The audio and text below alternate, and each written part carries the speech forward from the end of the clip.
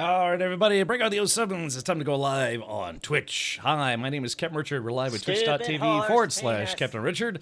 And today we're in the just chatting category because I might have to do a little bit of a car chat first for today. All right, hello, welcome. Hey, Stinky. Oh, what's in the box? Stinky, today's Friday. Did you get off work a little early today, Stinky? I think, maybe, possibly. Me too, actually. All right, well, welcome. Hello, Droganis. Hey, J Grind. Welcome, Matt. Hello, NVIDIA and Bella Curie. Curie, are you streaming today? Yeah, you should stream today. Wait, yeah, if you stream today, would that make all 4 or 5 days this week you've streamed? Nice way to get back into it. What's up, Rich? Hello. Welcome back. Hello.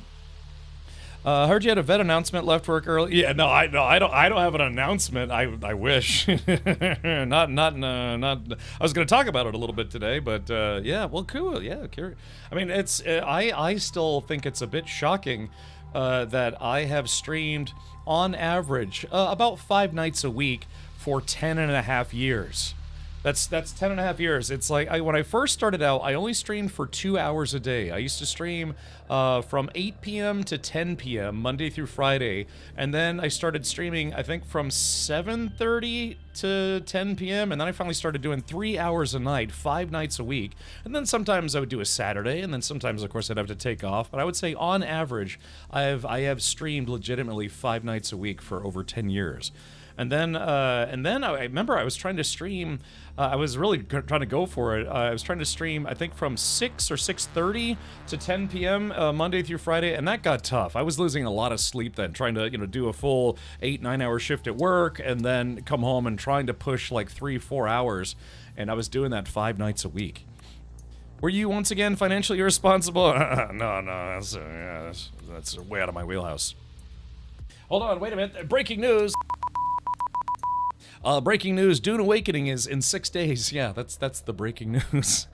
All right, he started streaming when he was 11. Yeah, I was working full-time as a child. Child labor laws have not really improved since then, I assure you. All right, hold on, let me click on this. But, yeah, so Curie, I don't know if you can get used to it, but, if you got time on your hands and you enjoy streaming, it can be rewarding, but it takes a lot of commitment. I mean, I've told people over the years who are trying to get into streaming that the best thing you can do is be consistent. So even if you only stream 1 day a week, being consistent at that 1 day a week at that time can really, really be helpful. Let's see. There was an update to the Dune Awakening character creator today. I didn't see any visible changes though when I ran it, so no beards yet. Is that right? No beards? Bella Curie says, Mum says hi. Guten Abend, Kiri Mutter. Okay, I almost said something else, but yeah. Well, hello. Yeah, welcome.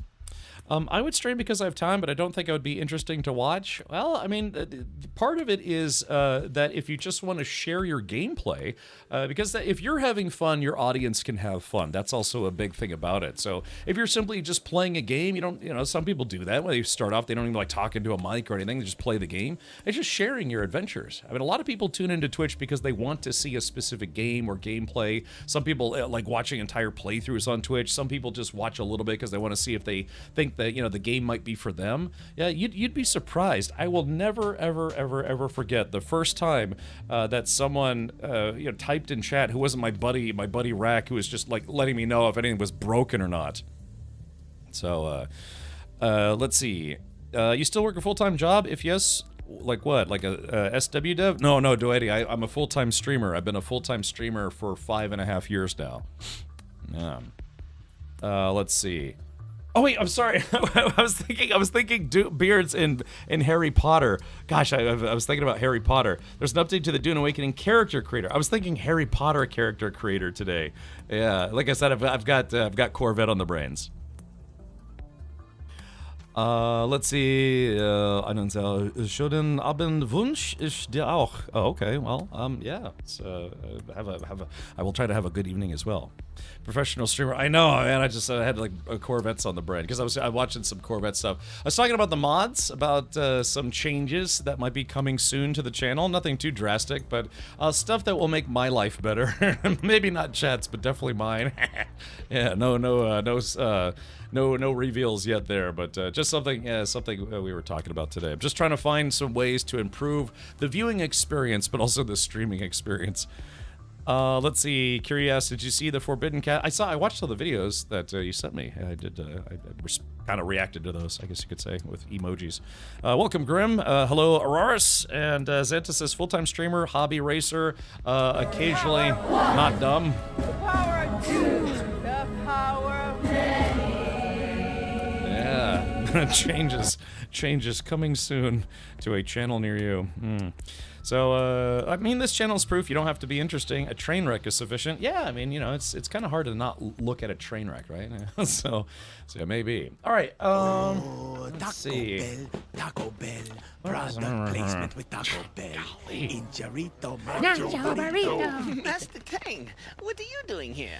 I've come to lick tacos. All right, so yeah, there's that. But yeah, I was thinking beards in Harry Potter. Again, there was a mod. Actually, there's like 2 or 3 mods where you can add a beard to your character in Harry Potter.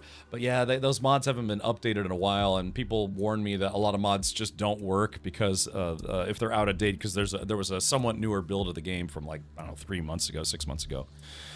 Been going through a lot of Dune Awakening content creator videos today on YouTube, and boy, so much misinformation being shown. Yeah, you know, it's one thing to remember is that nobody is a robot unless you're going to a YouTube channel that's, you know, AI generated by a robot, because everyone's gonna have a different perception of things, and that's something that Twitch has really helped me understand as a person, that everybody is different. Everybody is legitimately different, whether you're from the same country, different country, English is your first language, second language, fifth language, whatever.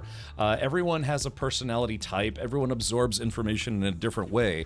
And so even though it's the same game, it's the same exact game that everyone's playing, everyone is going to have a different take on it, a different spin, a different opinion, and sometimes may relate information differently. Hopefully factually, but some people may embellish a little or maybe misinterpret things. I'm guilty of that as well.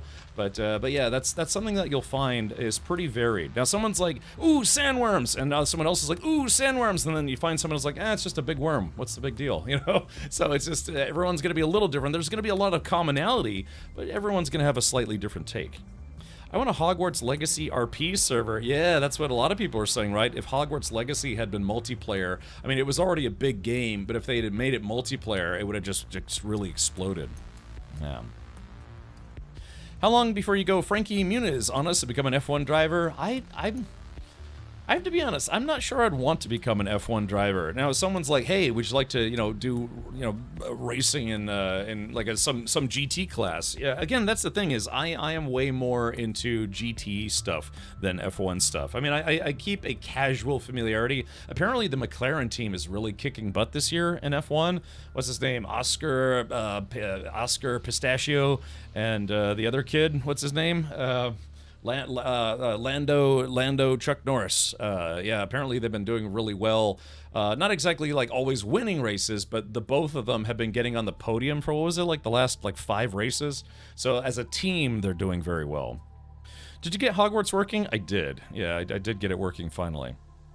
But F1 drivers are cool, no? Well, that's, very subjective. A lot of people think, what's his face? He's like a giant but some people think it's like, oh, these are God's gift to racing, So it's, I don't know, yeah. Whether or not drivers are quote unquote cool is very much subject up to for debate.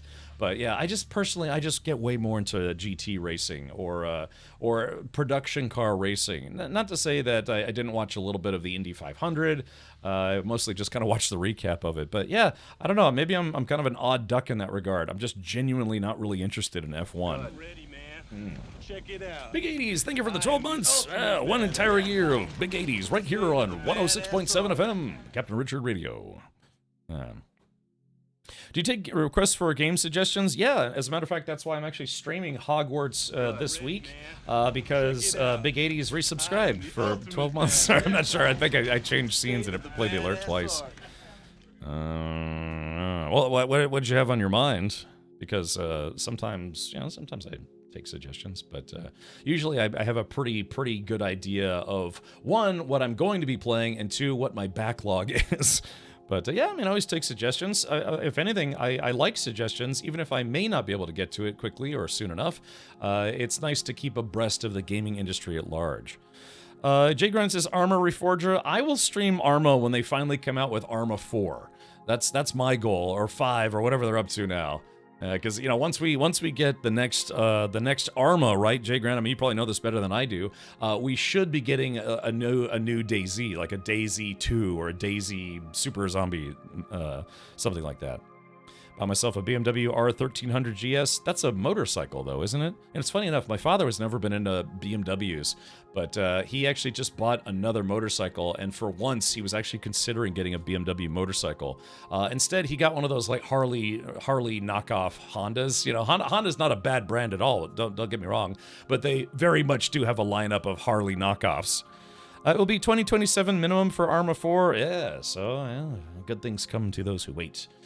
Or on, you know, whichever you pick. Yeah, BMW top-notch enduro machine. Yeah, so it was weird. Because he doesn't really like the look of the horizontally opposed BMW engines, and you know, not all of them have that. But yeah, he was actually considering getting a BMW for once. I don't think he's ever owned one since I've been alive, but he ended up getting a Honda.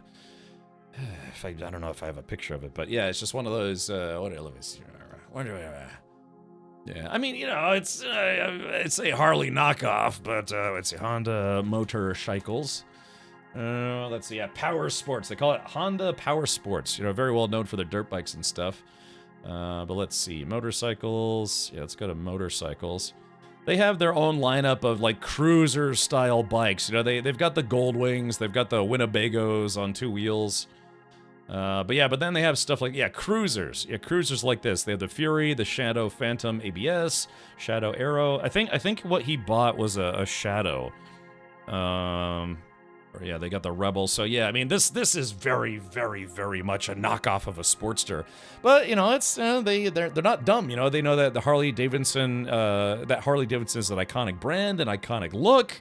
And they're like, yeah, well, you know, maybe people would actually appreciate Honda reliability in a Harley-looking motorcycle. So, my father has 3 Harleys already, but yeah, he's also been a big fan of Honda motorcycles ever since he was a kid. Those are more affordable than I thought they would be. Yeah, I mean, again, that's the other aspect of it, where you want kind of like the Harley look and feel without the Harley Davidson price, because Harleys are really expensive. I mean, they got crazy expensive. But yeah, you know, this Fury, this looks like a custom, almost like an SNS custom chopper. The Shadow Phantom, you know, just looks kind of like a Sportster as well. Whatever that big one is, I forget, not the Electric Glide. But anyways, but yeah, you know, when you think that this same motorcycle, if it were a Harley, would probably start at like, I don't know, 15 grand, maybe 13 grand. And instead you can get one for 8,700 brand new from Honda. It's like, well, you know. But there are some quote-unquote sticklers out there. Like, yeah, their cheapest motorcycle, which is the Rebel 300, which is almost like almost like a miniaturized Sportster. Yeah, I mean, you know, less than $5,000. That's not bad to buy a brand new Harley-esque. These bikes are kind of small though. I actually have sat on them before. The whole Rebel series, they're kind of smaller frame bikes, but you know, they're still functional. But yeah, you know, just that's what they got. They got these Harley. I don't want to say Harley wannabe motorcycles, Harley inspired motorcycles. I mean, that is a Harley that has the Honda name on it, and about 20 grand less on the price tag. If you made a bunch of short videos playing Hogwarts, would they be called Hog Shorts? Actually, that's not a bad idea. Hondas rarely break. My first and only motorcycle that I ever personally owned, it wasn't just like a motorcycle that my dad owned that he let me ride. My own motorcycle was a 1983 Honda Twin. And those Honda Twin motors were known for being basically bulletproof. Yeah, that bike never gave me any problems whatsoever. I mean, no starting problems, no running problems, no mechanical problems in the 6 years I owned it. And that was a 1983 motorcycle. I mean, to be fair, I tried to keep it in good shape, but yeah, it just never gave me any problems. You know, I could fill up the gas tank and drive for 2 weeks almost. You know, just like driving back and forth to work before I'd have to fill up again. You should play that gift that you should play that I gifted you that you rejected. I can gift it again if you'd like. You should play that I gifted you that you rejected. I can gift it again if you like. I'm assuming that the missing word there was a game. You should play that game I gifted you that you rejected. I can gift it again if you'd like. What? Yeah, I think it was like gay furry simulator or something like that. And, you know, say if you're into that, it's fine. But, you know, I also have the right to not want to play things that I'm just severely not interested in. Yeah, I don't like furry stuff at all. Yuck. Have you seen BMW's concept hover bike? I think I have, actually. Yeah, there's a few companies that have tried to come out with, it was it like Kawasaki also had some kind of weird off-road bike thing? Oh, do you take requests for game suggestions to play? Yeah, sure. Even my buddy Rack today was suggesting that I check out a game called Void Wars, which apparently releases today. It is, speaking of knockoffs, it is a just absolute ripoff of Warhammer 40k, or, you know, it's very, very, very much supposed to be a Warhammer 40k, but it's not an actual Warhammer 40k game. It's basically a Warhammer 40k version of FTL that is not an actual Warhammer 40k game. It's called, I think, Void Wars. And to be fair, actually, I knew about it already. He was suggesting I play that today, but I would kind of like to see if I could play more of the story of Hogwarts. Is that why you have Brody? Yes, I because people started irritating me about it, I had to make it one of the banned words. Yeah, just like I said, you know, I'm pretty lenient when it comes to a great many things. But if people go out of their way to be annoying about it, it's like, okay, then I'll just ban it forever. That's why that idiot Britney Spears, her name is banned on my channel because people kept spamming her name. Because I told people about how, you know, I just always thought she was a hack and she's basically a manufactured pop star and all sorts of stuff. But yeah, so people were like, oh, so, you know, it was like the Thunder Fury Blessed Blade of the Windseeker thing for you WoW geeks out there. People just kept bringing it up, and I was like, okay, let's make this easy. I'll just ban it, and that's banned for life. But yeah, so some things that people, it's, you know, I harp on things that I'm really into, but also sometimes I mention things that I'm not into, and people think that they can pester me with that stuff when they don't realize that this is basically not a democracy on this channel. It's a benevolent dictatorship is how I run this channel. Yeah, because it's my channel. I'll do what I want. I just did the conversion. I paid 28K USD for the BMW R1300, but it's got at least 10,000 worth of extras like front and back radar, dynamic seat height, turn ABS. Oh, okay, good. That's fun. That was a joke. I think I did that during a Steam sale because you're looking through stuff and all those certain games. Oh yeah, I think it was Next Fest or something. There's just like there's every single day there's people cranking out all sorts of weird games, you know, cheap like $1 games that's basically just fan service for, you know, some specific brand of pervert. But yeah. Sorry, I did not configure it. It just sat there as a used bike at the dealer, and I could not resist. Well, to be fair, I mean, I've never bought a... Danosaurus! Thank you for that. Yeah. Thank you for gifting a sub to Gibre. Mil, welcome. No Rest for the Wicked. I've got it, but didn't know there wasn't a Mac OS native version. Oh, I have it. I actually did stream No Rest for the Wicked. I never beat it. It's kind of like a loose term, kind of almost like a top-down isometric Elden Ring kind of game, or, you know, like a Soulsborne kind of game, but it's like a top-down game. Yeah. So anyways, but yeah, I actually did stream that at one point. You know, I was. It's funny you mention it because maybe like a week or so ago I was actually considering revisiting it. Yeah, yeah, Diablo-esque, yeah, but I guess the concept there is that they wanted to have, it's a very like action-driven top-down kind of thing, like more so than Diablo, sort of in a way. Yeah, I know it's hard to describe because they wanted to have that feel almost like, you know, like the Dark Souls style boss fights and things, where they're supposed to be particularly difficult. I streamed the game, but I think only for like one day maybe. At least the ban isn't 10 minutes anymore. Yes, but just remember, anytime you get timed out in chat, it deletes all of your previous chat. So if I've been streaming for 5 hours and 59 minutes and you've been chatting the whole time and then say a banned word in my chat, it literally goes back through and deletes all of your chat so it doesn't show up in the VOD.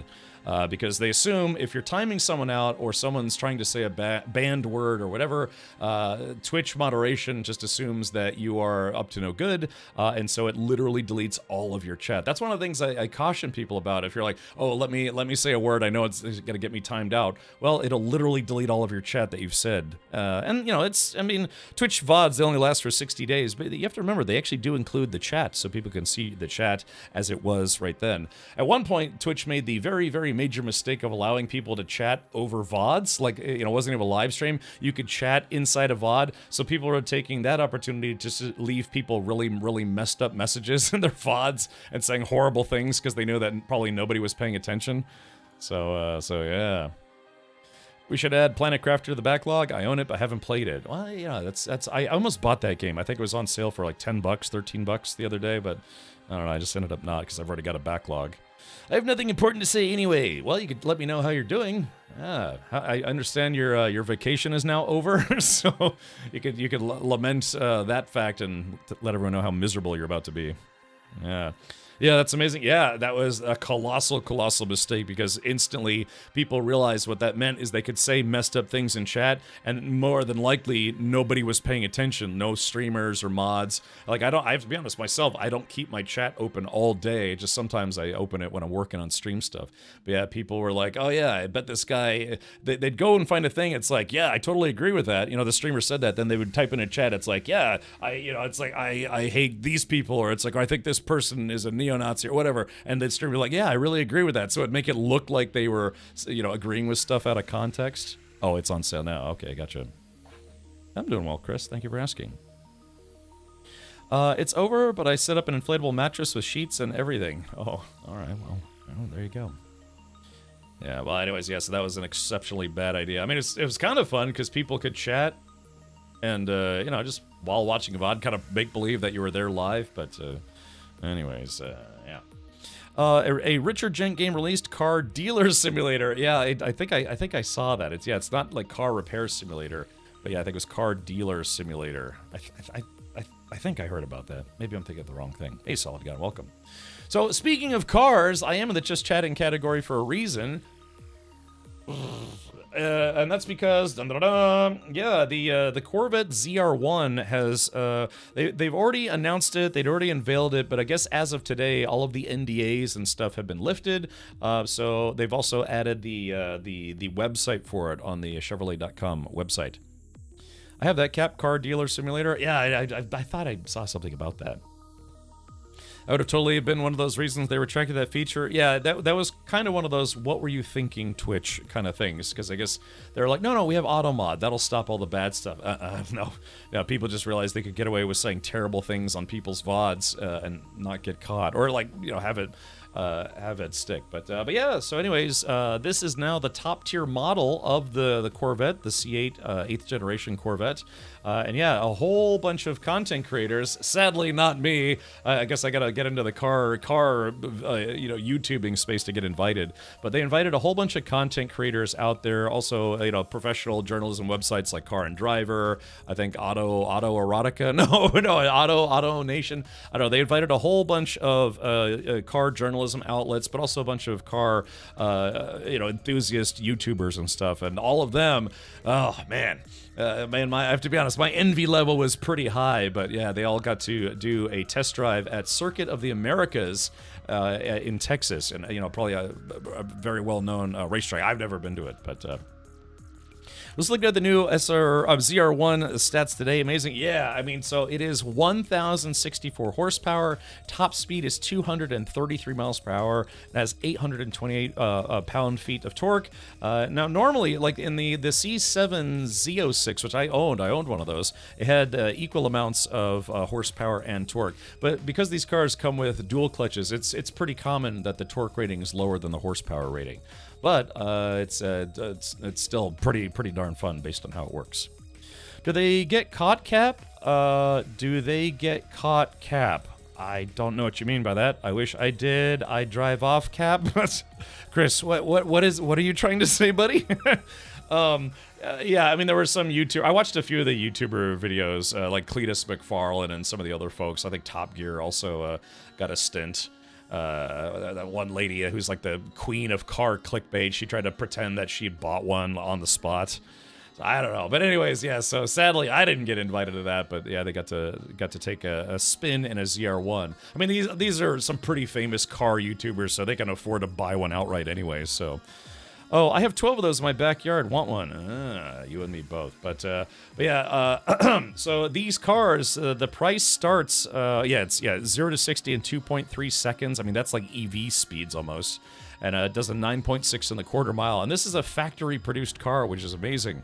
Just simply amazing. So a lot of its body stuff has been updated, but it's still kind of generally the same overall dimensions as the Z06. But yeah, they're using, what is it? It's a 5.5 liter dual overhead cam V8 engine. It's a twin turbo with a flat plane crankshaft, which is kind of more like, say like how Ferrari would make an engine. They kind of based the Z06 on the Ferrari 458, kind of wearing their influences on their slaves. But yeah, twin turbos. 8,000 RPM redline, has an 8-speed dual clutch transmission. I'm a big fan of DCT transmissions. So yeah, but this is this big colossal beast of an engine. That's what they're jamming into this car. Twin turbos, man. Where are the turbos? Oh yeah, there we go. So there's it's one of the turbos there, and there's the turbo on the other side. I think they said it was a 72 millimeter turbo, which is actually pretty big. I've seen bigger, but that's still plenty big. Twitch thing, they go say anything in their chat. They Twitch removed that. Yeah, they realized that was a massive mistake. Just like how for it lasted maybe 3 or 4 days, they allowed not nudity, outright nudity, but they allowed drawn nudity on the platform under the the art section, and so people basically instantly started doing furry porn, Lolita porn. I mean, it's basically some people are trying to get away with child porn cartoons, and it was very bad. It got very, very bad very quickly. So, is that a V4? No, it is an 8-cylinder. Yeah, it's an 8-cylinder motor. But yeah. So that is the motor that cranks out 1,000 horsepower. Yeah, 1,064 horsepower. So, anyways, but yeah, what's really intriguing is again the price of this. The price of this car starts at $175,000. The convertible version is like another 10 grand on top of that. This one, the way they had this configured here, it says as shown $221,740, including destination charge. So that's a plus. So yeah, it's kind of one of those things where it starts at 175, but if you add pretty much any of the major additions, you're looking at north of 200, over 200. So, let's see here. Is this for a Twitch Turbo giveaway? Yeah, we'll be giving one of these away in about 800 years when I can afford it. I think I did the math. In order to afford, let's see, if I did the math. If you could save $1,000 a month towards getting one of these, it would take you about 14 years to be able to buy one of these outright, or 7 years if you were going to put, say, 50% down. When are you going to put up the donate bar? I don't even have my sub goal up right now. So yeah, much less this. No, I'll never be able to afford one of these. Never say never. But yeah, I mean that's the whole thing. Is I've owned 2 Corvettes. I had a 2008 C6 Z51. It's basically a base model with a track pack. I had a C7 Z06, which is a pretty beast of a car in its own right. But I ended up selling that before I moved to Florida, which was a huge mistake. Since then, I've owned 3 BMWs. I had a 2013 135i M Sport. I had a 2001 BMW. What was it? A BMW 330i that I was going to try to turn into a Lemons car, but I ended up buying a Volkswagen R32 instead for that project. And then I had a 2020 BMW M2 Competition. Shame. Yeah. Sorry, Auroras. I know. I'll always be in your debt in that regard. I had a 72mm turbo and a Supra back in my younger days. Could eat a sandwich before boost kicked in before it was properly tuned. I drove a Ford Probe, and I think those were turbocharged by default, right? Devastate, I think. And yeah, it was one of those things that like you'd have to get up to like 3,000, 3,500 RPM before or before it would finally kicked in. It had really, really bad turbo lag. I had a Mercedes C230 compressor that actually had a small, very very small supercharger in it, and that for some reason that also had a lot of just I don't know boost lag. You would think a supercharger wouldn't have that kind of boost lag, but it did, or maybe it was just so small because I really couldn't feel it unless the engine was like 2500, 3500. Yeah, so I actually had a supercharged car twice in my life. Yeah, little Mercedes. It was a stick. I actually had a stick shift Mercedes, and then I had my C7 Z06, 650 horsepower. Easily the most bonkers car I've ever owned. It was awesome. There's a new Corvette video on Top Gear on YouTube. Yeah, Cosmo, it's one of those things where if you want to show people's YouTube videos on your Twitch channel, it's best to ask permission first so you don't get a copyright strike. Weston Champlin has built 1,000 horsepower cars like it's nothing. Yeah, I mean, I sometimes watch a guy named Cletus McFarlane. He's based here in Florida. I've actually been to his racetrack. His channel got popular enough, or I guess, he got successful enough. He literally bought his own racetrack.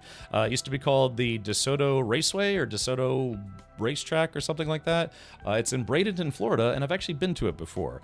It's a small circle track with some other stuff around it, and then there's a drag strip. I think it's called Bradenton Motorsports Park, but yeah, it's called the Freedom Factory. No longer called DeSoto Race Park or Raceway. It's called the Freedom Factory. He kind of does the whole like redneck American pride kind of thing. It's this whole shtick that he does. But yeah, I've never been to one of their live events, but I'd like to. But yeah, I watched his ZR1 video today.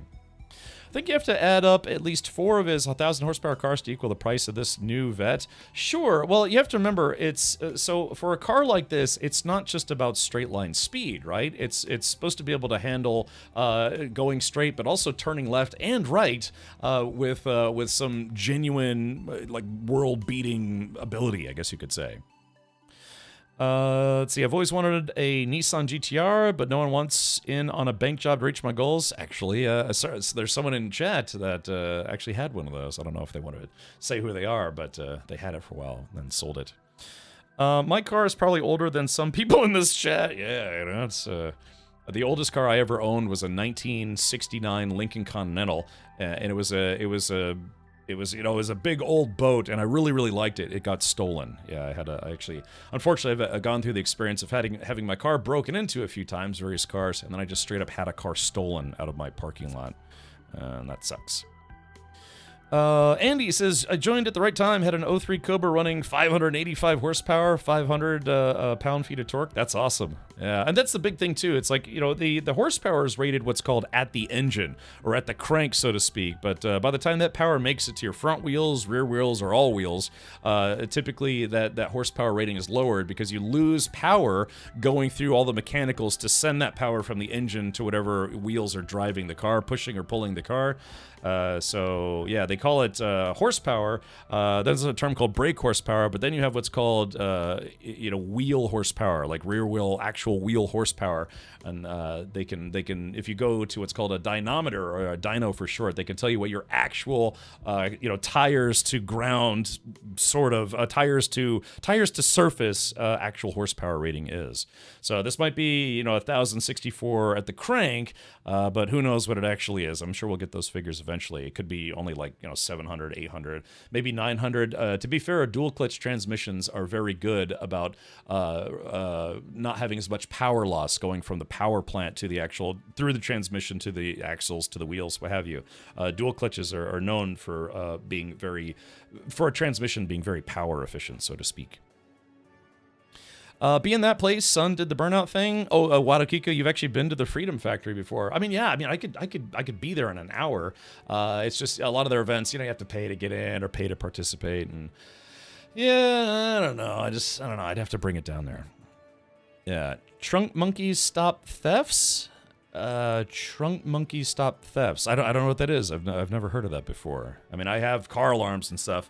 The last time I had a car broken into, it was a car that didn't have a car alarm, and I kind of used to live in a bad neighborhood, and yeah, they hit a whole bunch of cars in a parking lot. I got lucky because they had smashed out a bunch of windows to take stuff out of people's cars, but they were able to, I guess, like jimmy the window out of the window like out of the window, I don't know, frame, I guess you could say, without breaking it, so they could, you know, get a coat hanger and unlock the lock. And it sucks though, because it was an old Honda Accord, but I'd put some money into the sound system, you know, head units, speakers, subwoofers, amp, cap, had a dual 12-inch subwoofer setup in a bandpass box. Also had tools in the trunk, and I had a big box of fireworks, oddly enough, and they took everything, just absolutely everything. But you know, other than the fireworks, I got an insurance payout. There was a funny commercial with a chimp as a theft deterrent. I like the RoboCop thing, where it's like the guy tries to steal a car, and he gets locked into it, and it just electrocutes him. Matt Rodeo, I don't know if you could find that one for me. What's it called? Like, yeah, it was one of those RoboCop commercials. But you get robbed by circus people or something. MS-13. Yeah, unfortunately, it was suspected that MS-13 was behind it. They had a large presence in in Alexandria, Virginia, where I used to live. Yeah, it's just had a large presence there. The local law enforcement, they went to town on those guys, and they basically cleaned all those dudes out.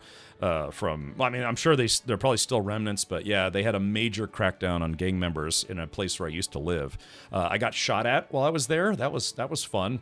Yeah, some guys in a minivan drove by and started shooting at me with what sounded like a 22. Didn't sound like a pellet rifle. I mean, it sounded like a 22. But I all of a sudden I heard pop, pop, pop, and then I heard just like, you know, clink, plap, plip, plap around me, only to realize this minivan that was flying by, they were taking pot shots at me, and then, you know, sped off. You know, gang guys do that to, you know, I guess you could say initiate new members to see if they're actually willing to, you know, commit violence, commit crimes, do whatever. You know, you probably heard of like gang members getting jumped into gangs. Well, they also sometimes apparently will be like, yeah, we need you to prove that you're willing to shoot people and all sorts of stuff. So yeah, I went full Neo dodging it, but yeah, that was not a pleasant experience getting shot at. So I only lived there for about a year and a half, and then I moved away because yeah, it was not a good neighborhood. The 7-Eleven I went to was in the process of getting robbed by a drunk gang member. Who threatened to kill everybody in the shop, because he was already drunk and they wouldn't sell him more beer, and kept telling him he's like, you know, I'm MS-13, I'll come back, I'll kill you, blah blah blah. It was just not a great place to be at the time. The rent was cheap, pretty cheap, but yeah, it was not the best neighborhood. So yeah. The DeSoto racetrack he bought was at the dirt track. My family used to race street stocks there a long time ago. It's called the Freedom Factory now, and it's a circle track. It's a paved circle track. It's kind of a small track, but hey, you know, gosh, he owns his own racetrack. I mean, that's got to be a dream of a lot of people. Let's see, where is it? Freedom Factory. Let's see, images. If we can pull this up here. So it's a small racetrack. Oh, here we go. Yeah, here's the pattern. So it's got like an oval track. It's got some crisscross stuff, so you can kind of almost do like, you know, not autocross, but actually have like almost like a small road course. But yeah, so it was a racetrack that I think went bankrupt or something. But he ended up buying it, and now it's part of his whole YouTube channel where they do, you know, they build all these weird cars and they do silly hijinks and stuff, and they do like, you know, group events. They do group stuff there, and yeah, so it's, yeah, this guy right here, his name is, Cletus McFarlane is not his real name, it's his YouTuber name. So he, if I remember correctly, he used to be part of 1320 Video, which is, you know, like a drag racing channel, and he came up with this persona, Cletus McFarlane, as this really, really patriotic redneck guy, and yeah, he just kind of stuck with it, and he got very, very popular. He's got, I think, like 4 million followers on YouTube now. One we raced was dirt, unless they paved it at some point. The dirt track was a half mile. Yeah, I mean, so this is basically what it looks like now, and it's fully paved. I mean, I'd love to go there, and, you know, maybe drive on it. And they have events that they do, but yeah, it's primarily owned by a YouTuber named Cletus McFarlane. Him and his buddies are, yeah, kind of like gearheads, and they've done a lot of drag racing. At one point, he had the fastest manual Corvette for drag racing. I guess that was like a world record. He's also racing ARCA this year. Oh, okay, interesting. But yeah. So, yeah, I quite literally only live about 45, 50 minutes from this place, and yeah, they've got this big helmet with a FF on the side. But yeah, it's kind of, it's like I said, it's kind of like his whole shtick. He's like, yeah, hell yeah, brother, do it for Dale. Gotta do some drag racing. Gotta put in some twin turb skis. It's just it's a whole persona thing that he does. But yeah, it's fun. He got very, very, very successful. Yeah, doing that stuff. So. Yeah, well, anyways, I thought what I might do before we jump into Hogwarts, I got about 10 minutes here before I was going to switch over. That's just a small part of it. It has a drag strip and a burnout ring. Yeah, like I said, that's the racetrack, but it's got some extra stuff. And then it's also next to, I think it's called Bradenton Motorsports Park, which is like a full-length drag strip, if I'm not mistaken. Raise hell and praise Dale, yeah. But, I don't know. It's like if you're into that stuff. I keep tabs on his stuff, but it's usually through other YouTubers. After the 1000th video involving something to do with the track, I got bored with it. Well, yeah, I mean, that's probably what I do. If I went to a racetrack, I'd be like, yeah, here's me being stupid on the racetrack, video number 469. I think he bought that. Really? He owns Bradenton Motorsports Park now? Now that I didn't know. That's interesting. Cletus McFarland. Yeah, I don't remember what his real name is, but yeah, he was one of the extra. I guess he's one of the camera guys and some other stuff on 1320 Video, which is a pretty big channel in its own right for drag racing content and car content. But yeah, he just created this like Cletus McFarland character, and I guess they would feature him on that channel, and then he branched off and started doing his own thing. Now he's a multi-millionaire who owns a racetrack, has a hot wife, and just gets to go drive race cars like this, cars like this. Yeah, GM invited him to come out to try out the ZR1. So, not a bad life. He's done pretty well for himself. Anyone know anything about Crossover? Trying to get No Rest for the Wicked to run on Mac OS. I see. His real name is on Wikipedia. Yeah, I don't remember what it is. Like I said, he kind of plays up the whole Florida redneck thing. There's old videos of him. He's just kind of like a more regular guy, but it's kind of like Jack Black. Jack Black's persona is just him doing that shtick he always does. But I can imagine if you've done it for so long, you probably feel like you're obligated to do it all the time. Actually, I got to meet briefly Jack Black in person. He was doing oh yeah, skadooch, we're here at E3, got yo, just doing the whole Jack Black thing. But it's like you can find videos of him just being normal, giving normal interviews, and he's just a normal guy. But it's probably one of those things where people expect him to do his Jack Black shtick all the time. 1320, back in the early days of the Texas 2K event, Cletus was a nut. Okay, gotcha. Yeah, Garrett Mitchell, that sounds familiar. Yeah, he gets to LARP. Yeah, he gets to LARP as a Florida redneck gearhead. And it's not a bad deal. He could probably pretty much afford any car he wants now. Well, it looks like Funcom didn't send you a press kit. I know, I did notice that. Again, sometimes I'm lucky and I get some pretty nice press kits, but yeah, this time around, sadly, I did not get one. I saw, what was it, Burke Black got one, and he tried to eat the spice because he thought it was edible candy, and then turns out it was not for consumption. he was trying it, he was like, this tastes terrible, and then there was a paper that said it's like, fake sand, not for consumption, and he's like, oh, because he thought it was like rock candy or something. Whoops. Reminds me of the old wrestlers that have to live the life. Yeah, just like Hulk Hogan's got to be Hulk Hogan all the time. All right, let's do this. Against my better judgment, let's do build and buy. Yeah. Oh no, no, it was working earlier. No, is their website getting crushed? Oh wait, here it goes. Okay, I was about to say, yeah, because when the Z06 version came out, the website, the build and price website got completely crushed. Yeah, but anyways, all right. So yeah, so the coupe model is $175,000. You got that right, Devastator. You gonna buy one of these and let me come over and hang out with you, and let me drool on your seats a little bit? So you mean those little packs of rock candy do not eat brand or not for consumption? Yeah, well it's like some press kit that had a pack of spice melange vials, and he tried to eat one or tried to eat some of it. Turns out it was just decorative sand. He wasn't supposed to eat it. He thought it was candy. Yeah, it said way too poor. Yeah, it said it's like bank account not detected. Please exit the website. Heck no, that's nuts. I mean, I was just telling people in Discord, the concept that I think is that this is basically a hypercar. When you're getting like 1,000 horsepower plus, you're basically at hypercar range, except this one's not a hybrid. It just uses twin turbos. So maybe supercar, maybe hypercar.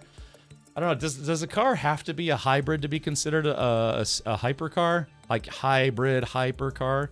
As these hypercars that, yeah, you know, they have like 1,300 horsepower, but they get there using an ICE motor, internal combustion engine, but also they have EV motors, so it's, I don't know. But yeah, I mean, this is 1,000 horsepower. I don't know, Devastate, you might know. Are there any other car companies out there that sell a car that is 1,000 horsepower stock that isn't like a European exotic company? C8s have been crashing in price, so maybe in a few years, you know, it's funny, I was looking for just a regular C8 Z51, you know, a 2LZ, and God, they're still like 65, 70 grand on the used market. I know prices have been coming down, but that's if you're willing to settle for a base model, you know, just a base model WinLZ. I mean, those are in like the low 50s now, which is not bad, but still, you know, I'd rather have a track pack because I would be tracking the car. Anxiety when you're hitting 100 plus. 100 is nothing. 100 is not bad, man. You get used to 100 pretty quick. Last time I went to a racetrack called the Motor Enclave, I was doing like 120, 130 in the back straight, and you get used to it. Of course, when you see that wall, you know, the end where you're supposed to slow down then turn, it's like, yeah, that wall's coming up kind of quick, ain't it? So yeah. All right, I'm you know, convertibles are cool. I'm not really super into convertibles. I mean, if someone gave me one, I wouldn't complain. There we go. That's a nice side shot of that. All right, let's do this. Yeah, so it's pretty much the same shape. All right, let's do this. And configuration, we'll go with the coupe. Yeah, let's see. Net price after offers is $189, $195 cash. That's weird. How does that happen? Wait, if I pick the coupe, is it still $189? What is that, like tax included? Well, let me refresh this. Sorry, that was my Wednesday car. It's Friday now. It's the Artura. Yes, yeah, I've got 3 of those. I swear. Save and start a new build. Let's see. Refresh. Really? So I don't get this. Net price, MSRP less incentives, tax, title, license, and dealer fees extra. So how does it go from 175 to 189 after net price? That's weird. I wonder how they got to that. Let's go to model. Let's see. Oh, well, this is fascinating. They're not doing a 2LZ. My last 2 Corvettes were 2LZ. It's basically the trim level, like what kind of extra goodies you got on the interior.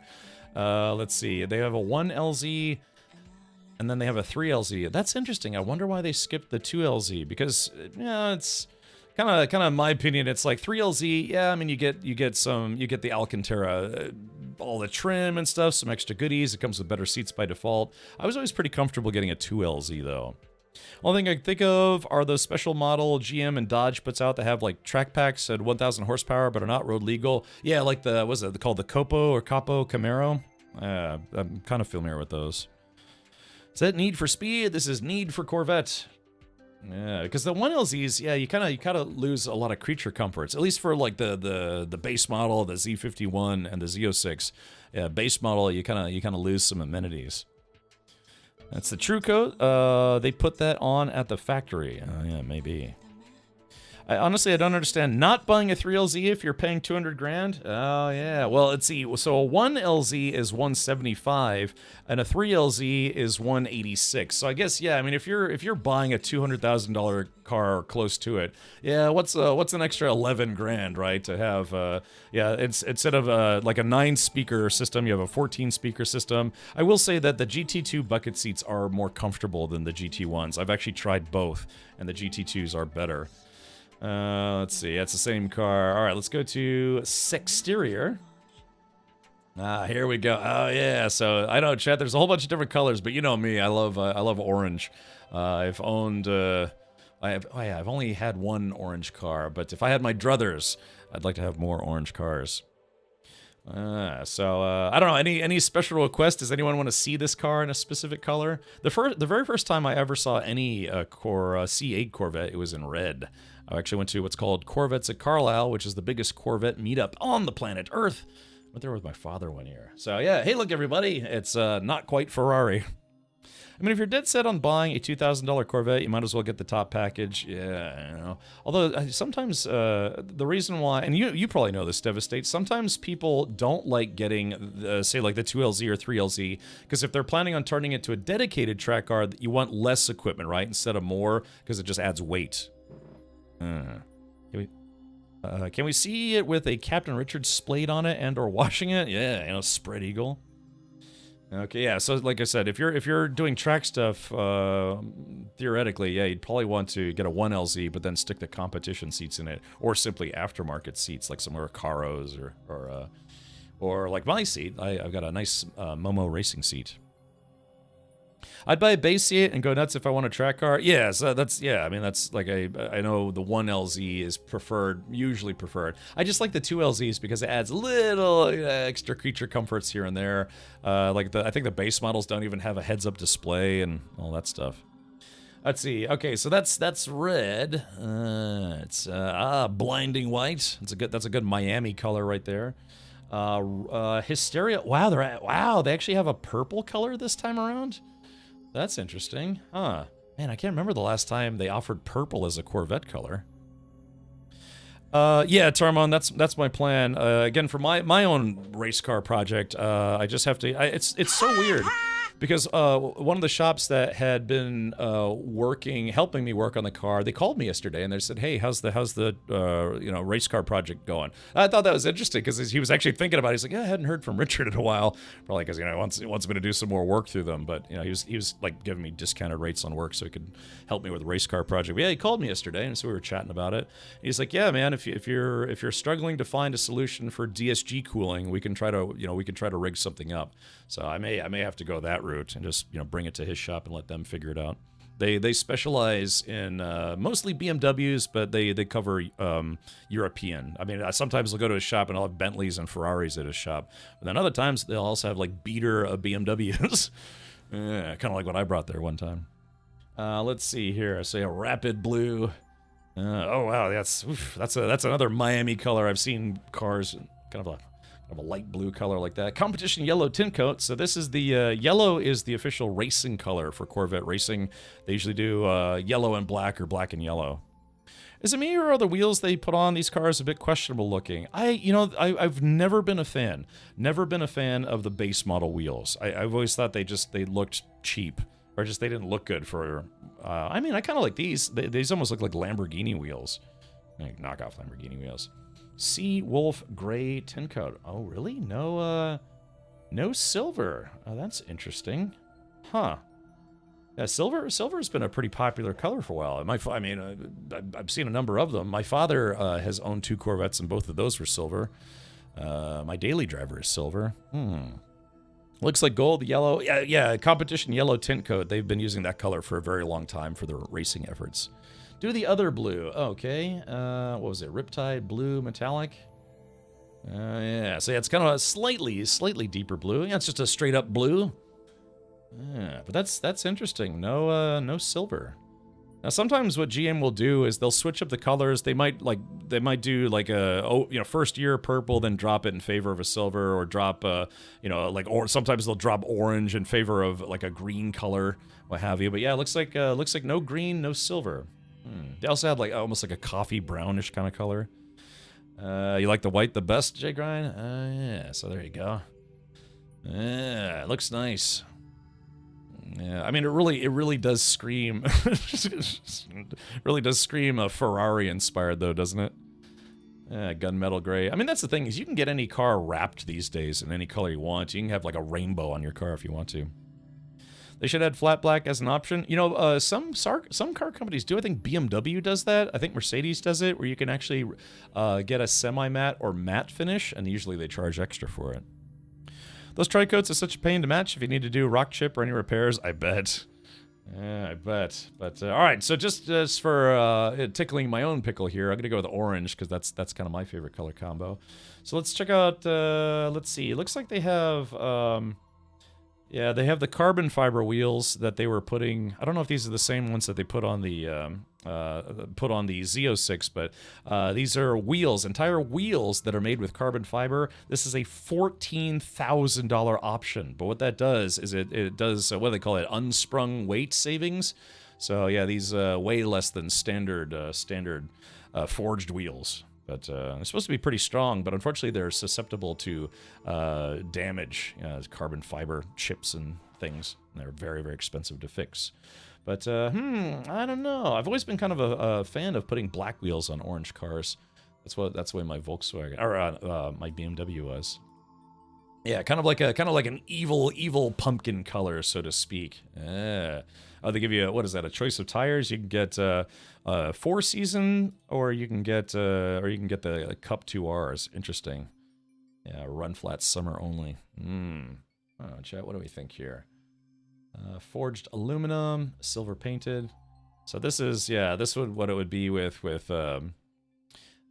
just the kind of the aluminum style. I don't know. I kind of like it with the black. Needs black racing stripes? Yeah, they'll probably have an option down here. Let's see. What about Cup DD? How about Cup Triple D? Yeah. All right. So there's that. So right now I'm looking at 191,000. But wait, there's more. Let's see. Obviously, got to get the matching orange painted calipers. That's a must. Let's see. Center caps. Oh, here we go. Racing stripes. Yeah. Let's see. Carbon flash. Red accents.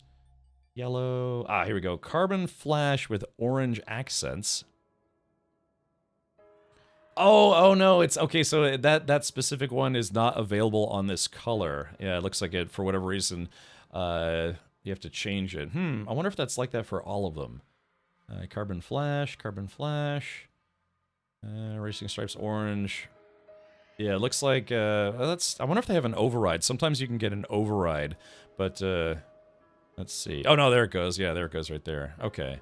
Yeah, I guess that specific one is for the Arctic silver, or the white color only. Yes. What do you think? You think it looks better? These wheel options are not so bad. Maybe it's the base car that has the ugly ones. It is the base car. I've never been a fan of those wheels. Although for the 2023 model year, they finally introduced some wheels that do look a little better. Yeah, because the original base wheels looked really terrible. I was visited by Odin. Oh, good. Alrighty, so yeah, what do you think? Racing stripes? I kind of like it with the stripes, I guess. Alright, let's go to the interior. Yeah, so the interior, it's the 2025 Corvette ZR1.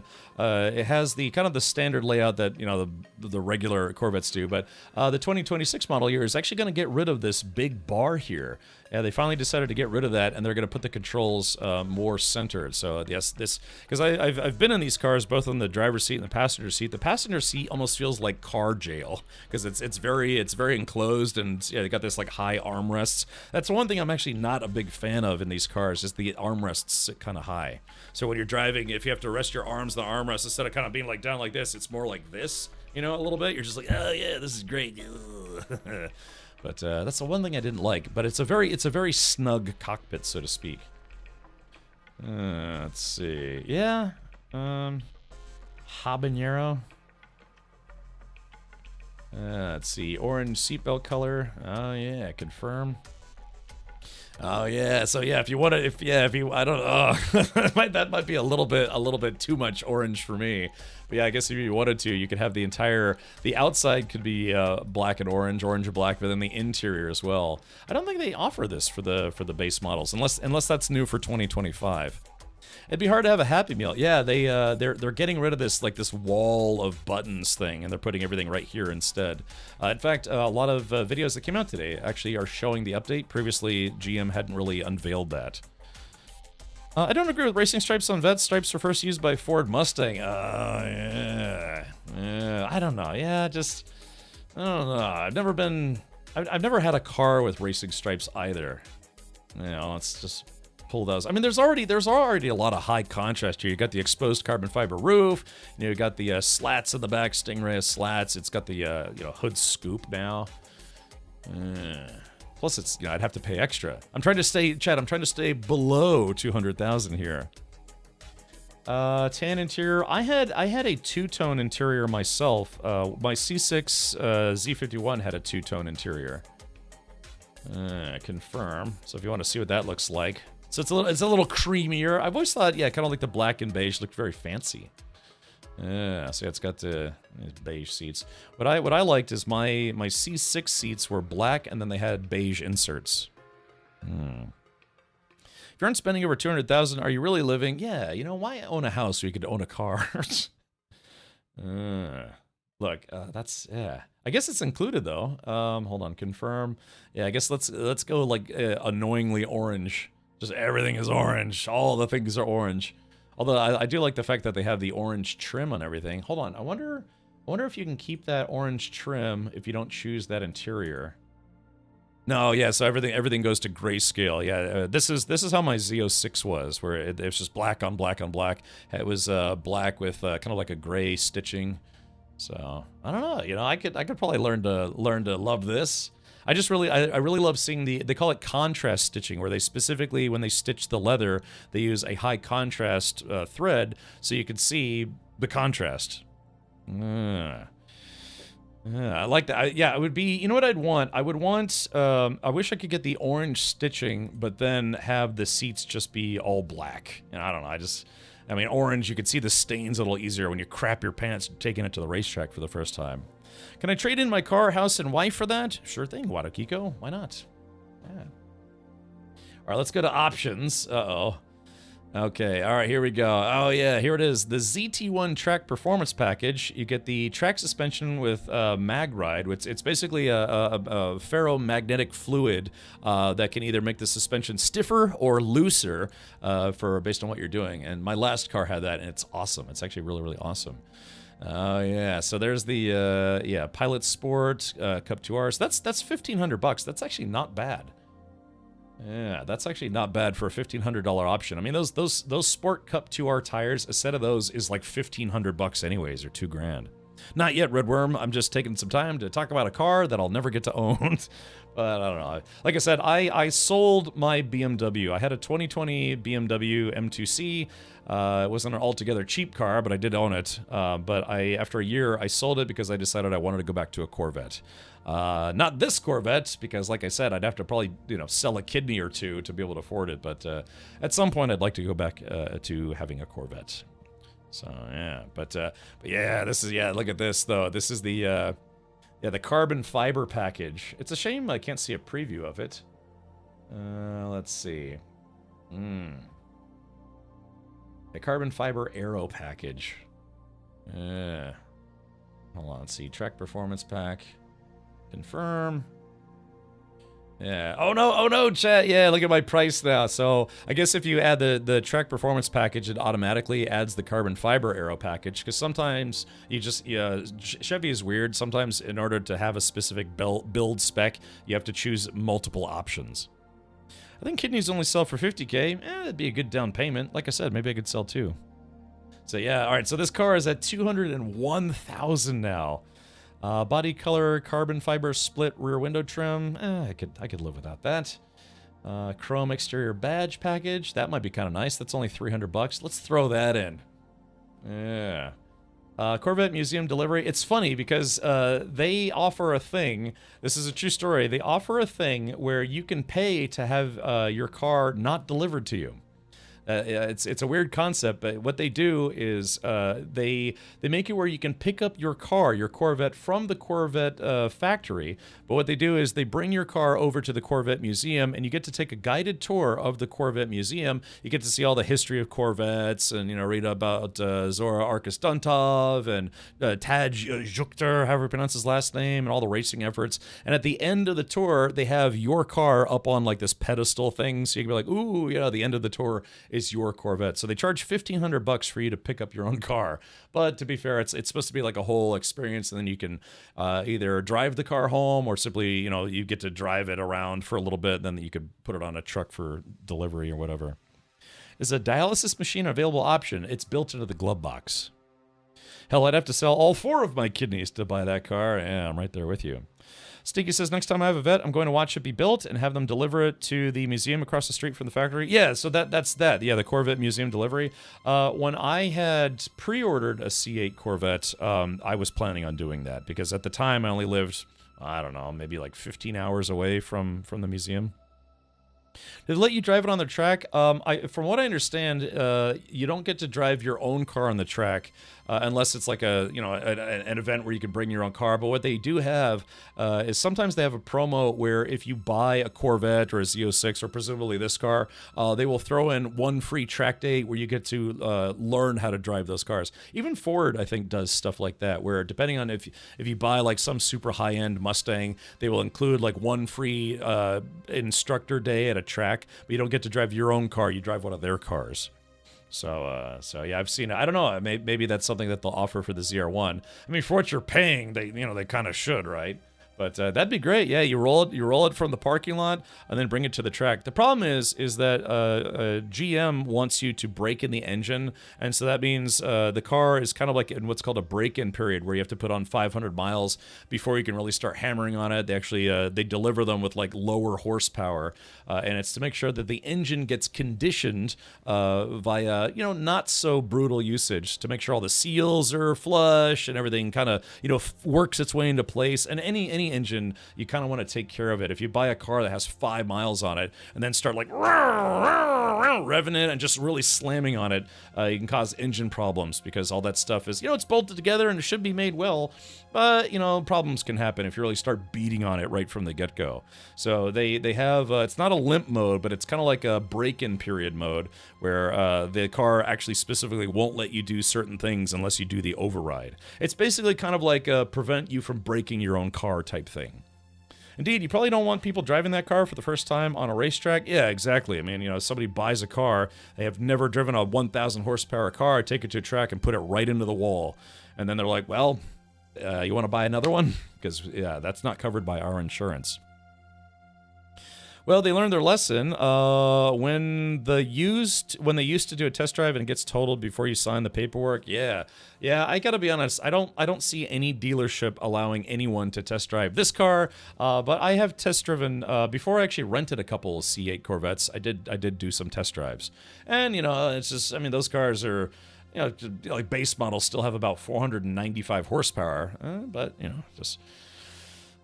I will say this: when you go from driving a car that has 650 horsepower to something that doesn't, it is kind of a letdown.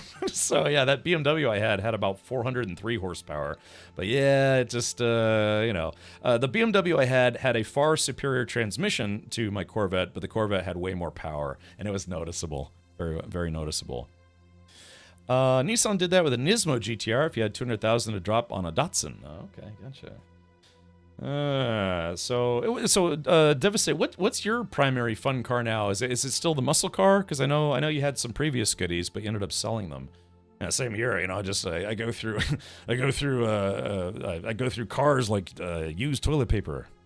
My grandmother has more HP. Yeah, but yeah, that's kind of why I want to go back to a Corvette. I enjoyed owning BMWs because they were fun for what they were. But yeah, I'd like to go back to a Corvette. It's just one of those things. I kind of switched teams for a while. I experimented by switching teams for a bit, and I thought to myself, yeah, that was fun. I kind of want to go back to a Corvette. Yeah. Okay. All right. Well, yeah, they got all sorts of options. You can get fitted luggage. You can get fitted for all sorts of goodies. I don't know, Sirius XM. They have front lift. I've seen cars in person that had front lift where the front end lifts up a little bit so you don't break your lip spoilers. But I don't know if I would buy this. I mean, I'm pretty good about not crushing things. They have what are called skid guards that you can add to your spoilers. I put that on my BMW, little skid plates, so it wouldn't mess up the lip spoiler. I saw a car. I went to a car just recently. They had these. Rear hatch strut bracket in Edge Red, genuine Corvette accessory. I saw this and I was like, my God, you paid $1,800 for something that just holds the back end up a little, or it's the strut bracket. Can you imagine this? $1,800, but I saw a guy that had them. It's good for like car shows, I guess, if you want to kind of show off in the engine bay a little bit. But Yeah. Chad, a 12-volt battery maintainer is only $100. That's a bargain. Of course, you can go to Harbor Freight and buy the exact same thing for about $7, but, that's neither here nor there. I can get you a good deal on a Ford Pinto. I was thinking, I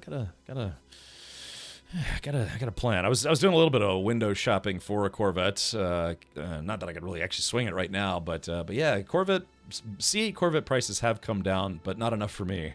Might have to give it another couple of years. Still, you got the 69 Camaro still, and building an R33 Skyline. Ah, interesting. Is it? I'm assuming it's right-hand drive. Yeah, $93 for the badge. All right. Well, anyways, all right. So here we go, chat. Long story short, boom. So just hold on. Let me see. Oh, here it is. Okay. It was just taking a while to load. It took a while to load. Ugh. Sorry, their website's probably getting hammered right now. There it is. All right, so chat. Wow, look at that gigantic spoiler. It's got the arrow. It's got the front lip splitter. It's got the side cover dudes. It's got these are called strakes. These are they give you more downforce in the front when you're at speed.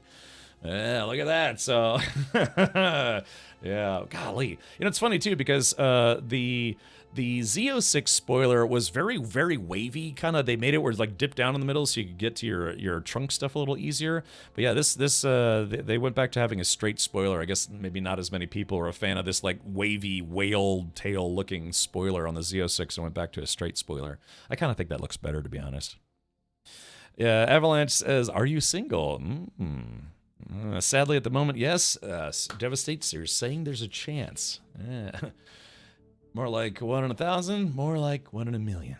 So you're saying there's a chance. All right, well, there it is. Yeah, gigantic, just gigantic carbon fiber wing. My goodness.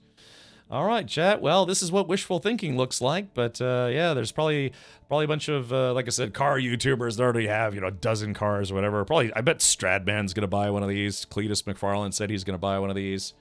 I think that poser Amelia Hartford is probably going to buy one. Look, don't tell her I said that.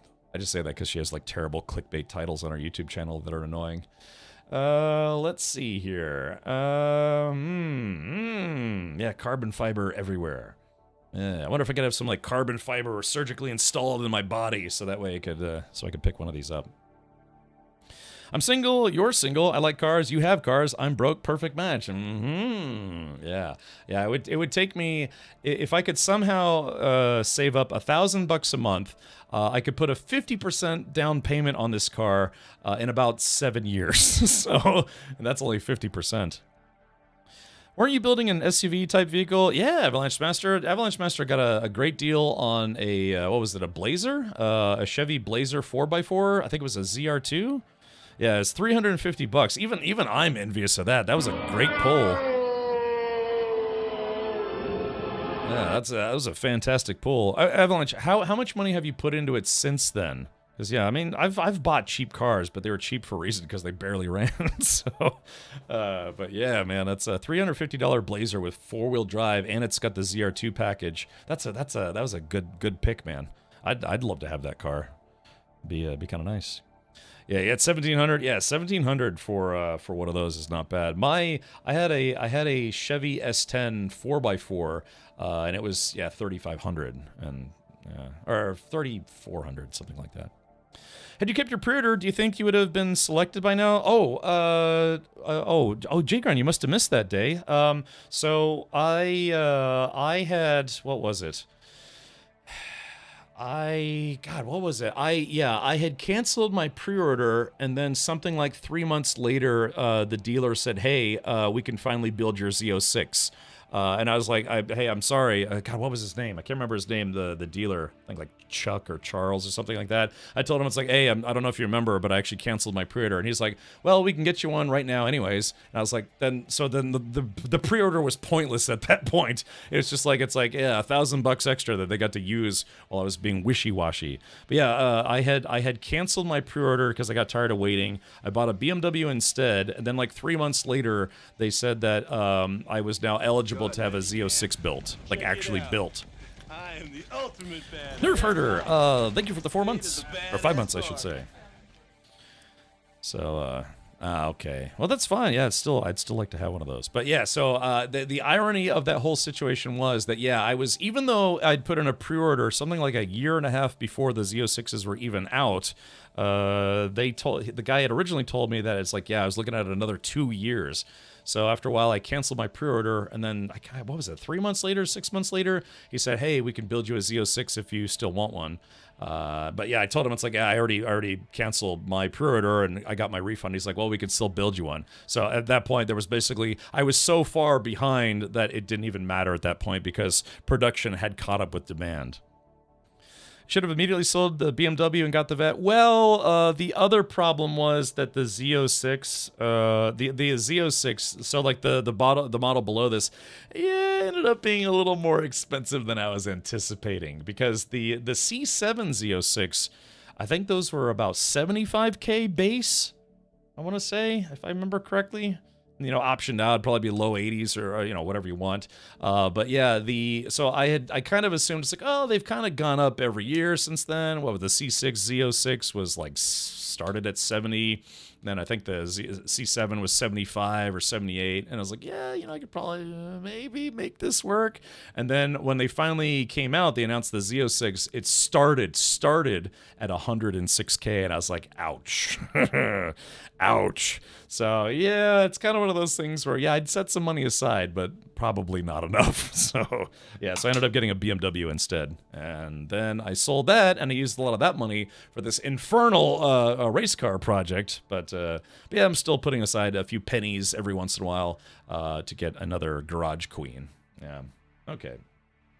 All right, well, yeah, so, oh yeah, by the way, all of these come with, I guess, what would be called a targa top or removable top, so it's kind of like getting two cars in one. It's like having a hard top, but also kind of like having a convertible, because you can actually take the top down, you can take your top off, and yeah, I think every Corvette has had this since... Or at least they've always had a model that had this for what? Was it since the C5s or was it the C4s that they started letting people do this? On the C3s, they had like panels, 2 different panels. I can't remember if it was the C4s or the C5s, they introduced the removable top. And it's still structurally sound. I mean, these A-pillars are still structurally sound. Of course, you got the halo here. But I think, I can't remember if it's C4 or C5s. Yeah, you could take the top off and then stick it in the trunk. And then it's like having a convertible. I used to take my C6 Z51 and do that quite a lot actually, because I got to where I could park at a red light, take the top off, stick it in the trunk, and then get back in the car in less than 30 seconds. So yeah. Cooler says, "You finally getting it?" No, the news is that I'm gonna cry myself to sleep tonight. Yeah. So no, this is the new one that they dropped the NDA on it. They start at 175 grand. I just built one out. And it's 202,000. So yeah, that's not gonna be in my garage anytime soon. But that's okay. I've been very fortunate to own some fun cars, and yeah, I'm hoping to have another fun car. I mean, I have a track car, but I'd like to have just a regular, have fun sports car. Beggars can't be choosers. You could take the top off the C3, but it wouldn't go in the trunk. Yeah, I thought the C3, instead of having one full panel, it was like 2 small panels, like one for the driver, one for the passenger. Yeah, the C3 got T-tops. Yeah, that's what they're called, T-tops. I couldn't remember. Yeah, new sub goal, right? All right, chat, we're gonna do a sub goal. I wonder how many subs I would need to be able to buy one of those. I'll be blunt. Subs on Twitch are now $6. They're $5.99. Last year Twitch increased the price of a sub by $1. So for every time someone subscribes, I get $4.19. So all of you who subscribe once a month, resubscribe, thank you for that. Every sub, I get $4.19. I get a little bit less for Prime subs. So let's do some math. What's 202,000? Let's just say, well, no, actually, and then we'd have to add 7% tax because that's the tax in Florida. So let's see, 202,000. Let's just say plus 7%. That adds an extra 14 grand. Then dealer fee, I would buy out of state because Florida dealerships are horrible about dealer fees. Let's say, I think my dealer, Criswell, did 500. So there is that, plus, I don't know, taxes, tags, fees. Tag fees, probably an extra 500, let's say. So yeah, I'd be looking at 217,000. Let's see, 217,140. So let's divide that by $4.19. That's what I get for every subscription. Twitch takes a cut. I'm very lucky. I get a 70-30 split instead of a 50-50 split. Equals. Okay. All right. So chat. This is going to be an obtainable goal. I will just go ahead and throw this sub goal up right now. Let's do this. Let's do this. Should I do total subs? Yeah, let's do total subs. Goal amount. And I'm going to put this on the screen. This is how many subs I need in order to buy one of these cars outright after, I guess you could say, just 1 month or after a sub goal. All right. Let's see.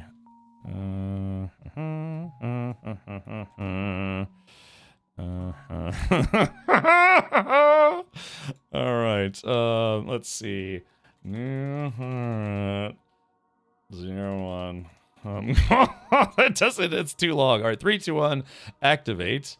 Okay, there it is. Yeah, so I have a new Corvette ZR1 sub goal, so I need to be able to hit this goal in order to afford a Corvette ZR1. Yeah, I only need 51,823 subs in order to be able to afford that car. Record subtrain will get there. Well, look, I'm not Pirate Software, man. I can't make it happen. So, Stinky, there we go. Chat, we're well on our way. Yeah. God, like I know like those guys like Kai Cenat and some of the other like really big streamers on this platform. I think Kai Cenat routinely has over 100,000, but even some of the biggest streamers on the platform only have like 40 or 50,000 subs only. But again, that's monthly. You know, that's an average monthly. So imagine being able to buy one of those ZR1s after just 30 days. More or less. Thank you, SideQuest. We're well on our way. Yep, 51,823 total subs. That's do you accept IOUs? Yes. I will go ahead and count that towards the goal. Another way to look at it is 864 subscribers consistently for 5 years. But I want it now. Yeah. Avalanche Master says that's depressing. Not any more depressing than using one of those lottery simulator sites to let you know how bad the odds really are of ever winning the lottery. You don't need that many subs if someone just gives you 200,000. Well, of course, no, because then from there I would just go. There was a guy named Soda Poppin. He's a World of Warcraft content creator. If you don't know him, actually, I met him at a TwitchCon party. At the very first TwitchCon, there was a TwitchCon party, and I ran into him. He was just completely like drooling drunk. So, yeah, called JG Wentworth. What was it like 866 cash now, something like that? If we donate, does that mean we could sit in the car? Yeah, I did tell some people that they'd be more than welcome to come hang out in the car that I had previously. But what was I going to say? God, there's just something I was about to say that is probably horribly inconsequential. So, that guy Soda Poppin. He had some kind of like rich Arab sheik guys that got into a donation war on his channel. And he made something like $80,000 in one stream. Yeah, because it was just these. I guess some people, they have more money than they could ever spend in a lifetime. So this was many years ago. But yeah, they got into like a donation war to see who could spend. So one guy, he ended up sending something like 30 grand, and then the other guy sent 50 grand. And they'd been like battling each other until they were spending tens of thousands of dollars to Soda Poppin'. And that's crazy, right? But I mean, it's and you just have to hope. You just have to hope they don't do a chargeback. When Soda was young, he was the most toxic guy on here. Yeah, I mean, like when I met him, he was pretty much like blind drunk. But yeah, I think he's probably a bit more professional. Still probably in like the top 100 streamers here on this platform. So yeah, he's probably done pretty well for himself over the years. Was it Motor 2K? He was the big donator back in the day. Loved CS streams. I can't remember. It was because there was some news stories about it and some other things. But yeah, it was like some I guess probably like chic oil I guess, yeah, because I think they said they were from the Middle East, so yeah, probably just people who owned oil fields and just they throw away money like it's no big deal.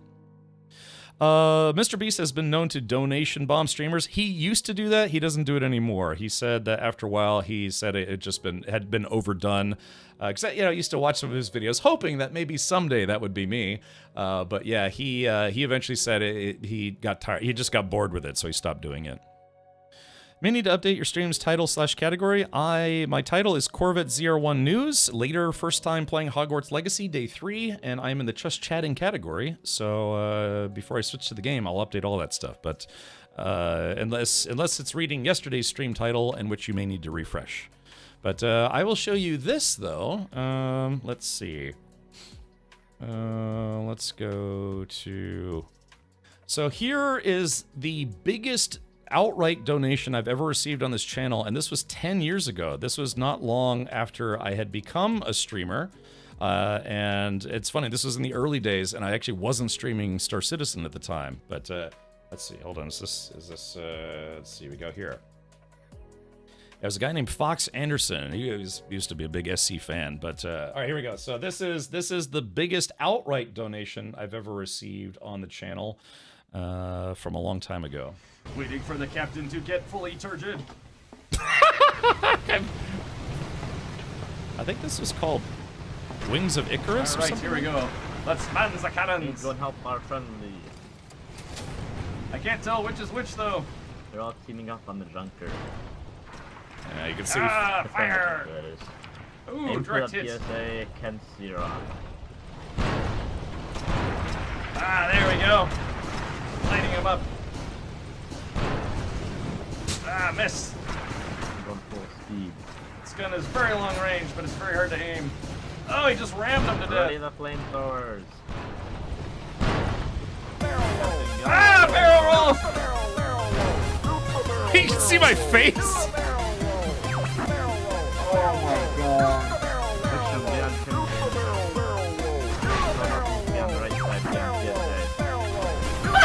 Dude, Fox, what the fuck? What? Dude, oh shit!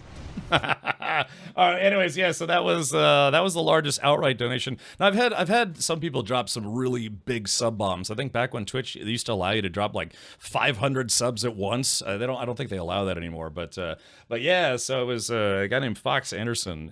He did a $1,000 stream tip. Now that was a stream tip. I've had some very big donations, but I don't count those for me. Those were for like charity drives and other things like that. But I think that was the biggest one. Where's Champion 7B when you need them? Yeah, like so he used to do things where he'd drop like 500 subs in a stream. That's why he has a emote. I have an emote for him because His brain ain't right, but it's fun. In the earlier days, it was very, very huge. When does the magic start? Well, we're about to start that right now. I've been live for an hour and a half and just talking about cars and stuff. But yeah. Cosmos says that money went to CAG back then. I have to be honest, yeah, back then probably. Yeah, it was back when I was getting a lot of ships and subscribing and getting pretty much anything that CIG put out, and well, that's okay. Yeah, 100 is the limit now. Yeah, back in the older days, I think you could do, what was it, up to 500 subs. Yeah, the cancer charity stream collected 18,000. Yeah, that was my biggest charity stream ever, and that was for a friend of mine who sadly ended up passing away from cancer. And the timing of it was rather brutal too, because I had did the stream and we raised 18,000, and I was able to send it to the GoFundMe or whatever it was. But then I found out literally the following morning that he had passed away. So, but we still sent the funds to the family, and I can only assume that they used those for funeral costs or otherwise. So just imagine all the money you would have now if you hadn't gave any money to CIG. Well, my ship collection would have been a lot smaller, and at the time I was like, no, collect all the things. 100 has always been the limit. Back in like 2021, Brew got a special button to gift himself and only himself 500 subs at once. Really? I thought you could do up to 500, or maybe I don't. Has it always only been 100? Because I remember, if you know a streamer by name Danny the Demon, I think Champion gifted something like 1,500 subs on his channel one time. Well, either way, but yeah, you know, it was fun back then. Yeah, it was crazy times. But like I said, I'm fortunate to be able to do this in general. But yeah, so that's yeah, that's the sub goal. Yeah, there it is right there. I'll just keep that up for today. I don't want to look like a jerk, or do I? But yeah, like I said, there's some people who have made some rather large donations to the channel. But yeah, in the early days, I used to just pretty much use most of that stuff for Star Citizen. Oh, he would just do chains of hundreds. Okay, gotcha. Yeah, it's been 10 years, man. It's been a long time. Very, very long time. Yeah, now you spend your money on wiser things, like building race cars. Yeah, I don't know. What else am I going to spend it on? But, all right, good stuff. Okay, but yeah, I have a clip of that. So there have been some very, very, very supportive people over the years. You know, Stinky Diapers, live in chat right now, has also been very, very, very generous. Have we tested loading Hogwarts Legacy today? Yeah, I did, and it seems to be fine now, so let's start it up again. I just changed my category, updated my stream title, and all sorts of stuff. So let's go ahead and jump in there now. Thank you for your patience. All right, just, you know, today was like car chat day. Car chat day indeed. Yeah. Get to blather on for a little bit. Oh, it's funny. Steam reminding me that I own Elden Ring, and yet I've never played it. I feel bad. Sony sent me a code for Elden Ring. I think it was Sony, and I ended up never actually playing it. Yeah, gosh, I think. What was it? All right, I'd have to ask him. Oh, hold on. Let's do this. Back in here right now. Yeah, so yeah, it's I tested it earlier and it's working. But yeah, all right, let's do this. I guess enough sports cars and unaffordable dream cars. That's enough of that for today. Instead, let's go to a magical fantasy land where I get to ride a broomstick instead.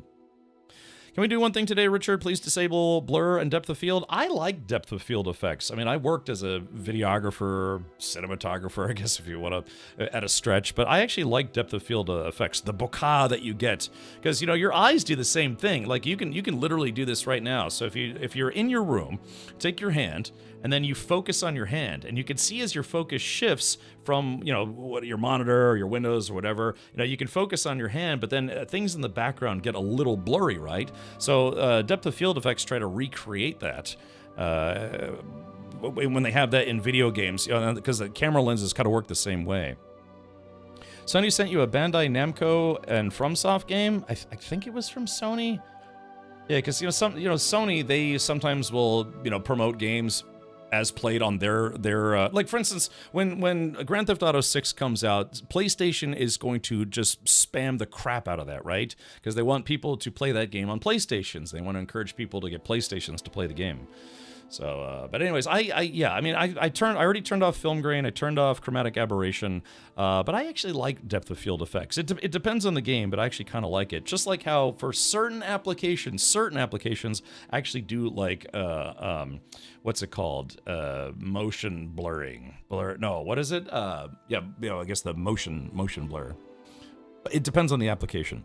I'm sure Sony is shedding the saltiest of tears that you never played Elden Ring and drawing those tears with $100 bills. Yeah, they actually have just $100 bills they use for toilet paper. Yeah. I don't know. Like I said, it depends, really depends on the application. Zybox says, do some Wreckfest. Has anyone, well, G-Gran, have you been playing Wreckfest at all? I mean, networking was, the game was fun from early access, but the networking was really, really rough. Yeah, maybe I start a GoFundMe page for Captain Richard's kids, AK mods. I think Wickstrom was a mod here. But yeah, I'll never forget that, man. I had lots and lots and lots of very generous people contributing towards, you know, the fund for helping pay for his medical bills, and then I got the word literally the next morning that he had passed away. So, yeah, that was a tough day.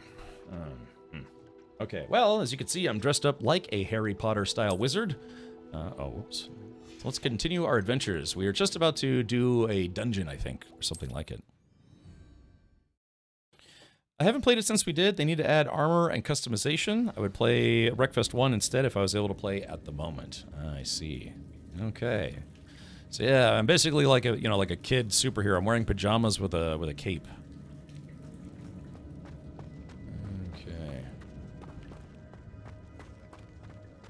The new Wreckfest 2 Wonder how is big this place is.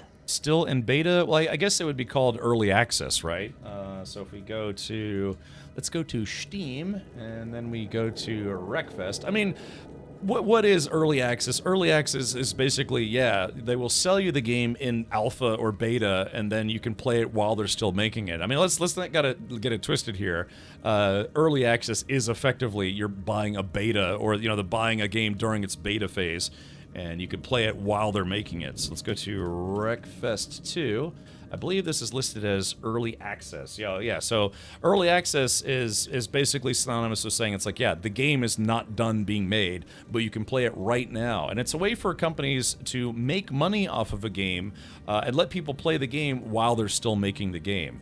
I still remember being a kid and it being a really huge deal when you got beta access to a game. It's like, oh my gosh, I got beta access to a game. I get to play a game before it's done being made, and I get to play it before everybody. Yeah, and I didn't have to, well, at the time, typically you didn't have to pay for that beta. But then, the entire gaming industry figured out that people want to play games even if they are playing it in beta and the game's not done, but they can also get people to pay for that beta access or pay for that alpha access, and they simply call it early access. Now, some games they still just call it alpha or beta, but they let people buy it. But the generally accepted term these days is what they call an early access game. So it's you're buying it, and you have to understand that it's not going to be exactly what they want it to be. And I wish more people would understand that before buying early access games and then refunding them. But yeah, it's generally speaking, yeah, it is technically an alpha or beta. They just call it early access now. Yeah. Whereas with Dune Awakening, they specifically said it's like, yeah, we have a closed beta, then we had an open beta weekend, meaning it's a beta and everyone can jump into it, and except for the people who couldn't. They're like, well, if you can't get in now, you could just buy the game in early access. Something. Okay. Or if your CIG just never actually released the game and make excuses for broken stuff, that the game is still in alpha for the last 10 years. I think it's coming up on 13 years now, Avalanche. Yeah, not bad. 13 years. They saw the scalpers selling beta keys and decided they wanted that money. Yeah, I mean, why not undercut the scalpers? Problem is, a lot of people have been abusing it. Abusing what? The refund process? I mean, yeah, there's nothing dumber than someone buying. Well, let me reel that back in. It's unfortunate when someone buys an early access game and they're like, wow, this is really not done yet. It's like, yeah, but then they go ahead and get a refund because it's not done yet, and then complain about it. It's like, yeah, this game is really not great. Now, you can still say it's like, okay, this game might still be, not done enough even for early access. I've certainly played games like that. A lot of Steam demos that I've played for, like low-budget games, it's like, yeah, this game is very clearly not done. It's barely functional. But then I don't go to Steam reviews and say, yeah, this game is a pile of shit ass. It's like, well, what do you want, man? It's not done. You've paid to play it ahead of time before it's 1.0, so you have to accept the fact that the game is not finished yet. Now, if the game goes to 1.0 and then you buy it and then it still sucks, well then, sure, go get a refund if it's not it didn't tickle your pickle or tickle your taco, so to speak. Yeah, 13 years. Yeah, not bad. So, anyways, I don't know. It's very unfortunate when you see, like you see in the Steam reviews, refunded for an early access game. It's like, oh yeah, this game is like sucky because it's just not done yet. It's like, well, yeah, it's early access. I don't know. I kind of feel for the devs in that regard, but I mean, then again, if a game just sucks, it just sucks, right? So, but all right, here we go. All right, it's enough of the just chatting hour with Captain Won't Shut Up. Are these? Oh yeah, these are dead spiders. Big dead spiders. Okay. I can shoot the symbol, but it doesn't stay lit for long. Okay, so I gotta... I need to light all three before they time out on me. Okay, so I'm guessing one of these, I gotta figure out which one lasts the longest. That was easy. Impressive. That must be where all this leads.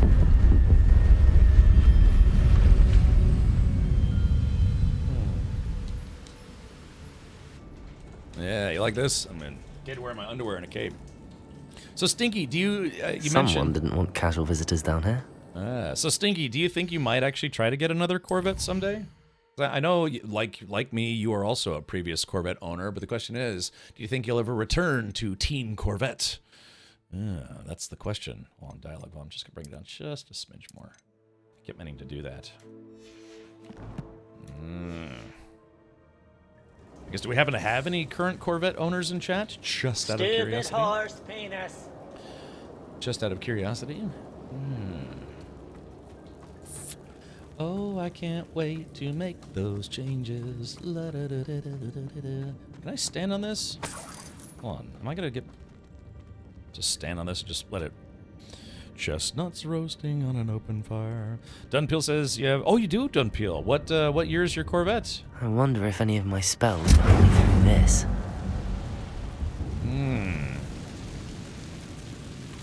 Yeah, Lex Lager bought a 77 Corvette. Oh. Ow, crap. Incendio. Oh, I didn't do that right, did I? Right, hold on. Levioso.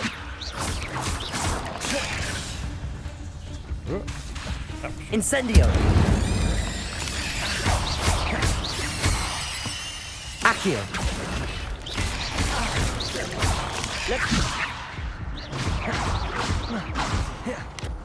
Getting my butt kicked by a bunch of spiders. Oh no, there was one left! Oh god, there's just that one left. Your journey has ended. Quest failed, try again. That's only the second time I've died in the game. I should have thought this through. That's it, man. Game over, man. It's game over. I wonder if any of my spells will help me through this. So you don't actually own one? Incendio.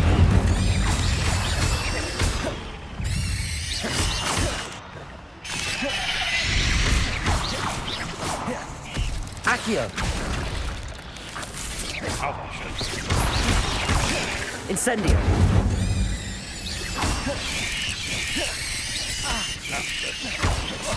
Levioso. Oh wow, that's awesome. Dude, I shrunk it down so I could step on it. That was awesome. By the way, Richard, I mixed up tracks earlier. We raced at East Bay Raceway. It closed last year, also seems. What's that big racetrack? I think it's in Arizona or Nevada.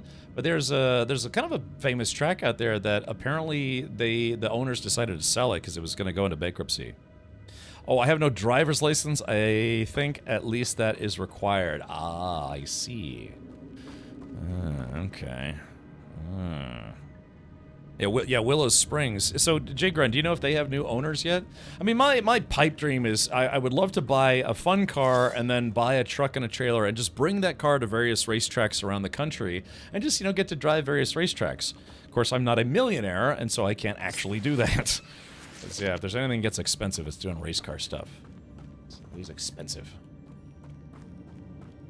Yeah, it's very clearly have to go down there. East Bay was in Tampa. We also raced at Sunshine Speedway.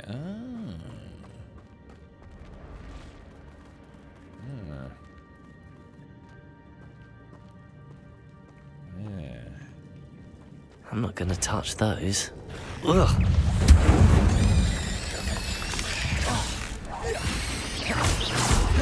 Accio.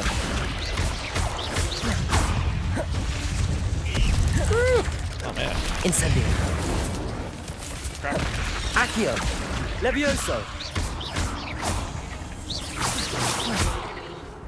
Okay, here we go. Incendio. It's weird. This is actually kind of like an action wizard game. Accio. Ah, crap.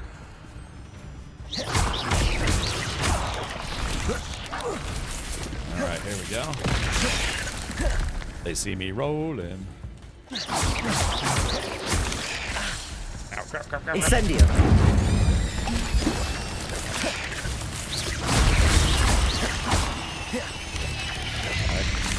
Ow, crap. Incendio. Levioso. Okay. Oh, that got a little spicy there for a minute. Oh, uncollected rewards into challenges. Ow! Damn it, I threw that when I didn't mean to. Actually, I keep forgetting I have that until I throw it when I didn't mean to. Have you considered selling your baby batter? No, I mean, I don't know, I wouldn't want to... I mean, I guess I would. I don't know if I'd be comfortable with that, knowing that I might actually... Someone might have someone who's technically my kid, but I'll never... Power of one. The power of two. The power of many. Did you mean to leave that sub goal? Yes, just for today, because yeah, it's again the new. You can now build out and price a Corvette ZR1, and yeah, so I would have to, in order to buy one of those, I'd have to have 51,823 subs. So, you know, maybe we'll get lucky today. If Sydney Sweeney can sell bathwater soap, I'm sure cat milk soaps are fine. Everybody loves homemade stuff. Yeah, Cat Richards, homemade yogurt. Try some today. Lawsuits not allowed. There better be something good in here. That's not even as good as the spectacles I'm already wearing. Alright, that's okay. I needed to kill the spiders anyways. Wasn't Vince Vaughn in a movie about exactly that? What, selling his dude goo? I actually don't remember. Alright, what are we at here? Combat. Let's see. Lock challenges. Ah, here we go. Defeat spiders. Gear appearance, Spider Slayer armor. Oh, interesting. And I gotta kill more spiders to get that helmet. Yeah, lupus protection. So yeah, I guess the more things I obliterate or obliviate, more goodies I can get. Maybe we'll be more popular than Kai Cenat. I'd say the odds of that are extremely slim. Yeah, I mean, that guy got very, very popular on Twitch, basically just hanging out in his basement and talking on his webcam, so... Yeah, big thing with him is he was able to convince a lot of celebrities to go onto his show, or onto his stream. So, yeah, it kind of drove up a lot of interest otherwise. Yeah. Should I not be hitting these, or...? I guess those are all the dead students. Some Ace HP scented candles. I bet my buddy TL would really be into those. Can't remember you can block with Q. Potato! I keep forgetting I have a block. Yeah, I've been dodging instead of blocking. Oh, movie was Delivery Man. What was it? Just him? He like would donate to a bank of a certain variety. I don't know. I mean, I guess I could. I guess the big thing though is if you do donate to a bank of that style, I guess you have to be guaranteed anonymity, right? That platform ought to be able to float straight to me.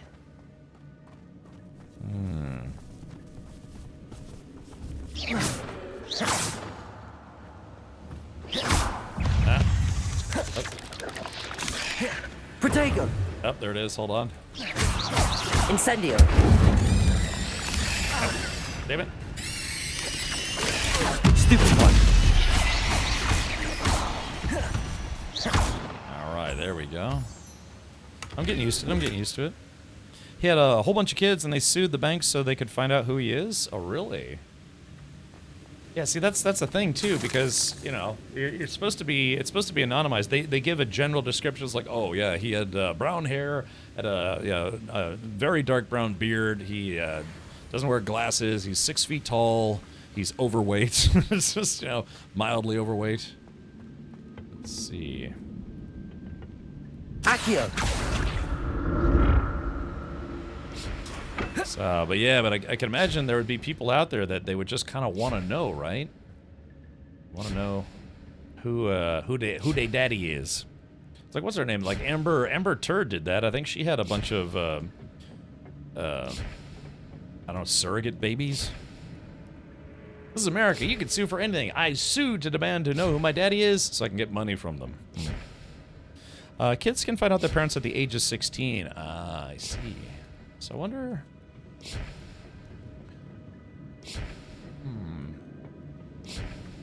So what do I do here? Accio! So this is some kind of puzzle?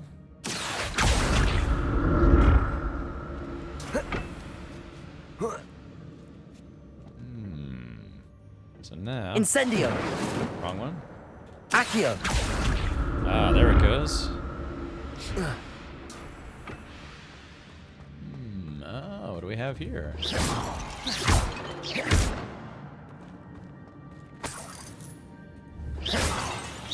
Take that, priceless egg. That's odd. I'd have thought Jackdaw would have been interested in this loot, but there's no sign of him. Let's see. Revelio.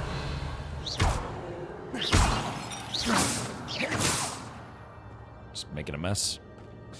Inquiring minds has got to know. They don't always have the information, or sometimes the info is incorrect. For example, many kids were put up for adoption from South Korea to Western countries with incorrect parent names. Oh. Yeah, I don't know. I've never known anyone personally that was born as a result of donation. Some lady sued Lyft because her butt was too fat to fit in the guy's car. Oh, yeah. No, I remember that. Yeah, he basically said that he couldn't take the fare because he thought she was too big to fit in his car. She was a rather voluminous lady. Protego. Yeah, I guess she didn't take very kindly to that. Nice. Are they behind me? Oh, yeah. Levioso. Wow. Son of a... Incendio. Damn it. Accio.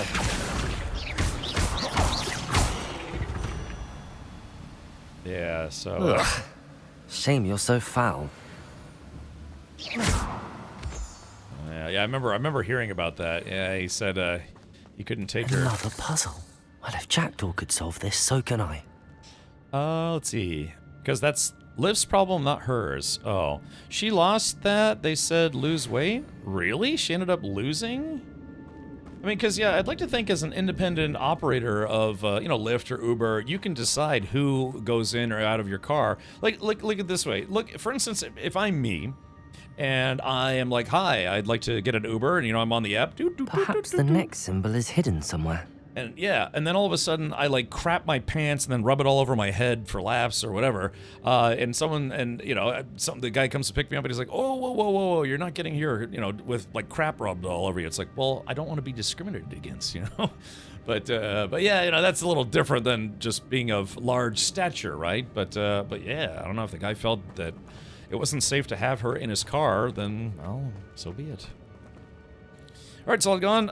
Yep, have a great weekend as well. I'm actually going to be streaming tomorrow, so if you feel like you're extremely bored, then you're welcome to come hang out here if you would like. And I decided, because I missed a few days due to being sick, and I was going to stream last weekend, but my sister came to visit, so I ended up hanging out with my sister. She surprised me on my birthday. Did she lose the case or lose the weight? Good question. But I don't know. Alright, so that's two. But there's got to be a third one somewhere around here. Perhaps the next symbol is hidden somewhere.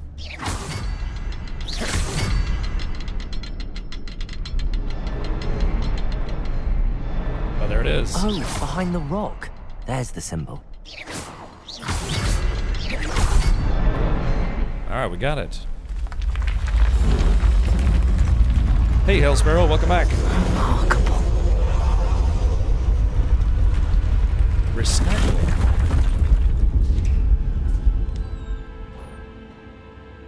I remember I was in Vegas, and I was with two of my buddies while we were in Vegas. I think there was two of us. And then so it was three guys, but then, or what was it? Maybe it's just me and this other, I can't remember. But we met up, we were in Las Vegas, and we just kind of met up with some ladies, and, we started kind of just chatting. And I'm like, hey, we're going bar hopping, you want to go? It's like, blah, blah, blah, just so ended up two groups of people ended up just mingling and going to different places. But I remember, we called an Uber, and it was a minivan, because I think there were 7 of us. I think there were 7 of us total, and so the guy in the minivan shows up and he's like, and people started getting, we let the ladies in first, ladies first, and then I think there was, God, what was it? Was it 4 of them, and then there was four girls and then 3 guys, but I was the last person to get in, and the guy's like, no, 6 only. And I was like, well, I mean, I gotta get a ride. And he's like, yeah, no, 6 only. Take another Uber. And I'll never forget the shit-eating grin my friend Tyler had. He's like, yeah, see you in the next place or whatever. And I was like, you gotta be kidding me, guys. And they just closed the door on me because they're like, yeah, we're not getting separated from this group of moderately buzzed women. And the funny thing is, I ended up, oh God, what happened? I think I ended up going to the place I thought we were all going to meet up, but then nobody was there. And I was like, you know what, I'm just going to go back to the hotel room. But yeah, I got, just due to the fact that we had too big of a group for one Uber. Yeah, my friends are like, yeah, have fun. Have fun taking another Uber. Yeah, just, God. And it's funny, because I probably would have done the same thing. I don't know, maybe. But yeah, the Uber driver just absolutely wouldn't let us put 7 people. He's like, no, I can only take, I think it was like 6. Yeah, because it was like 3, it was, the passenger seat in the front, then 2 more in the middle, and then 3 in the back. And I was like, look, it's fine. He's like, no, only 6, take another Uber. Yeah, just never, he's like, yeah, friend Tyler's like, yeah, have fun taking another Uber. Why are you wearing a cape and underwear? Why wouldn't I? So there were 3 guys in Vegas. Why is our wizard fights in his Schlafenzug? Warum nicht? Smoking joke. Willkommen. Auch. Did you order it? I would have canceled it. No, I think it was my buddy. Who was I with? I was with my friend Tyler and my buddy. Let's see. But this was years and years ago. I'm only 21. But yeah, I'll never forget that. I was the last person to get in. And sure enough, the guy was like, no, I can't take anymore. And my friend's like, oh, yeah. Because I remember, what was it? He was wearing bowling shoes. He was actually wearing bowling shoes that he had, quote unquote, borrowed from a bowling alley because they matched his outfit. You know how bowling shoes are? They'll be like, something ridiculous. Like they'll be like, soles will be half green, half red with white seams or whatever. So he wore this outfit that kind of matched his bowling shoes. And he got kicked out of a club because he said they were unacceptable shoes. Because they're like, no, you can't wear bowling shoes into our club. Kind of how some places are. They'll literally kick you out just if you're not wearing the right stuff. So I think because he got kicked out, we couldn't go there. We went to this other place. That's where we met up with all his ladies, and I can't remember if it was a Coyote Ugly or something. But yeah, we were gonna go to a different place after that. Bar hopping, bar crawling, whatever. So we called an Uber, a Uber XL, so we could fit everybody. But yeah, there were 7 of us, and he would only take 6 of us. And so yeah, I was quote unquote the odd man out. If you're looking for a good health supplement store, there's healthranger.com. His store is USA based, and so far quality of his products are simply superb. Worth to check it out. Oh, okay. Health Ranger. I do take vitamins and supplements and stuff, so I don't know. Are they cheaper than Walmart? Are they better than Walmart? Good question. Let's see. Like there's just random loose change everywhere. Oh, there's another spider up there. I don't know if I can... Incendio. I like how my Incendio... There's a spider up there. He's lurking. I can see him.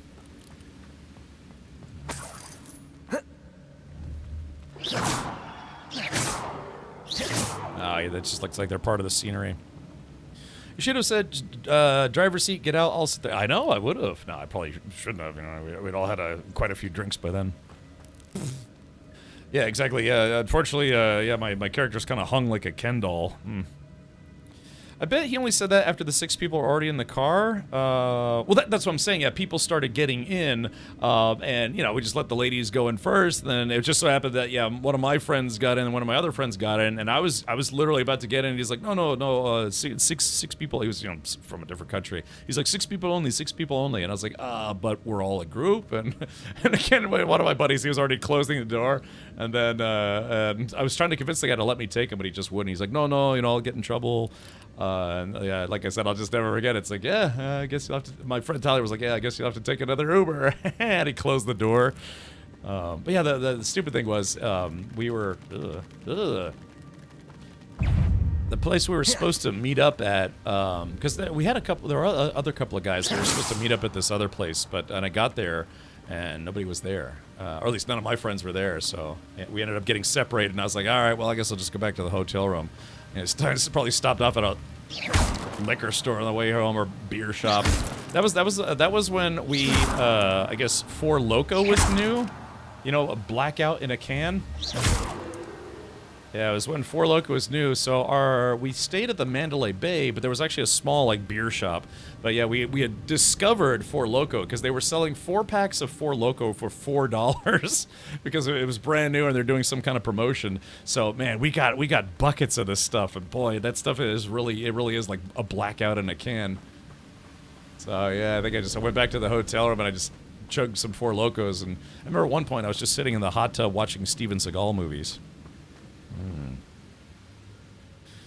Yeah, well, but that's the thing, Avalanche. We were supposed to all meet up at the same place, but we just got separated for some reason. I don't remember. You know how it is. Stuff happens when you're a little tipsy. Yeah, I've been to Vegas 13 times. 13 times. Just my family, when I was growing up, we went there a few times. Yeah, I just ended up going back. Went there for like conventions, parties, people's get-togethers, whatever. But yeah, I've just been to Vegas a bunch of times. It's kind of a fun town. I'm not much of a gambler. I'm glad Richard Jackdaw left a little something behind for me, but where could he be? Yeah, I'm not really much into gambling at all, but yeah, it's just Vegas is just kind of a fun town. Let's see. Oh. I like things like, That's that way. Just making sure I didn't miss anything. Stuff happens when you're a little tipsy. Yes, yeah. Let's see. TwitchCon. Yeah, I'll be returning to TwitchCon. This is the 10th anniversary of TwitchCon, and I've gone to every single US-based TwitchCon. Now, TwitchCon Europe, I think, is happening this weekend, but yeah, I've never been to a TwitchCon Europe. But I have been to every single TwitchCon here in the United States. It's a good thing Jackdaw didn't fall down there. So, and I have to be honest, I have to be honest, I'm gonna play it by ear next year, but I may actually not go to TwitchCon next year. I may,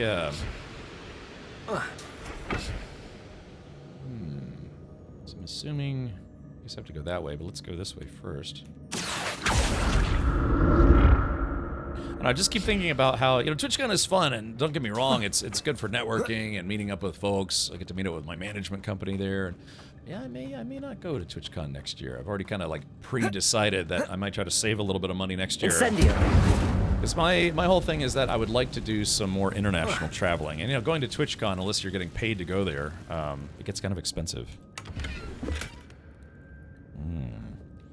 Isn't TwitchCon today? TwitchCon Europe. So they started off having TwitchCon only in the United States, in particular California, which is one of our states, hence the United States of America. But then they came out with TwitchCon Europe about 4 years ago. Typically it's held in, Typically it's held in the Netherlands, but I think they had one that was in Paris or France or something like that. Or RichCon, yeah. I always wanted to have a Captain Con, but I don't know how I'd be able to do that now.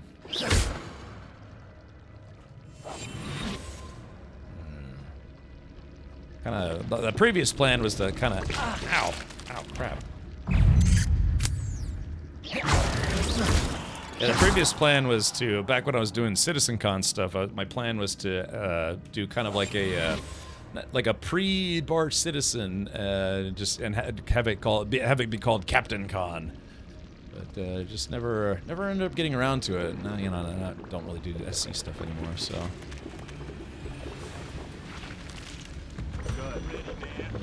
Check it out. I am the Jackamus, thank you for the 35 months. It looks like I'm trying to 35i. trying to sneak around, but it looks like it's not really working. So, Jackamus, thank you for 35 months again. Captain Con, see nudes of Captain Richard. Well, the idea was that, yeah, you know, it'd be Captain Con. It would be kind of like a gathering of space game streamers, not just SC, but other games, like, you know, space captains, if you will. Yeah, Amsterdam. I think this year it's in Rotterdam. Rotterdam. We can make a Captain Con happen. Yeah, I don't know. It'd mostly just be kind of like a meetup somewhere, like a restaurant or a bar, or you know, like a brothel. They should do a TwitchCon on a cruise ship. Yeah, that I mean, believe me, I would love to do that. That sounds great, but it would be logistically extremely difficult. Because inevitably there'd be just tons of people that would miss the boat or end up getting left behind in the Bahamas or something. So, I mean, I never thought I would like cruise ships, but I went on a cruise last year and turned out I actually really liked it. Yeah, because I figured a cruise ship is just a big floating hotel that you can't leave. Damn it, I guess I have to, like, run past these things? Yeah, I always thought a cruise ship, what is it? It's just a big floating hotel that you can't leave. But if you're actually doing island hopping, it's actually quite nice. Yeah, I mean, can you imagine trying to stream from a cruise ship? I remember being out in the middle of the ocean and having no internet access whatsoever because they charge something like $19 a day for internet access on the cruise ship. Everything on a cruise ship, if it's not included with your ticket, is extremely expensive because their goal is like, hey, you're stuck with us for a week or 5 days or whatever. We're going to soak you for everything that you're worth. That's the one downside to going on a cruise. Yeah, whatever you don't pay for up front as part of your cruise package, you have to pay extra, and it gets obscenely expensive. Have you tried blasting the explosive thingies? I don't know. I'm kind of distracted. But yeah, I'm hoping to go on another cruise someday, but yeah.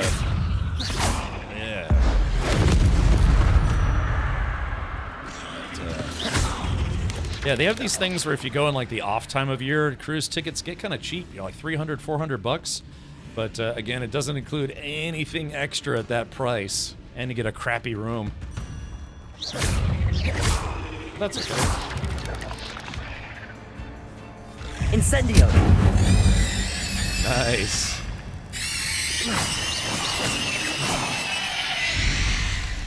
Alright, I got a 3-pack of those jerks. Yeah, these guys are just chilling. Yeah, but it was fun. Yeah, I went to the Bahamas. Took a cruise out to the Bahamas. My sister... An untouched chest. Jackdaw wasn't very thorough in his search of this cave. She invited me to go, and yeah, we just kind of went to the Bahamas. It was fun. We went to Nassau. We went to Coco Cay. We stopped off at some other place, but I can't remember what it was. Yeah, the stream only lasts 3 minutes. That's right. Coworker goes on a cruise every year. He loves them. Yeah, I mean I mean I live in Florida, so I'm lucky that I can just drive to the port and then take a cruise. But you know, some people are like, oh, we want to take a cruise. We have to fly from where you are to where the cruise starts. Then you have to park, and parking is extra. And blah blah blah blah blah. I don't like to be stuck on one boat for days. Well, that's the thing. I honestly, Cosmoro, I thought I wouldn't like it either. But turns out cruises are actually kind of fun. Yeah, it's not bad. Incendio! Let's see. So I have to get past this. Accio! Okay, so I can't go that way. So what am I missing here? Cruise ships also cause a lot of pollution? Do they? Did a sweet cruise courtesy of the Marine Corps for 9 months and a lovely 2 stops. Andy, was that on a cruise ship or was it on a battle cruiser? Could be mildly different. All right, chat, what am I doing wrong here? So I need to... Levioso! Revelio. Leviosa, not Leviosa. Let's cruise. I left from Puerto Rico. 10 days, St. Lucia, St. Thomas, St. Martin, Barbados. Yeah, man. See, that's fun. Just doing some island hopping. I wish we'd spent some more time in Nassau, though. I didn't really get to spend a lot of time there. Okay, go around. Oh yeah, I think I came this way just to go. Yeah, that's right. Just to look for loot. Can I toot on your loot? Okay, so let's see. Accio! So I think I started from there. Started from the bottom, now we here. Are you shitting me? Come on, dude, really? I fell in just that little tiny crack in between the platform. Oh, that's obnoxious. Been to Alaska twice, walked on glaciers, it was incredible. Yeah, Ariana. That's it, man. Game over, man. It's game over. Yeah, I would like to go to Alaska someday. That's it's on the bucket list. You lose. I lose. Good day, sir. I do. Yes, yeah, someday I'd like to go to Alaska. Ariana, if you don't mind me asking, did you go during the summer months, or did you go during the winter, or what time of year did you go? Accio! So you can imagine, Alaska gets really cold in the later months. Oh yeah, is that what it was? I forgot to disconnect. Midsummer, and it was still cold. Yeah, but it's probably not like midwinter cold, right? Thank you. Potato! Stupefy!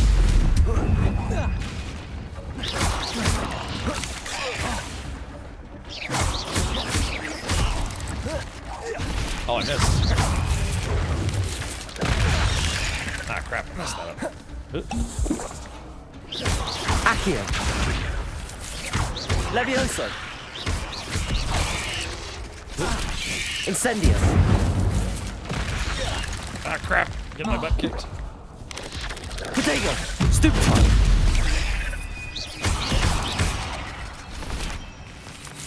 There we go. Incendio!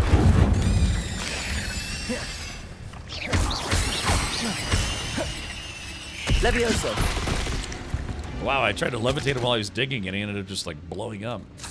And I had a weird dream that there was this weird, like, goblin alien thing that had basically possessed one of my coworkers. I had an office job. I frequently dream about having office jobs still, but the thing was, it was like it was controlling him. So one of my coworkers was being weird, and I was like, I know there are aliens in here. I heard there were news reports. My coworkers, there was a guy who had a mustache, and he's like, no, everything's fine. Just whatever you do, don't investigate. And I was like, that sounds like something an alien would say. So I had him lift up his shirt, and he had all these like weird stitches and things. And I was like, I knew it. He's got an alien goblin thing inside him. So he was like, ah, ha, ha, ha, ha. And then it like his belly opened up like this thing, and sure enough, this like green alien goblin looking thing came out. He's like, we'll infest your planet. And I was like, not if I can help it. So I grabbed him, and I went over to a table that had a table saw, and I turned it on. I was like, and he's like, no, and I sawed him in half.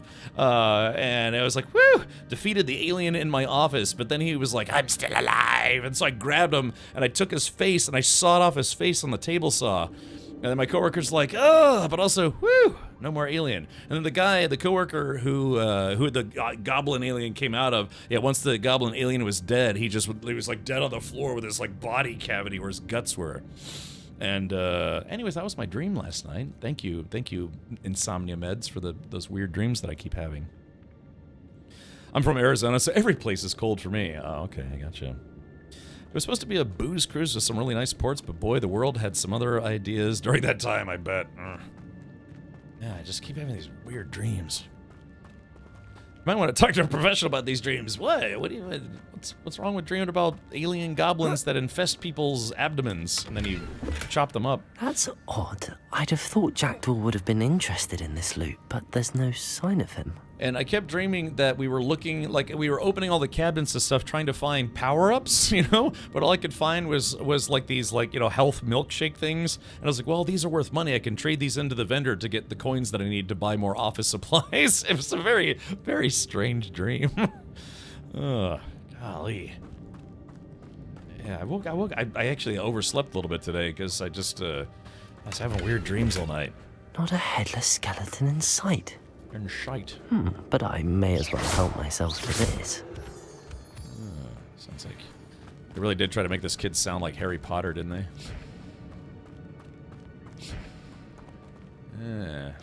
Accio and then Snackio. Let's see.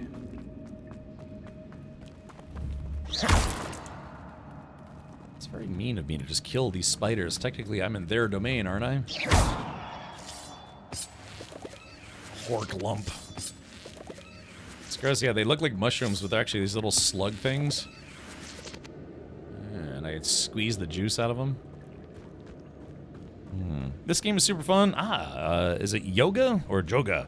Yeah, it's my first time playing it. Kind of slept on it for a couple years, but I thought I'd give it a go. Next week we're going to be streaming some Dune Awakening. Spoken Joke says, Ich liebe... How do you say spider in German? Joga. Okay, gotcha, Joga. Took a... spinner? Spinnin'? I guess spiders, that would be plural, right? Accio!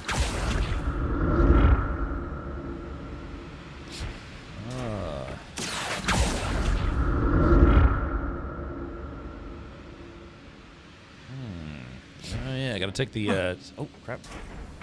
Yeah, that's right, I gotta watch out. Revelio! A little bit of cash money.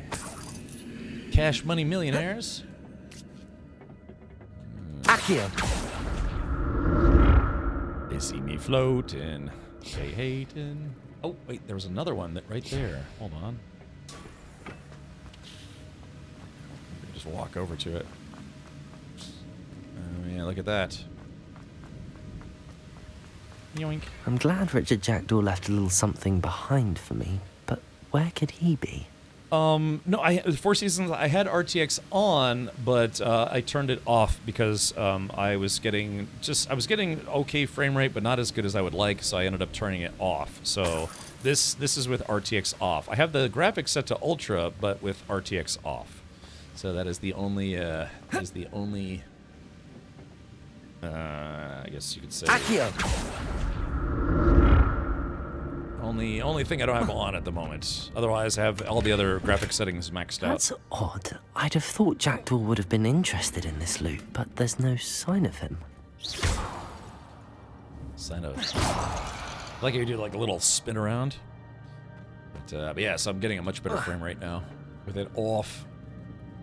Let's see, did I? Accio!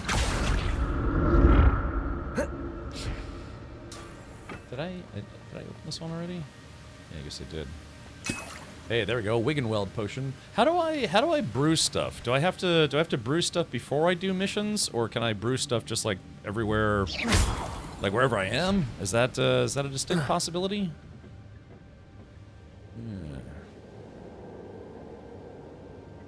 Yeah. Better spinner means something else in German, like stupid nut, a screwball. Oh, okay. Still taking my German lessons every day. Mehr Deutsch lernen. Like a place to do brewing with time. Oh, okay, gotcha. Alright, so how do I slap my ShamWow?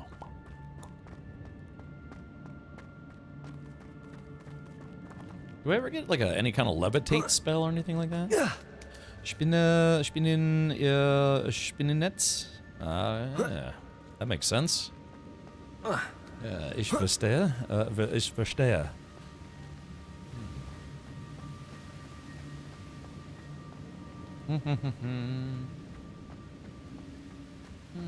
I seem to have lost my way. In more ways than one. So how do I just jump over this thing, or? No, that's a dead end.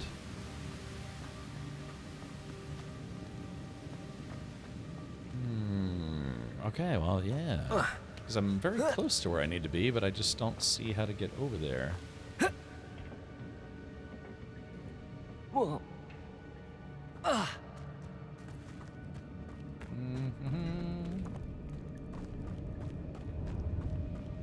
guess we gotta looking around. Use the guide. Oh, that's right, the guide spell. Oh, tracking not available here. Oh, yeah, no tracking available.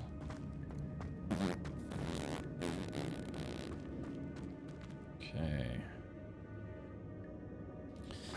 Wish you could have more than 4 keybinds. That would be nice. Revelio. Smavelio.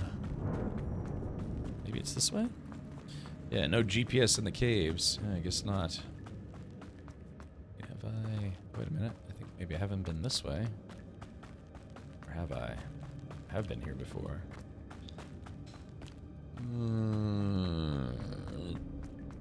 Curse the bluish. There it is. There it the is. bridge, it's almost complete. More spiders. These can't be what beheaded Richard Jackson. Protego! Stupefy! Nice, got him. Stupefy! Incendio!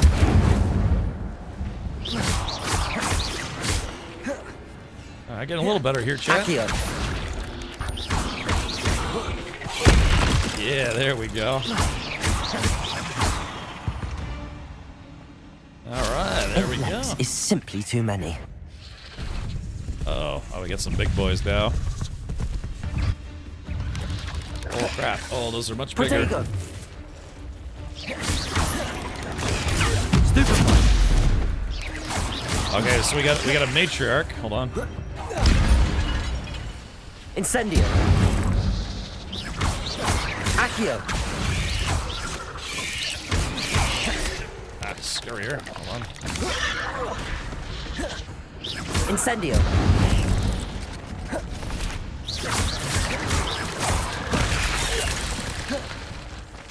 Ah, crap. Incendio! Accio! Protego! Woo, got that. I got that Protego. Levio! Ah, crap.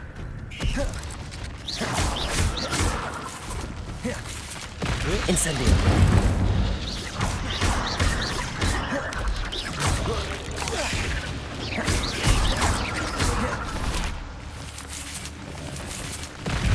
Protego! Oh, it broke through my shield. Oh.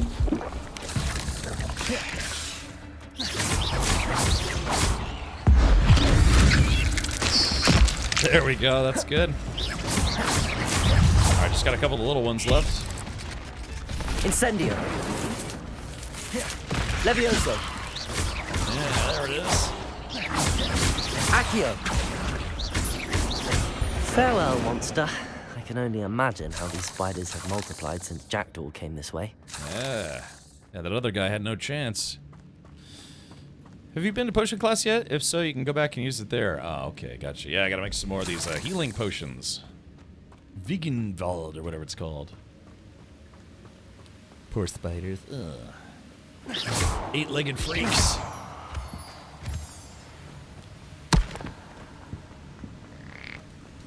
let's see. Get to the Not a loot. headless skeleton in sight. But I may as well help myself to this. Can I squeeze in here? Oh. Okay, so... That was easy. Alright, so we're rebuilding the bridge here. This game is pretty fantastical, so that's fun. Oh, there's someone in there. I see them.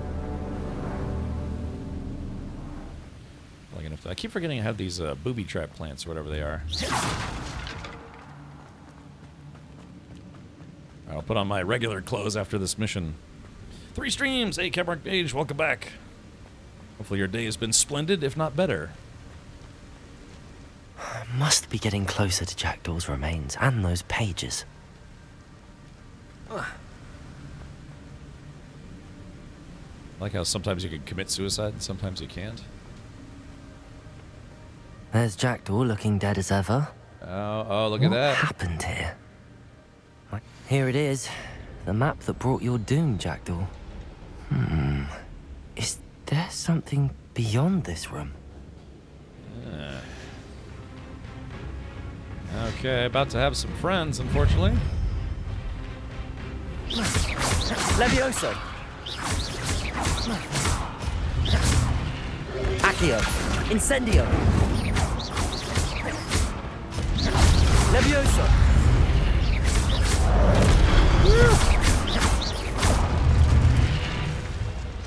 Alright, here we go. Like a champ. Accio. Incendio. Expelliarmus will disarm you brutes. Oh yeah, that's right, I have Expelliarmus. Hold on. Let's see. T. Let's do Expelliarmus. There we go. Expelliarmus. Yeah, there we go. Could de-weaponize them. Accio. Incendio. This kid's actually turned out to be a pretty powerful little wizard. There he goes, the big boss. Accio. Oh, he's... Levioso. Expelliarmus. Oh, there he goes. Woo! Man, I deleted that guy. No problem. Levioso.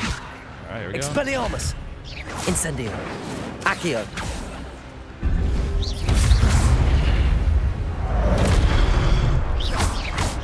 Incendio.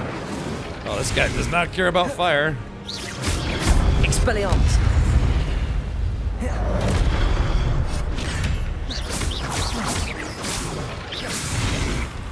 Yeah, these guys are too strong for Protego or whatever it's called. Incendio. Stratego. I'm pretty sure they're red. Expelliarmus. That was a close one. Oh, here he comes, here he comes. He's a mini boss. Expelliarmus. Alrighty. Like a... Okay, not bad.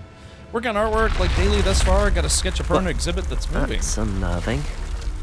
What's happening? Oh, the Apollo capsule. Interesting. I don't have ice missiles yet.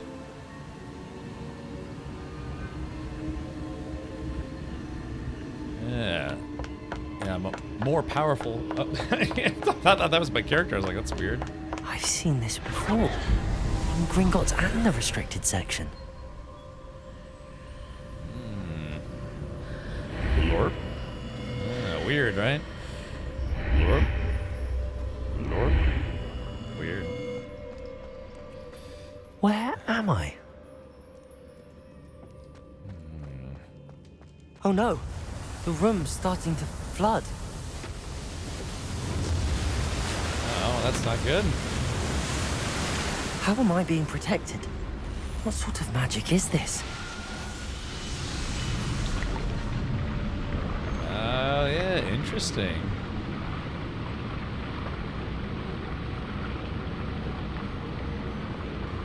Yeah, gillyweed. I can only hope this magic protects me until I'm able to make my way out of here.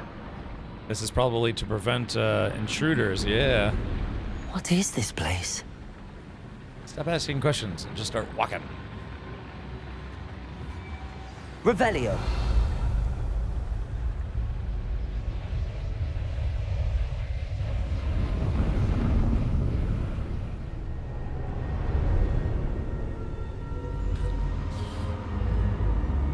Yeah, so chat, we're only 51,200 plus subs away from my new sub goal, so feel free to keep that in mind.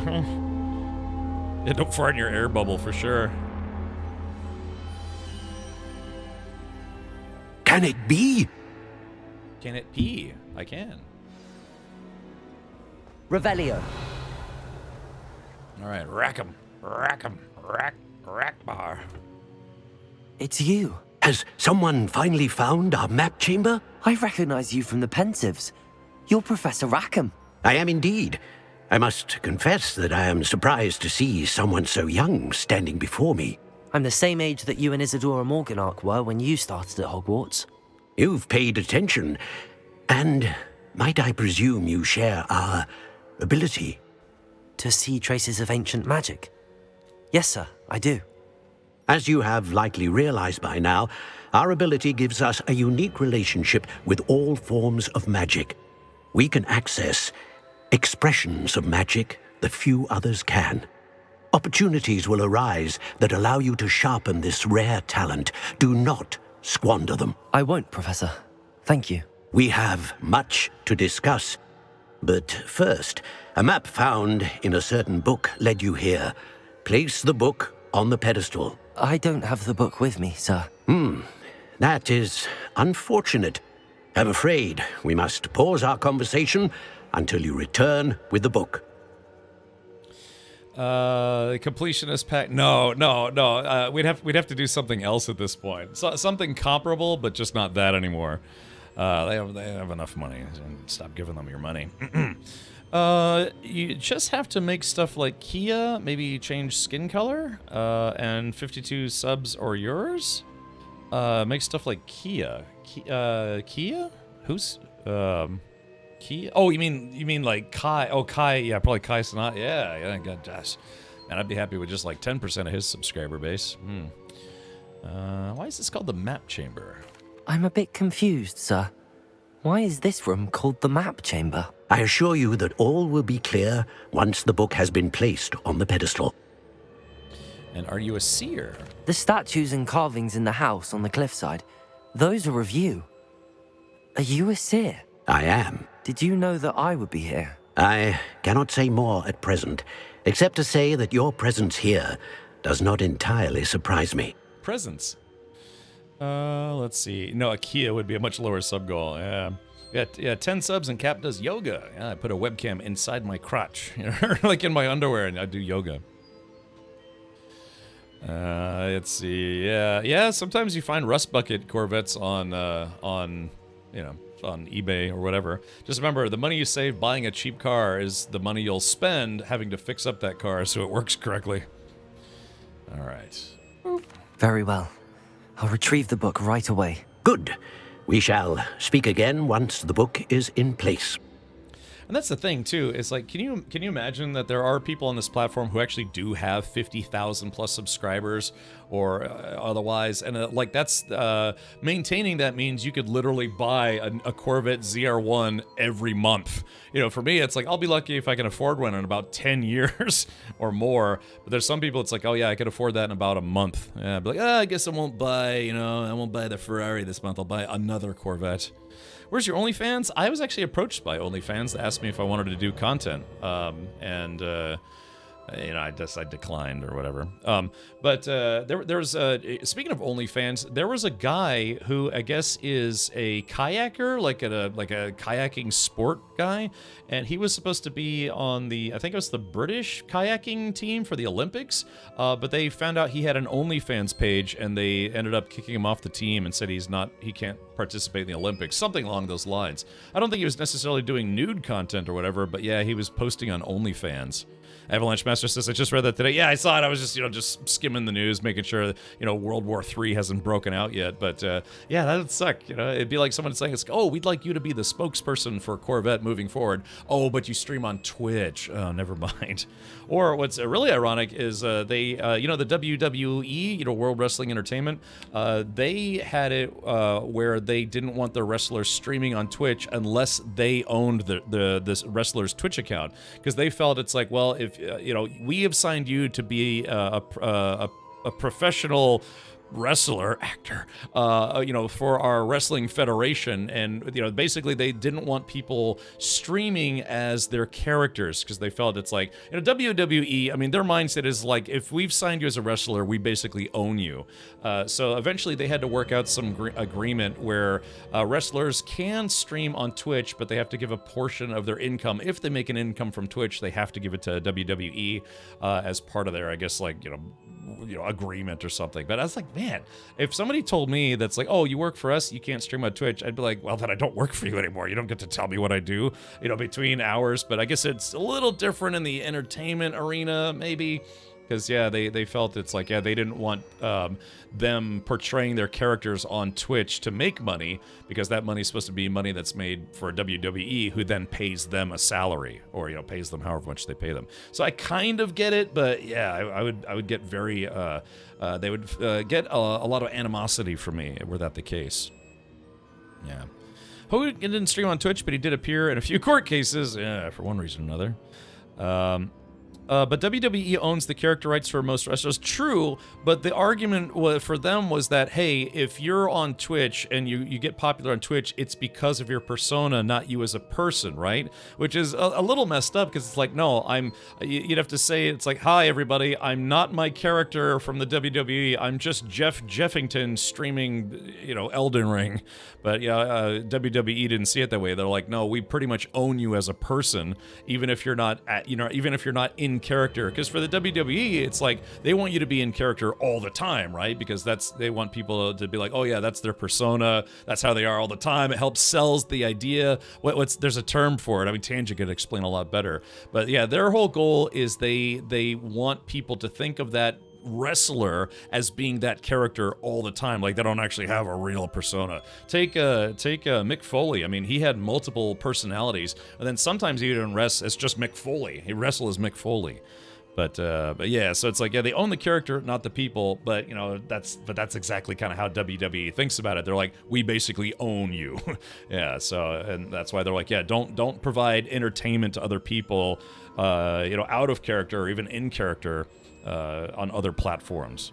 So, but yeah, they like I said, they finally worked out a deal. It's like, okay, say like Trish, what's her name, Trish Stratus or something, or Alexa Bliss, you know, wants to stream on Twitch. They can, but if they make any income from Twitch, they had to work out a deal where a percentage of that. Like, take, you know, I have management. I have a management. I'm with a management company that manages content creators, and when they specifically, you know, get me sponsored streams and other work or otherwise, I pay them a percentage out of that. So, you know, because that's just a fair deal.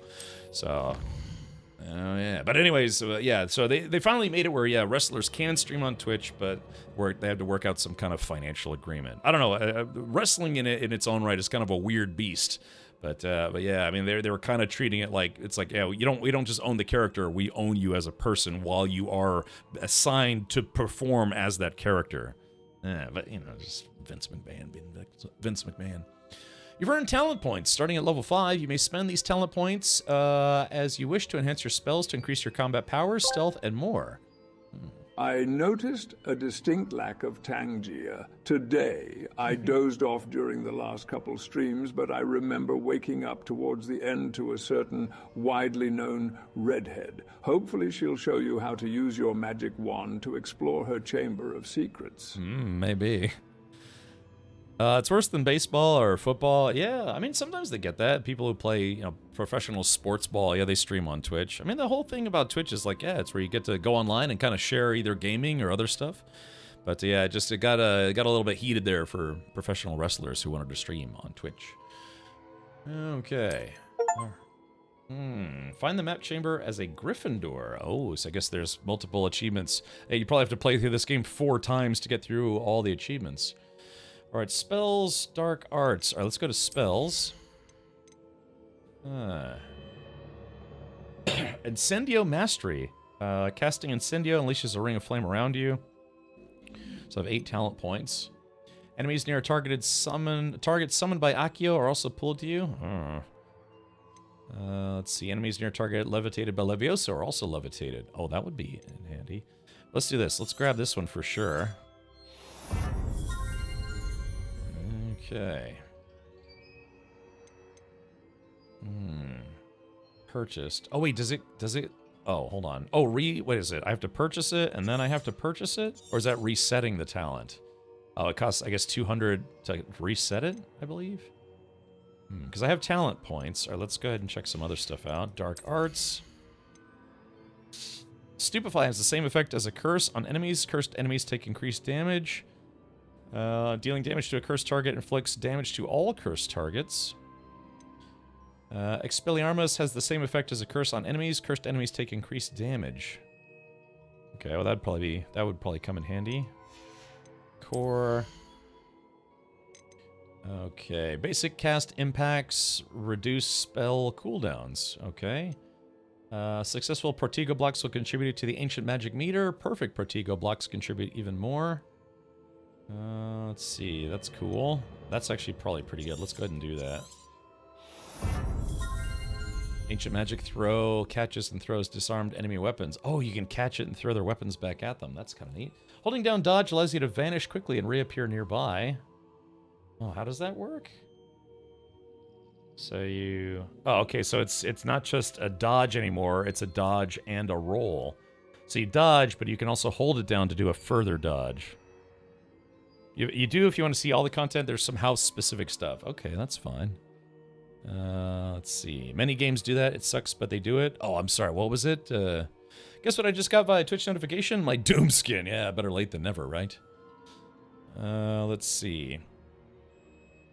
WWE as a company is pretty scummy and has lots of controversies over it. Yeah, I still have to see that that Vince McMahon documentary. It's supposed to be kind of damning, to be honest. But yeah, Vince McMahon's actually, you know, not. I mean, the guy's a billionaire, I guess, but he's not exactly known for being a nice guy. All right, let's see. A new spell set. Ooh. Unlock spells. I was just thinking that I'd like to have a second spell set. Okay. Wiggenweld heals you to greater effect. Let's take that. A new spell set. Okay, cool. Yeah, spell sets. Okay. Sully, thank you for subscribing with Twitch Prime.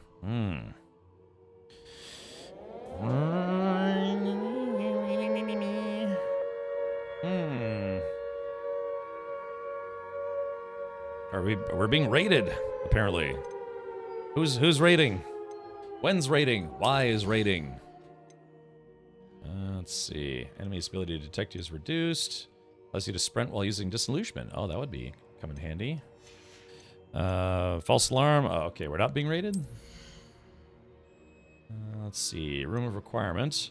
Idris potion makes you invulnerable and deflects projectile attacks back to enemies. Ooh. Let's see. For each Chinese chomping cabbage thrown, a second chomping cabbage is generated and released at no cost. Hey, that would be good crowd control. Let's grab that. And then I think we're gonna take yeah, some of these stealth ones will come in handy. Sully, thank you for showing me your bits. Yeah. Alright, got a few extra goodies now. Yeah, some magical goodness. Okay, so yeah, we'll have to fill all these up eventually if I can. Although I should have taken the dodge roll one. That would have come in handy. Okay, so... okay, so I see. Oh, I see. I opened 3 rows of spells. So, I guess we kind of want to... Yeah, let's have like a attack Levioso, an Accio, and then a couple attack spells. And then let's see if we can fill up this one. We'll put all the utility stuff on this one, I think. You know, I might do... I don't know, I guess we'll have to see. So, we'll do utility. We'll do Levioso on this one as well, but then we'll make this one like my utility bar.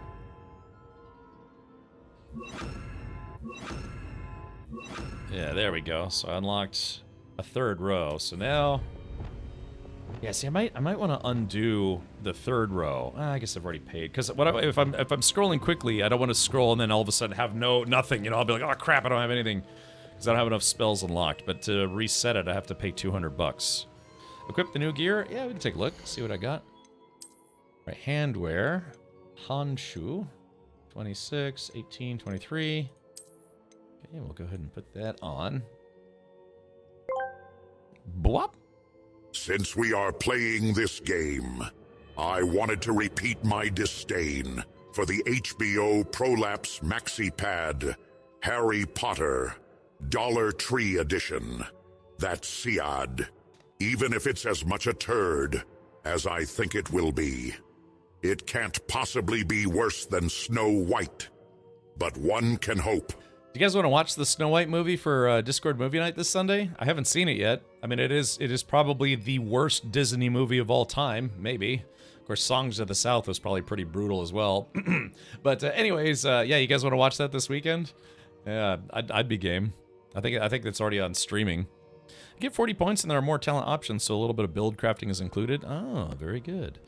Avalanche says yep. Chris says no. Palooza says lol. Which movie film? Snow White. Yeah, the new Snow White movie that is one of the lowest rated movies of all time, and probably the most probably the worst Disney movie ever made, according to IMDb. It's apparently it's just really really bad. Yeah, the train wreck one. Yeah, we could watch the original Snow White first and then watch that one second. No, we'll probably we'll watch Snow White first and then a palate cleanser movie.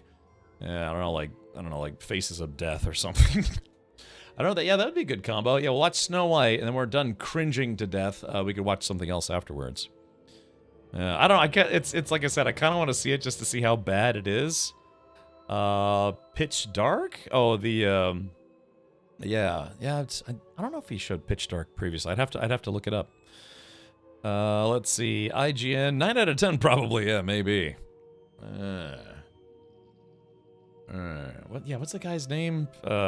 Vin Diesel is in that movie, but what's his name? Riddick. Yeah, his name's Riddick. I don't know. Maybe can't work. I'd like to. If we're gonna show a newer movie, I kind of like to do combos of newer movies or like combos of classic movies, that kind of thing. And on Monday we can watch Monday Night Raw. Look, I'll be streaming during Monday Night Raw. Vin Gasoline. Alrighty. Let's see. Okay, so we got that. Okay. So what other new gear do I have? Yeah, I've got some new glasses, but they're worse than my, less good. So I think that's it. Cloaks and robes. Unidentified back item. Take this to the room of requirement to reveal its qualities. Oh, okay. Yeah, looks like I got some new gear, but none of them are upgrades for my current stuff. Do Snow White, then Bullet Train. I forget what's Bullet Train about. His real name is Mark Sinclair. Oh, in the movie? Or you mean the actor? Yeah, Vin Diesel, right? Yeah. Did the new Final Destination movie come out? Because it's like, if the movie's out, then it might still be in theaters, but Snow White, I'm pretty sure it went to streaming very, very quickly because it just absolutely bombed in the movie theaters. Yeah, license plate gasoline. Bullet Train with Brad Pitt it's amazing, super good. All right, we'll take a look at it. But yeah, I mean, I do take suggestions. We've been doing movie night on Discord for like 5-6 years now. Snow White and Snowpiercer. I've seen Snowpiercer. It's an interesting movie. Yeah, it makes you really upset at times. Okay, well, we'll figure it out. But yeah, I think for sure we'll watch Snow White as the first movie. They'll have to watch something less horrible afterwards as a palate cleanser. Yeah, because like I said, I try to get movies that are not just so completely bizarrely different. You know, I try to go with themes for movie nights. So yeah, are there any newer movies that might pair well with like a god awful mess? I found the pages and the map chamber. Why would I need the book? Take a look. It's in a book. Take a duke. When did Bullet Train come out? Did that come out recently? I don't know why that's not ringing a bell for me. Charlie and the Chocolate Factory, then Snowpiercer. I love the theory that the conductor is Charlie or his son. Oh, yeah. Yeah, the ending of that movie's kind of messed up. I liked it. I think they ended up making a TV show out of Snowpiercer, right? Because it was a book first, and then they made a movie, and then I think they made a TV show out of it. I heard Barbie's a complete dog pile. I didn't hate it. It wasn't as good as everyone's... I didn't think it was as good as everyone said it was. But we actually already did Barbie for movie night. I think we did the Barbie movie and Oppenheimer. You know, the whole Barbenheimer thing back to back. Okay, let's see.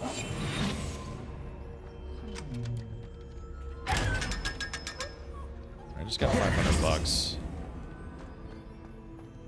First couple seasons were okay. Haven't seen the last season yet. Bullet Train came out in 2022. I gotcha. I'm assuming there's some kind of train or something in there, right? Yeah, see, I don't like having a row where I don't have anything assigned to it, but... Incendio. Revelio. Ah, I like the fact that, check this out. Incendio. So, yeah, now I cast a wave of fire. Gay Man is also an amazing movie. I'm sorry, Gray Man. So if it's the former, it's like, yeah, let's just watch that. Just play the trailer. I gotta be careful about playing movie trailers, because sometimes they depends on the trailer, but sometimes they'll use like, oh yeah, let's put Guns N' Roses or Katy Perry or something in the trailer. Then the Twitch, audio monitoring algorithm, like, oh well, he played copyrighted music. Let's go ahead and give him a copyright strike. Back at Hogwarts. Frogwarts. I wonder when Professor Fig will be back. I did promise him I wouldn't neglect my studies while he was away. Suppose I have enough to distract myself with till he returns with the book. I don't know. Just, yeah, let me know if the... Said... Alright. Hey, I just gained... I'm level 13. Dang, I still need the lock-unlock spell. Yeah. You need to learn Depulso, the banishing charm. Useful for pushing objects or adversaries away. Complete the required tasks and meet me in my classroom. You think it would be Repulso? Maybe Snow White, then the Northman? We actually showed the Northman already for movie night. That was, what, like 3 years ago? 2 years ago? Yeah, I'm pretty sure we actually already watched the Northman. That's the Viking movie, right? Yeah, I'm pretty sure we showed the Northman already. Yeah, the Viking movie. Where that everyone thought that one lady had braces on in one of the scenes. Turns out Viking, apparently some people would actually like drill holes and like lines into their teeth so they could stick gems and stuff in their teeth. Yeah, that movie was kind of awesome, but it's definitely weird.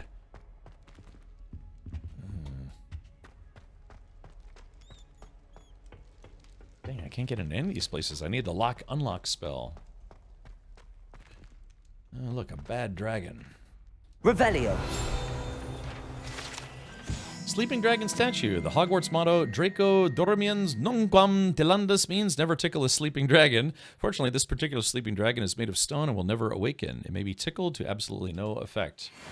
Or will it? I still wouldn't risk it. You know, you tickle it and it comes to life. I missed that night, had yoga. Oh, okay, gotcha. Staying Alive in Japanese is played on the trailer. Now I want to watch it. Yeah, bad dragon. Oh, like he was like, stop right there. What about this guy? Oh, telling me to slow my roll here.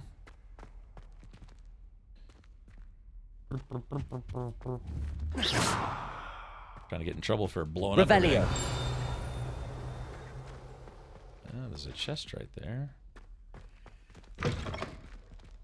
Yeah, where am I?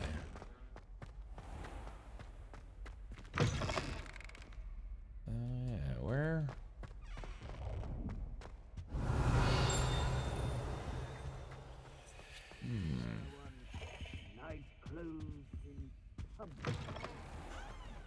What? Oh, this is it's a classroom.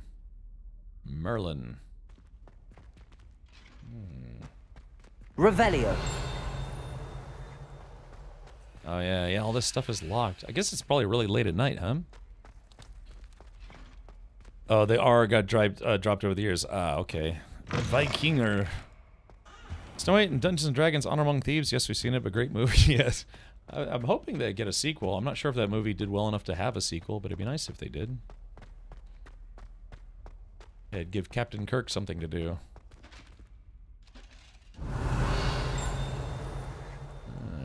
Wait a minute. Oh, yeah, hold on. It's one of those marbles or whatever.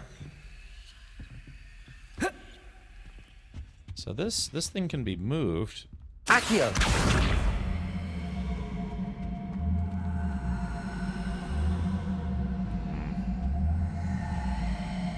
The question is why? Yeah, there's got to be a secret here. Also, nobody Google the words Professor Garlic and Rule and the number 34 in that exact order. Don't do it.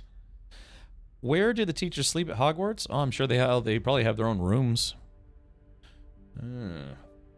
So I bet there's something on top of there. Revelio. Yeah, because why would this be here if they didn't want me to use it for something?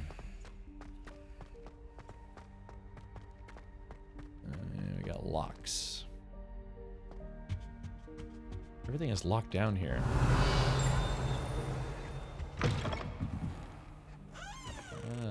Hey, it kind of reminds me of being in band class. I was in band class.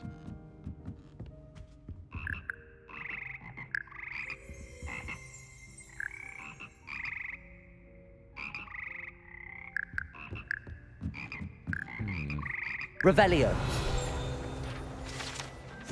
Frog Choir. Here perch the slimy yet symphonic frogs that comprise the Hogwarts Frog Choir. These magical amphibians can sing in 6-part harmony and hold a pitch better than most humans. I am the ultimate badass. State of the badass art. It's been a year. It's been a year. Atomic Candyman, thank you for putting up with me for an entire year. Thank you, buddy. If we get some sub-hypes in chat, that would be stupendous. Singing frogs. There we go. I got $500. Good job, me. Is this like a secret area? Yeah, I feel like we're in some place I probably shouldn't be. Revelio. Goblin artifacts. Okay. Yeah, horns that goblins would use. And goblins were feeling horny. I kind of feel like maybe I should go to bed.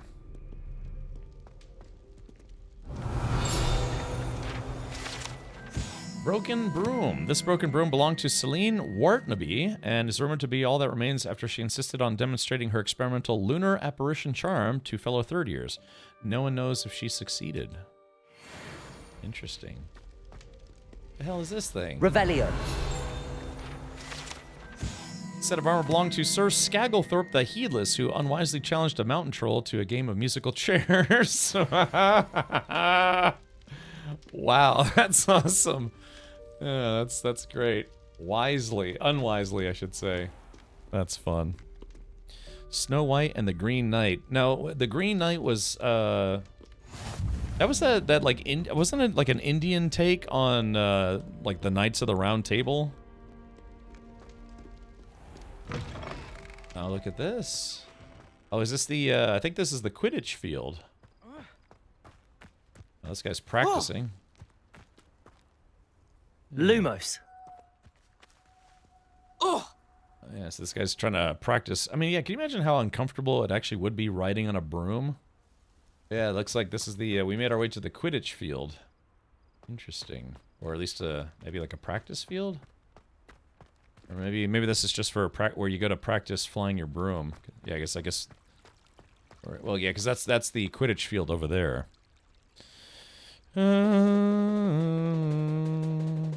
Oh, that looks like he's molesting the broom. Go on. So Sydney Sweeney is now selling soap with her bathwater infused into it. Obviously, I know Bella Big Tits was the OG bathwater seller. Actually, I don't think she really had that big of boobs. The latter person. Wasn't she ordered to stop doing that because it's a public health concern? Yes. Yeah, so I wonder how they got around that. Yeah, because you'd think selling someone's bathwater would be unsanitary. But I guess if it's been infused into a different product, maybe they can get away with it that way. I don't actually know what I'm doing. Okay, let's see.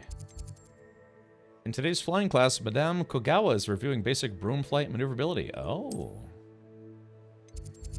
All right, well let's do that. I guess, does it have to be daytime? Or I guess we just wait, right? All right. That's weird. Why can't I? Not currently tracking anything. What do you mean I'm not tracking anything? I just clicked on it. Yeah, let's see. Oh, I did forget to hit the track button. Oh, I see how it is. I see how it is. Maybe I should sell my bathwater too, or used socks. How about some belly curry? How about some cheese curds toilet water? How's that sound? Yeah, your choice of pre-flush or post-flush. Okay, all right, here we go. Let's do this, chat. I'm gonna put my school uniform back on. Although it might look kind of fun flying around in my underwear. I don't know, chat. What do you think? Should I fly around in my underwear?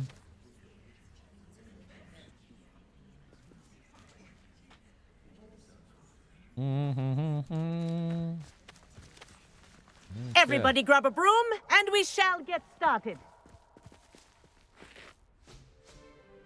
Yeah, I stand out like a sore Mr. thumb. Clopton, your attention, please. Sorry, Madam Kagawa. Everyone, please welcome a new student to our flying class. Hello. The goal of today is to remind all of you how to maneuver on a broomstick safely, as broom flight is, first and foremost, a means of transportation. This, I fear, some of you have forgotten. Diving, rolling, and loop-the-loops will not be taught or in fact tolerated in this class. We'll leave that to professional Quidditch players, like the Toyohashi Tengu. Not a fan, I take it?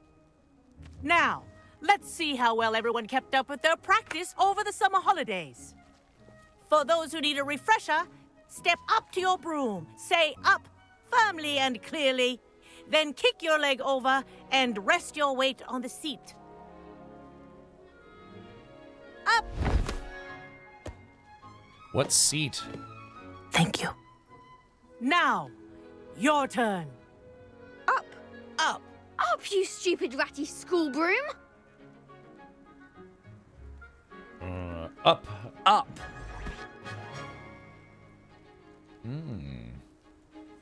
One leg over, so there's a leg on each side. None of that side saddle nonsense. A gust of wind will throw you right off. Does it have like a magic seat, or? I guess you don't sit like right on the broom. It's got like a visible seat or And something. if you hear my whistle while you're in flight, ground yourself at once. I hope this is fun. Good. Now, for your first lesson, fly through each ring in the courtyard. Do take care. The brooms are school property. This is brilliant. I want them returned in one piece. This'll take some getting used to.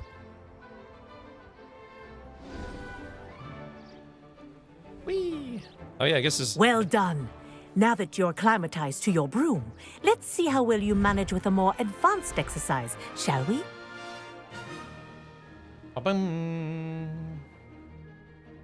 Gotta figure this is probably really dangerous. This next set of rings will take you around the grounds for more of a challenge. Okay. Yeah. What a view! Hello. Nice day for a flight. Yeah, here we go. Made it! Wonder if Did anyone else see that? wonder if they have broom racing or something. Ah, the old boathouse. Wish you could have experienced crossing the lake as a first year. Let's see. Okay. Alright, so far so good. Yeah, this isn't too bad. No floop de loops. Whoa, our aquatic resident likes to make an appearance once in a while.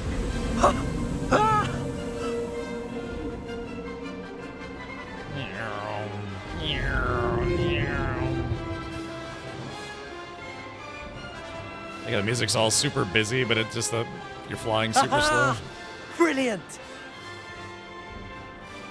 Yeah, there you go, Hogwarts, flying around Hogwarts. Oh. Oh, well done! Have a moment? Oh, this guy gonna try to get me into trouble. I think I'm wearing my underwear. I say, I watched you fly through those rings. You seem to handle yourself on that dusty school broom well enough. I'd imagine you're ready for something a bit more challenging.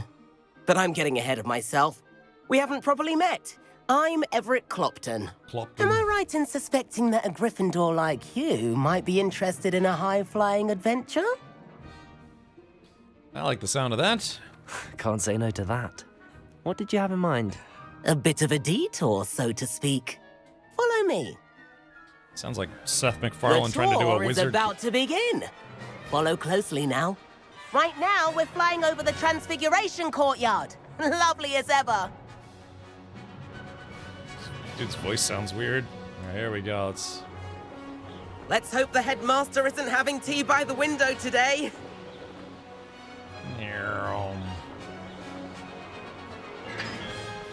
Nice to get above it all, isn't it? Sure, why not? Ahead of the gardens, the Hufflepuff common room windows just peek out. Bit claustrophobic for my taste. How is Everett flying so quickly? Here's something handy to know. Lean forward for a burst of speed. Helpful if you need to escape a tricky situation. Now that's more like it. You sure you're not part hippogriff? All right, there we go. There's the famous bridge. Think of all the magic holding it up. I mean, look at it. And the owlery. That's a bit of solid architecture, isn't it? Yeah, the Flying owl. tips and a jaunt around Hogwarts. This is quite the tour, Everett.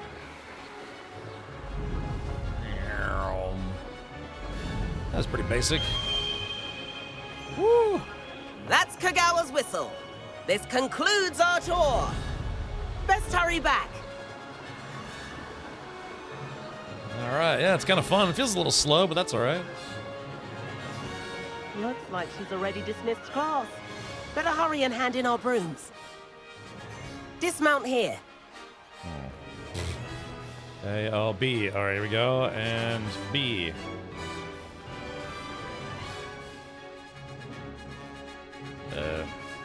B? All right. That was kind of fun. And where have you two been? Oh, hello, Professor. We were trying to get a bit of extra practice in. Hefty points will be taken from each of you for not following my instructions. Uh-oh. Mr. Clopton, I'm disappointed in you. You're in this class because you're still not showing yourself, or frankly, your broom the proper respect. Respect. But, Professor... Enough. Class is finished for the day. Stupid underwear. As for you, you do well to use better judgment in the future. Chin up. That was some rather good flying. There we go, yeah. Disciplined, but she actually secretly likes it, you know. Oh, mama. Sorry about that business with Kagawa, but you have to admit, those views were worth it. I have no regrets. It was worth losing a few house points for that detour. You seem at home on a broom. Bet if you had a fancy model, you could fly laps around Imelda. She's Kagawa's favorite. I could show her a thing or two if I had my own broom. Hate having to return the school broom after class. Perhaps I have to purchase a broom then. If you can, you should. Wish I could. I recommend visiting Albie Weeks at Spintwitches in Hogsmeade. He's always looking to test new models. I'll keep an eye out for you in the sky. Hey, guy. Let's see. Flying class. Challenge complete. I'm level 13 already. Good job, me. All right, so let's take a look here. Let's see. Okay, robes and cloaks. Yeah, superb. I still room of requirement. I don't know if I know what the room of requirement is. Does anyone know what that is? Room of requirement. Let's see, what else is there? Okay. There's that guy. Legendary math.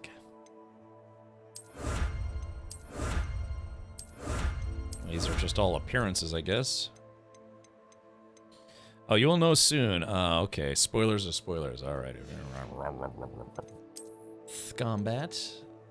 All right, let's see. Dark wizards. Goblins. Let's see. Oh, yeah. Spider Slayer. Okay. I'm probably going to have to go sell some more loot here in a little bit. Right next to the room with the Burger King room. All right, let's do that. All right, let me put on an actual outfit here. I look rather ridiculous. Okay, all right, let's do this, and then we do piss. I guess I should probably put on the base clothing first. Yeah, let's see here. All right. Oh, look at this. Wait, what is this outfit? Legendary armored attire. Oh, that actually looks kind of good. I kind of look like the what was it? Those kids from the other school. Yeah. Prisoner of Azkaban.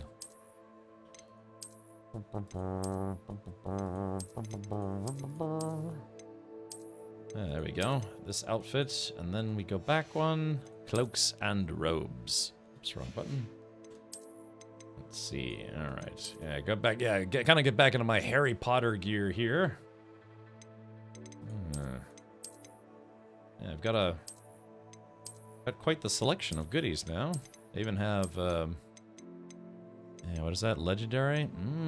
Should I put on all this legendary gear? Maybe. All right, let's take a look at what the whole outfit looks like. Yeah, look at this. Now that's an outfit, huh? Make me really stand out in class. Prisoners of Yes You Can. Yeah, exactly. I need a Kylo Ren. I think I have a Kylo Ren face mask I could wear. Let's see. Black Rivet Gubs. Yeah, face wear. Let's see. You got glasses, spectacles. I got the Harry Potter glasses. I thought I had a... Oh, yeah, here we go. Oh, yeah, geez, look at this. Yeah, look at this. Yeah, look like there's something. I look like a Death Eater in training. Oh, my goodness. All right, well, let's do this. I just want to look like a regular student. I'm still at Hogwarts. Okay.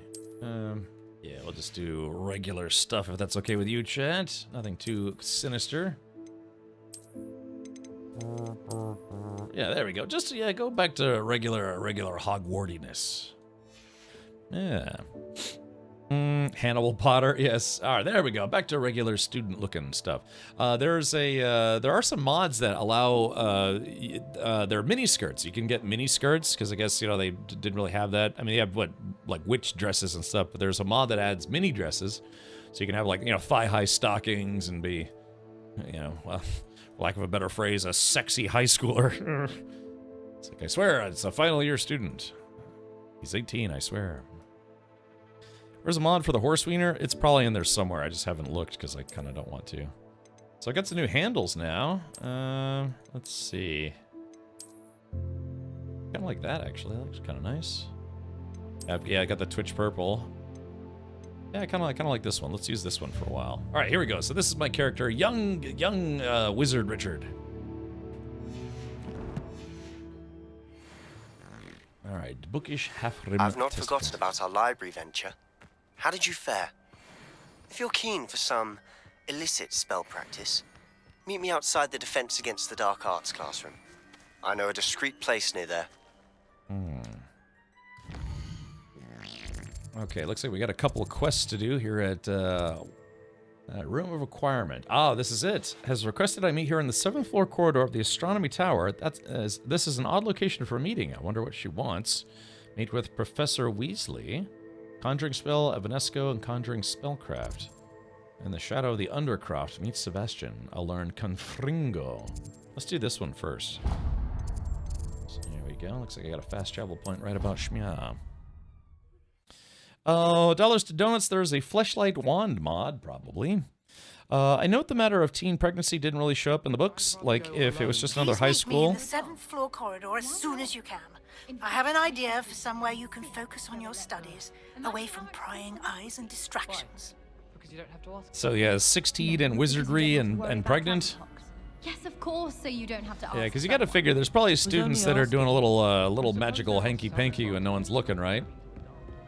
So, yeah, I mean, teenager's gonna teenager, right?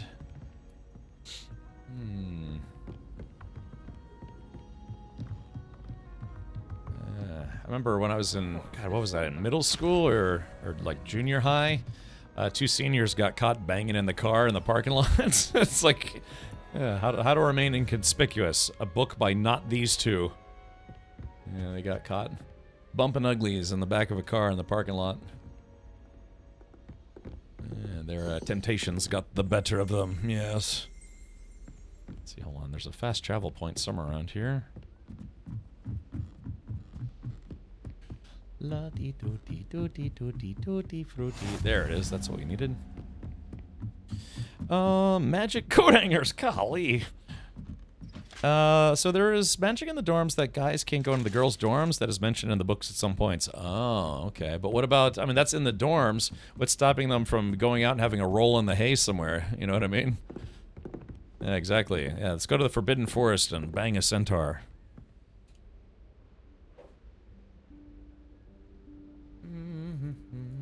Professor Weasley? Weasley? I'm British. Really, I am. Somewhere away from prying eyes. Prying guys. Yeah, there's like, maybe they cast anti-boner magic on all the dudes in this school.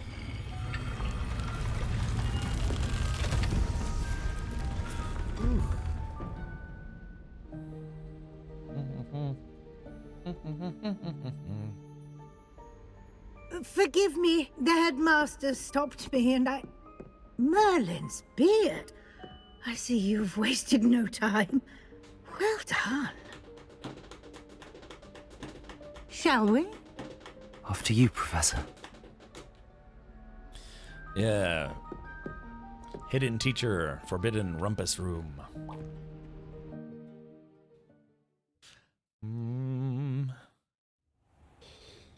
Ooh, oh golly. I had weird dreams last night. Kept waking up. Ugh. What is this place? This is the Room of Requirement. There it is. It only appears when one is in real need of it. Ordinarily, a student might stumble upon this room entirely by accident. If ever. I'd only planned to suggest to you how to find it by walking past that bit of wall, focusing on what you need. But you managed to reveal the room on your own. While I'm here, we should take advantage of the moment. Now, where is Deke? He must have sneaked past and gone Take ahead. advantage of the moment, Deke, eh? Professor. The house elf I was speaking She's to in looking my for my classroom Deke? your first day. Thought he might help you use the room once you found it. There's no chance I'm clambering over this mess. Oh, golly. Ugh. Yawn. This presents the perfect opportunity to teach you Evanesco, I've the heard of that vanishing band. spell. You can cast Evanesco to vanish certain objects, such as these chairs and other things here in the room. I suggest you practice the wand movements first, then you can clear the chairs away. Okay, so let's do this. Yeah. Yeah. Yeah, so... Splendid. Now, cast Evanesco on those chairs. Okay, so let's see. We've got a utilitarian spell, so we'll do... yeah, put it right there. Okay, here we go, and... Excellent work. You'll note that you are now in possession of Moonstone. We shall discuss its uses later. Let's move on. I'll do one better at my school after my time there on the Where in Merlin's name is on that? the athletes bus headed back from a game. A girl was riding a guy in one of the back seats. The grump old athletic director went back to grab a water. Looked over and saw her mid-ride with him still inside. It was a whole thing, and after that, the two teams rode separate buses. Yeah, it's like, can you not wait until you're off the bus? Golly, man, I mean, you got to figure it's basically like you're banging in front of people, right? You're on a bus, a school bus. Oh yeah, I got a talent point. That's right. Yeah. Let's see, core.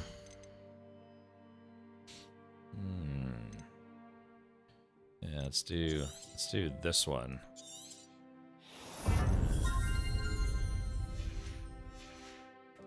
On the bus. They don't know whether they can do it after the ride. Oh, maybe. Is that... Goodness. My old school bag. I wondered where that had got to. I can't believe it's still here. I'll just take a quick look at this.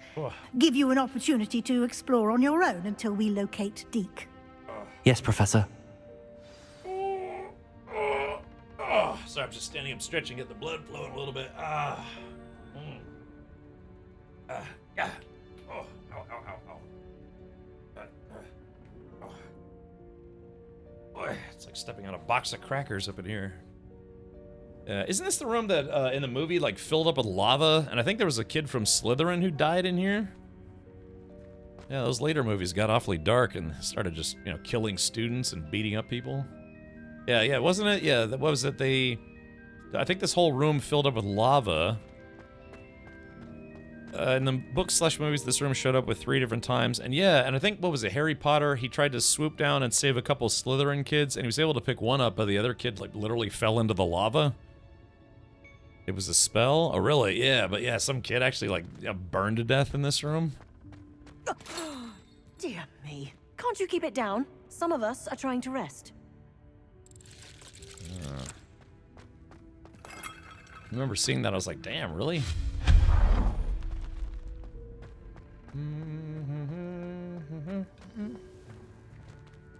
Let's see. Let's do this. Accio.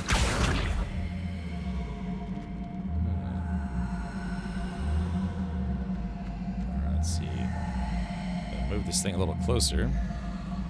This room provides what you want. The first Harry Potter book, Dumbledore said it provided him a bunch of urinals. Then it got used in book 5 for the Resistance. Ah. I see. Ah, there we go. Green striped gloves of terribleness. A little bit of tea. Yeah, let's just drink random tea we found in a dusty old room. That's a good idea. I wonder what I would find in here.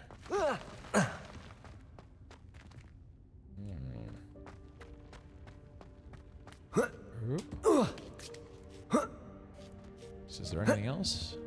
I guess I can't go that way. Yes, it did once. They were in this config of the room. The room sensed Harry needed help and gave it to him. Oh, okay.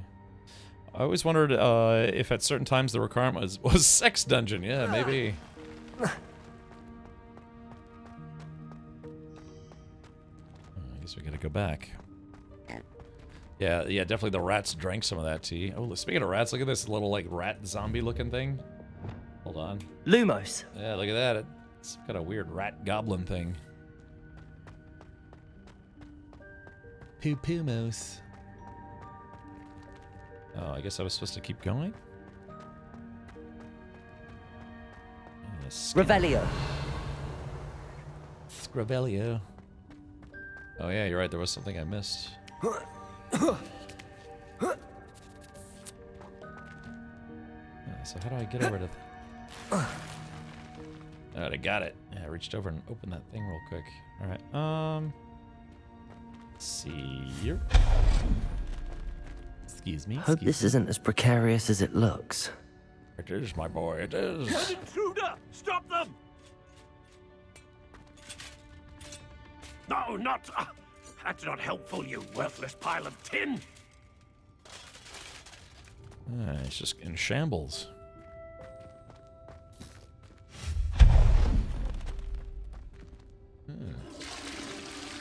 There we go, dropping kids off at the pool. Bit offended the room thought I needed a bath. Cheeky thing. Yes. That's fun. The company that made this game, where were they based out of? Were they based in the US or were they based in Europe or... Explain, chat. I need an explanation. You see, the Viagra Connect doesn't do just... Oh, uh-oh. Oh, Accio. Okay, gotcha. How does anyone other than a house elf manage to get around in here? They're based out of Utah. Okay, gotcha. Revelio. Oh, yeah. Wait a minute. Yeah, there's something up there. Something that I missed. Let's see. Schmavelio. Let's see. Let's try a little Accio action. Accio! I'd have to figure out how to get up there somehow.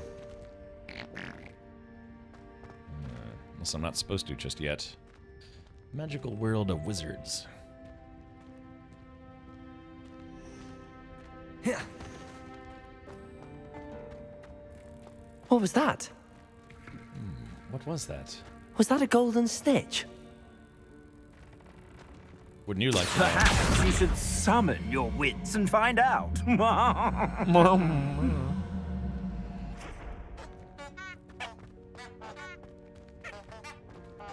Yeah, I think the plants wouldn't get a lot of light around here. Revelio.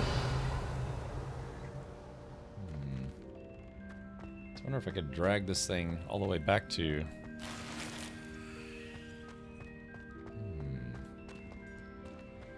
La da da da da. Like the whimsical soundtrack. What do we have here? Accio. Let's see, can I jump? Huh?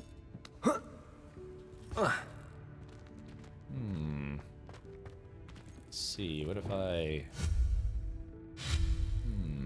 Nothing to interact with there, but it looks like there's something I need to do here. Oh, yeah, what do you think is the... Lumos. What do you think we need to do here? Accio. Oh, there's a chest in there. Question is, how do I get to it? It won't let me jump over that. Yeah, there's a loot chest in there. So what do we think, chat? How do we... let's see. It was founded in 1995 by Avalanche Master. Yeah, it doesn't look like there's... Yeah, so this is a little bit of a puzzle. So how do we...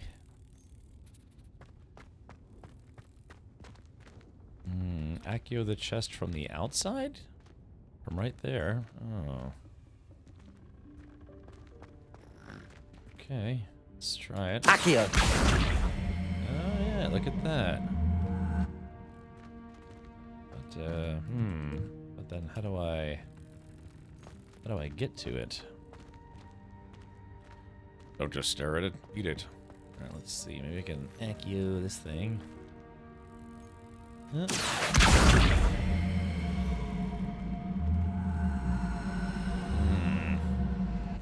Need to yank the other box. Let me get it. Okay, yeah, maybe they patched it or something. All right, let me... Accio. Okay, hold on. I think that might have disheveled it enough. Alright, so there's that.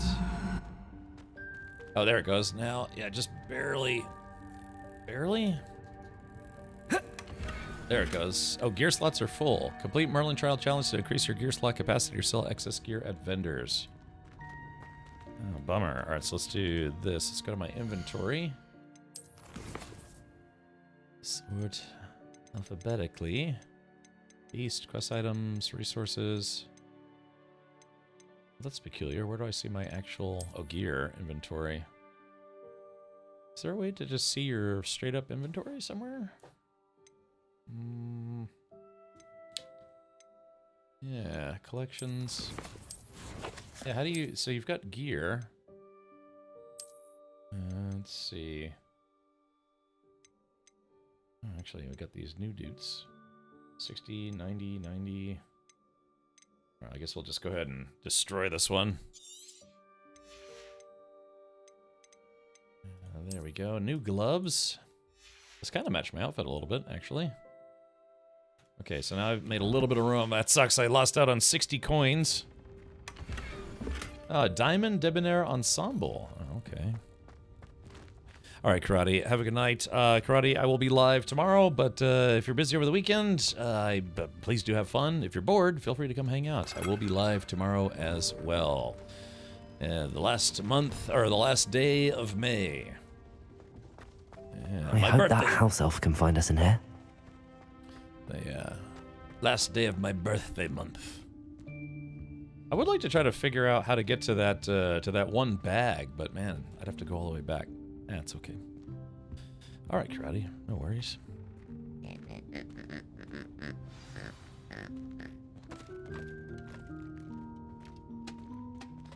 Yeah, there is. House elf right there. Yikes! Careful! Huh? Oh, there you are. It's my Wait Deke. right there. Deke will come to you. Hey, look, everybody, it's my Deke. Steek. Hello. Ah, Deke, we've been looking for you. Apologies, Professor Weasley. Deke was looking through some of what's appeared in the room since Deke was last here. Is this the student? Indeed it is. Deke is honored to meet you. Deke has been a friend since I was a second year. We discovered this room together. I mentioned you to Deke. We believe that you might be able to benefit from this room like I did. Deke, would you be so kind? Of course, Professor Weasley. The Room of Requirement will always be equipped for the Seeker's needs.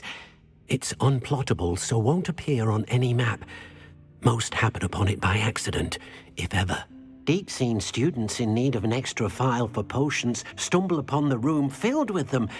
You seem to have accessed it in its form as the Room of Hidden Things. I was thinking about needing a place away from prying eyes.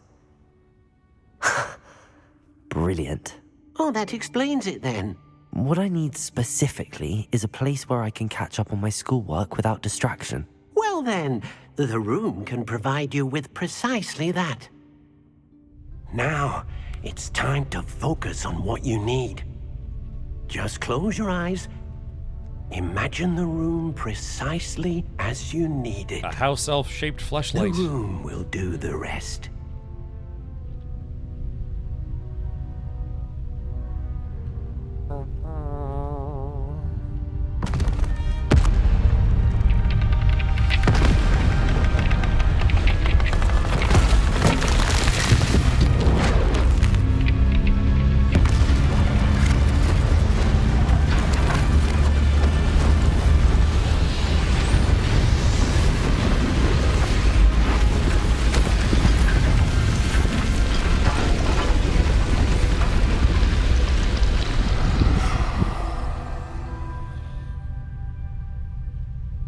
You've given yourself quite a canvas to work with.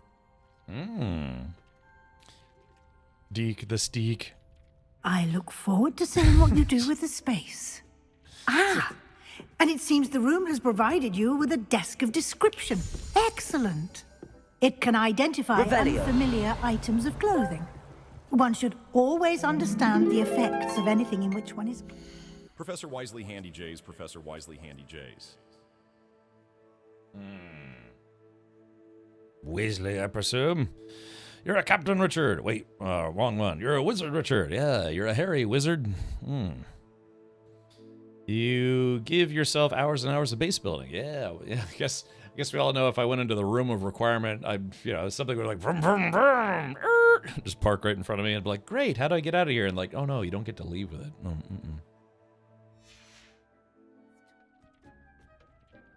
To unlock the Desk of Description, use it to reveal the magical properties of any unidentified gear that you've collected. Well, can do. Okay, so I found a tanned cloak that I don't need. Well, that's good. Oh, your dad's retirement You'll find party. plenty of items of clothing that need to be identified. The desk will be an invaluable resource. Where do these owls poop? They fly in here and hang out. But, birds, they just kind of crap whenever they want. You're a Harry Wizard. My Room of Requirement would be full of kitties. Yay, you just roll around. It's like literally the whole room is made out of kittens. You just feel bad 'cause you're like stepping on them. Like, just so you can like pet the walls. It's all like the walls like, just literally made out of cats that are just like, please kill me. You're like, good kitty. They're like, no. Please end my life. This is torture. Because it's literally walls just made out of cats. You're stepping on kitten floor things like meow, meow, meow, meow, meow, ow, ow, meow. You want a room full of cats, not a room made of cats. That would be bad. Maybe the owl knows how to clean. It is a magical owl, so that's a good point. All right.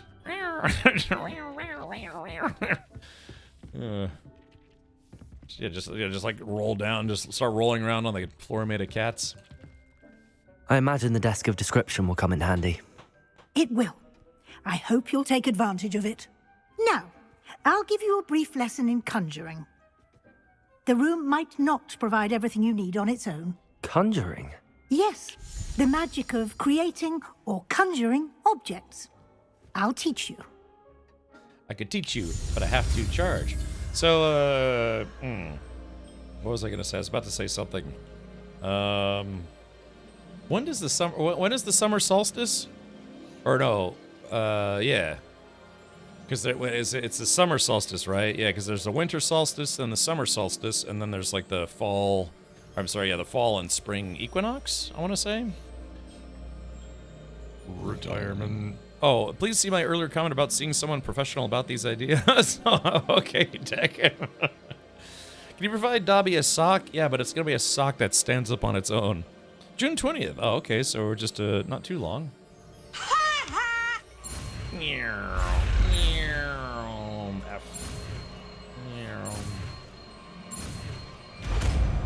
Getting good at these spell things. Ugh. Very good.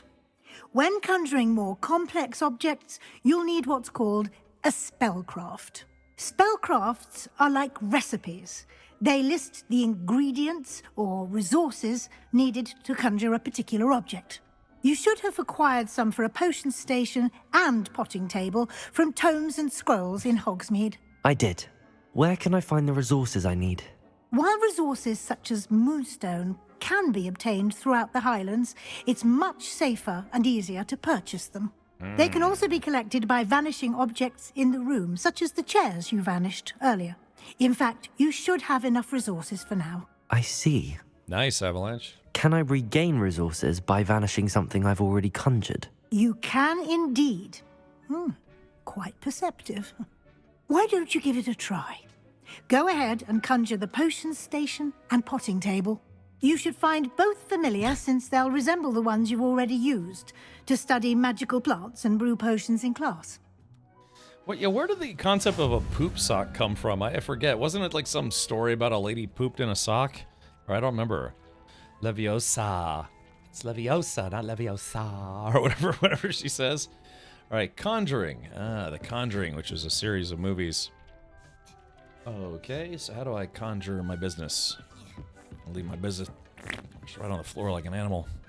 I was going to get Hendrix for Saturday night. Is that recommended? I'm not a gin guy, so I wouldn't be the best person to ask if you enjoy gin. Gin tastes like boiled pine cones, and I'm not a big fan of it.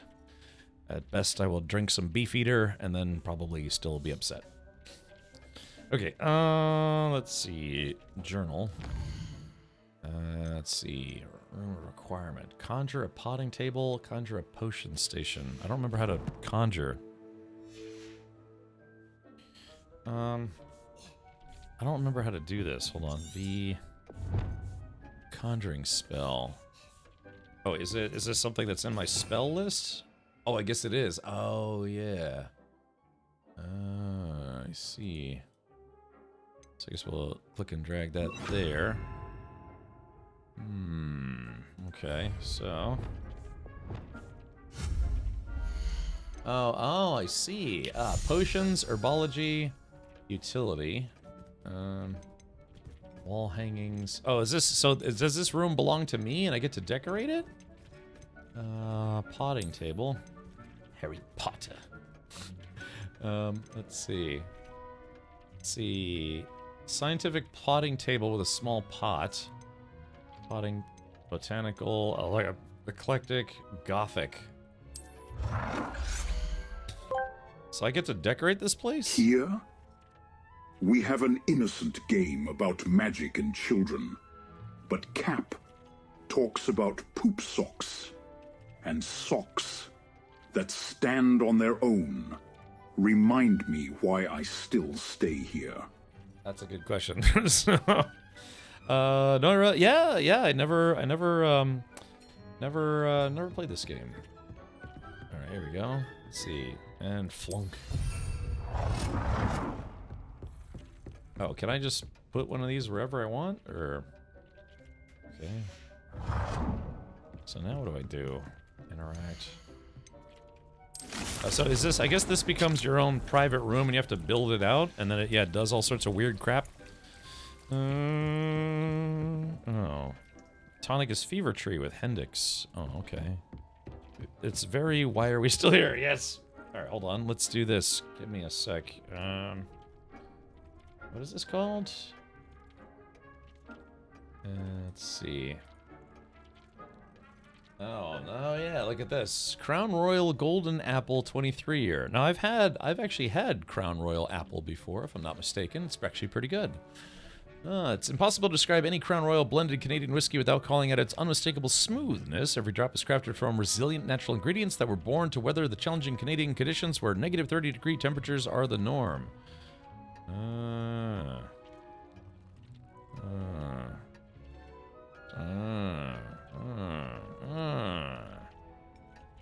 Okay. Alright, well, there you go. If you like Crown Royal, give it a go. Although it's a little on the pricey side. Yeah, I think the most expensive liquor I've had is Johnny Walker Blue Label, but that's, you know, that's not, like, terribly expensive. I think it's, yeah, what, $200, $250 a bottle? Let's see. Osprey and Prey redeemed mod poll. Yeah, I don't know if the mods want to make a poll. I don't know. I tried to do some more channel point redemption stuff, but I have no idea how that's supposed to work. Let's take a look here. Okay. Alright, let's close this. Okay, alright, very good. It is plus 30 today? In Celsius? It asked, I redeemed. Okay, yeah, I don't know, did the mods get any kind of update as to what they're supposed to do with that? I don't know, I tried some new stuff, or I'm trying some new stuff. Hopefully it'll be fun. Okay, now I need to make a potion station. Alright, so let's do this. Potions. What does this do? What is this? Hopping pots. Oh, here we go. Let's see. Small scientific, small botanical, small eclectic, small gothic. So I can just stick these wherever I want, huh? Okay, so as long as I just jam it, like, right there. Well done. You can use these whenever you need to brew potions or grow plants. Presuming, of course, you've collected any seeds or potion ingredients you need in Hogsmeade or outside the castle grounds. I'll give you my seed. Deek will be here to answer any questions you may have. Do not underestimate his insights.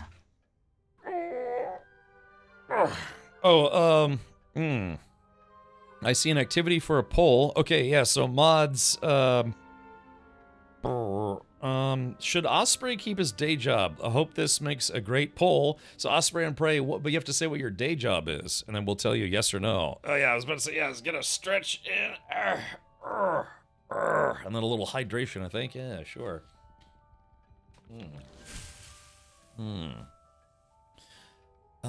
Yeah, I wonder if, is that supposed to be only something that mods can use? I don't know, I gotta read into it a little bit.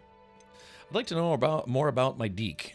Can you tell me a bit more about Deek? He's been at Hogwarts longer than I have, and seems to know its every nook, cranny, and secret. We discovered this room together when I was a student. Deek has had a good deal of experience, both here at Hogwarts and at a previous post. I shall let Deek tell you more when he's ready, but again, you would be wise to listen to any suggestions he may have. I hope you have a great weekend. Well, thank you, Osprey and Prey. Yeah, I'm sorry, man. I'll have to, thank you for the bits, by the way. I'll have to figure out how to actually use that command. Oh, yeah, it is current. Should Osprey and Prey keep his day job? Okay, well, yeah, I guess the poll is now live. Thank you, Matt Rodeo. But what's your day job? Because if your day job is like, oh, I don't know, I'm a professional kitten stomper. It's like, yeah, you probably should maybe get a different job. Yeah, professional puppy punter. It's like, yeah, maybe not the best job to have. No. Matt. I like that, Matt. I'm helping. I'm helping. So yeah, what's your day job though? Professional fart smeller. Yeah, maybe a different job is in order. Wow, we actually had a lot of votes. 31 votes already. Interesting. Okay, Can I use this type of transfiguration magic outside of the room? Conjuring and vanishing are strictly forbidden elsewhere in the castle. We've charms in place to enforce that. It would be exhausting to reverse the errors in both judgment and magic. But the Room of Requirement has its own rules. Ah, I see. Let's see. Friday is drink night for me. I am 3 gins in happily. Ah, fancy. Comes out of the whole... Sorry, I'm trying to make a noose out of the strings in my shorts. I'm trying to remember... Yeah, you ever... Let's see, it took... Hold on, see. 1, 2, 3... And then you tie it... Sorry, I'm just... God, I'm an ADHD kid. I was... Power one. The power Hey, Gatos. The power of many. Alright, so, let's see. Okay. Well, let's see. The, should Osprey and Prey keep his day job? Yeah, there was 144 votes? Well, that's a lot, actually. I will be sure to speak with Deke if I need anything. Thank you. Good luck. I shall linger a bit longer in case you'd like to learn another transfiguration spell for use in the room. Nice. A lot of votes, actually. Interesting. Alright, let's see. I'm ready for the next lesson, Professor. Very well. First, you'll need to gather some moonstone. You can acquire it by vanishing items here in the Room of Requirement, or you can gather it carefully outside of the Hogwarts grounds. Return to me once you've gathered enough, and we shall begin the lesson. Oh, it was set. Oh, yeah. Okay, yeah. You have to limit the number of votes, right? Yeah. When you're setting it up, you can choose to allow people to vote more than once, which doesn't make sense. All you have to do is click, click, click, click, click, click, click, click, click, click, click, click. Yeah, I set up voting to 1 coin each. Oh, yeah. Usually I just leave that blank. Otherwise, yeah, people just buy votes or whatever. Okay. All right. Well, let's try this. Let's see what else I can make. Utility, wall hangings. Oh, is this? I guess this is where you're supposed to be able to decorate crap, right? Oh yeah, look at this. So you can be like, it'd be nice if they had a grid snapping system. Or do they? Yeah, do they have a snapping system? Alright, let's see.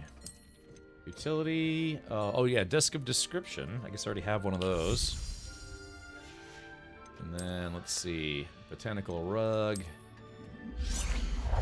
Yeah, I've got all these. I'm a thug with a rug. Oh yeah, conjuration decorations. Oh yeah, so I guess if you want to have your own, like, wizard bedroom. Oh yeah, there's all these paintings. Niffler and Witch. Oh really? That could be fun. Yeah, Niffler and Witch.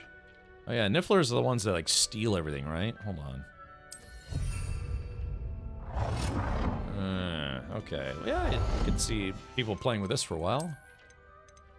Yeah, I don't know. I'm not much of an interior decorator. I just wanted to see what kind of utilitarian stuff. Potions, herbology, utility, wall hangings, artwork, decorations, furniture, rugs, seating, tables, statues. Yeah, so this is...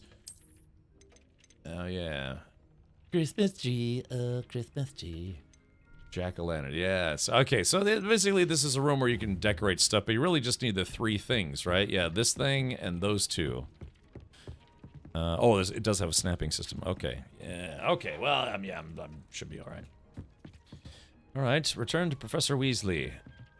Okay, here we go. I have the moonstone you requested, Professor. Good. Then we may begin your lesson.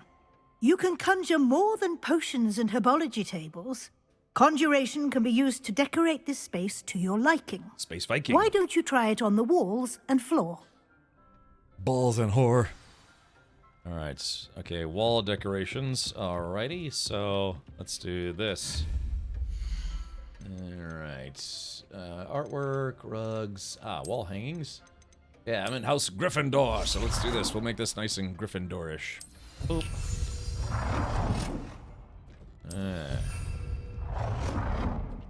Okay. What else is there? Yeah, is this the snapping system? Is that how that works? Deep's no herbology professor, but some plants here seem to be ready to harvest. Disable snapping. It says control. Hold control to disable snapping, but I'm trying to enable snapping and it's not re-enabling. Let's see. Oh yeah, you can make it bigger. Can you make it bigger? I guess that's good right about there. Yeah, a bunch of griffin dorks. Okay, so now I need some floor decorations. Alright, hold on, what is this thing? Hold on. Skull and candle shelf. Ooh, yeah, got our necromancy on. So, let's see. The shelf. How do I... Must be placed against a flat surface. Okay. Oh, I see. Oh, it's that kind of thing. Oh, yeah. I guess it does kind of have a snapping system, doesn't it? Alright, here we go. Floor decorations. Alright, here we go. Alright, what's on the floor? Alright, so rugs, decorations. Alright, so we'll do telescope, scientific, botanical, gothic. Yes, gothic. Let's see, so very gothic. Oh, I gotta put this in the playable space? So what does that mean? Oh, yeah, right about... Oh, over there? Yeah, it's like kind of a snapping system. Yeah, here we go. Yep. I'm gonna put like just a big pile of crap on the floor.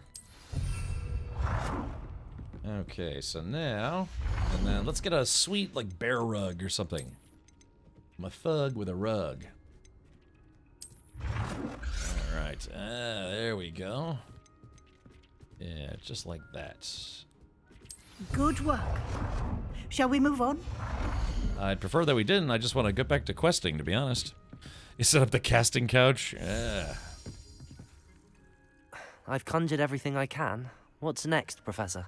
I think you're ready to take on alteration. The altering spell will allow you to customize any conjured item. You can change the colors, patterns, and styles of your furniture to suit your taste. Let's get started, shall we? Watch closely as I demonstrate how to perform the altering spell. Okay, here we go. Alteration. It's all like the decorating stuff. I mean, it's cool and all. I don't know.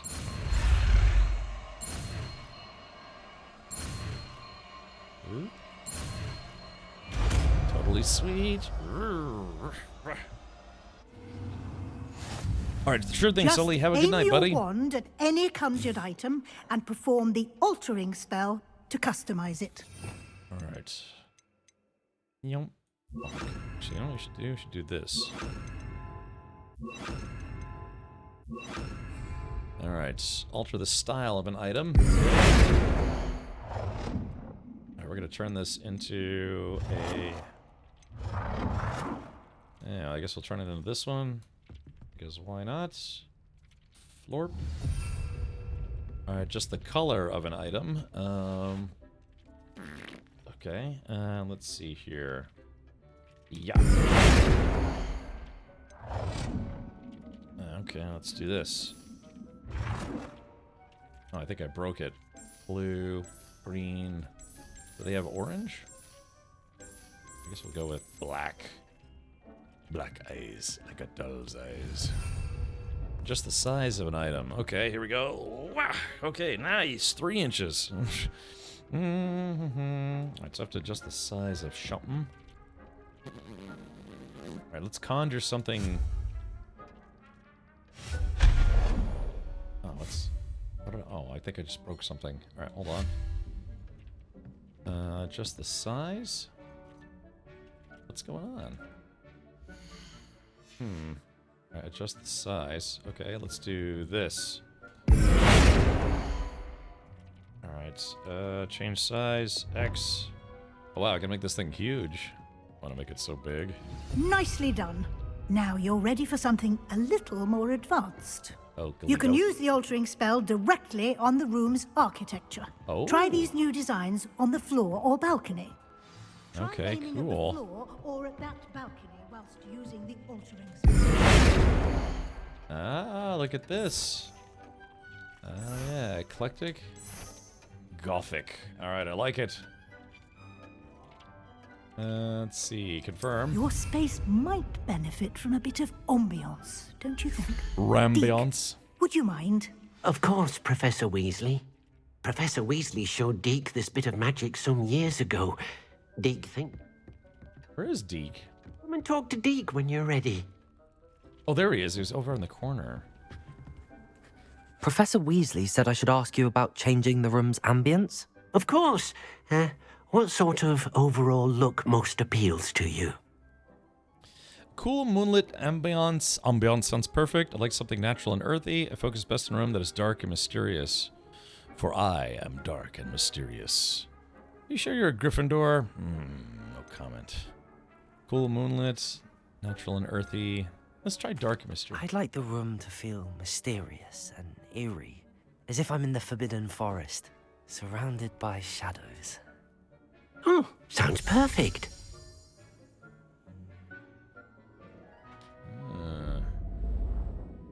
Ooh, oh, look at this. Yeah, well, I went with a red rug on a green floor. Quite a difference. Of course, you needn't keep this style if you don't like it. You can always ask Deke to change it back. Now you have learnt a good bit about alteration. Thank you, Professor. The room is full of possibilities. Indeed. No matter how much time I spend here, the room always manages to surprise me. Uh-oh. Ah, I got a secret entrance here. Moist and depressing, yes. Dickus. Guys, I think he's an undercover Slytherin. Yeah, what would I have to learn, like parcel tongue?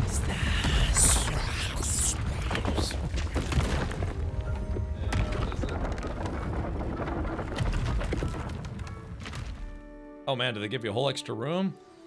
An even bigger space. How did that happen? The room equips itself to your needs. It must have sensed that you needed more space to practice spellcasting. It's going okay, Mike. If you'd like to customize the space further, you can use these spellcrafts. You'll find more of them both inside and outside the school. Thank you, Professor. I shall keep an eye out. Good. I'll leave you to it. This is your space now. Use it wisely. What if I don't want to? Yeah.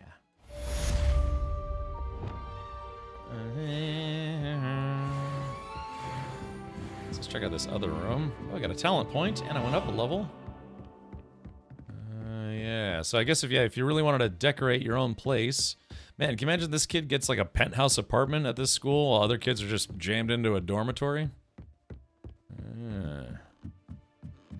Yeah, it's getting spoiled up in here. Wait, where is Deke? Okay, let's try the other ambiance feelings. I'd like to ask you about changing the room's ambience. Of course. What sort of overall look most appeals to you?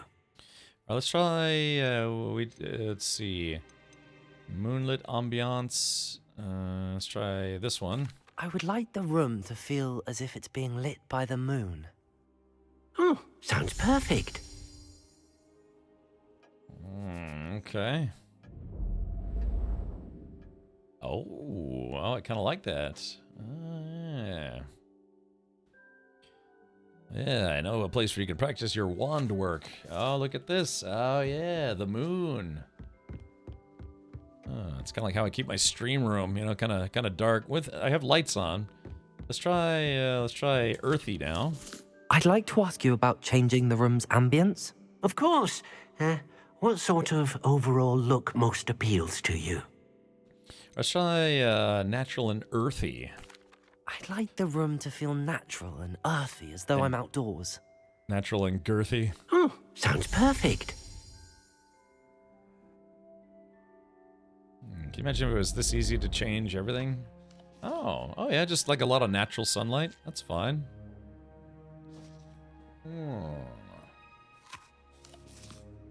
Yeah, kind of sunny. Makes you almost feel like a lot of this is just lighting difference, color temperature, but yeah, it feels a little brighter in here as if it was a nice Sunday morning.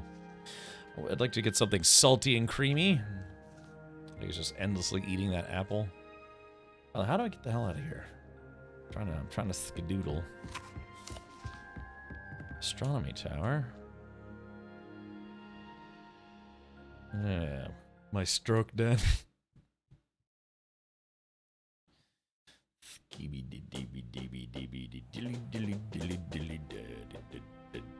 Alright, the room of requirements. So I guess I have permanent access to that now, so that's good. Oh, it disappears. Oh, wait a minute.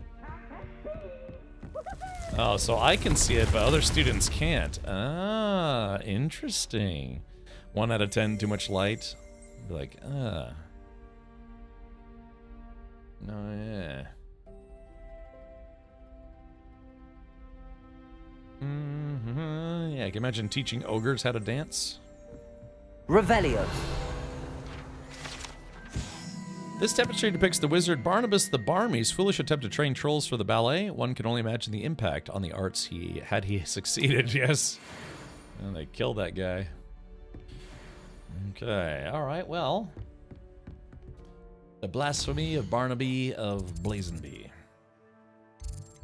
Let's do this. We gotta meet old Jerk Pants himself. Those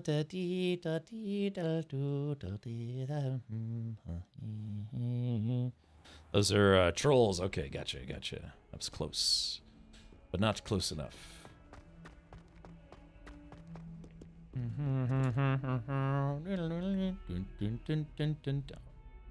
Over here.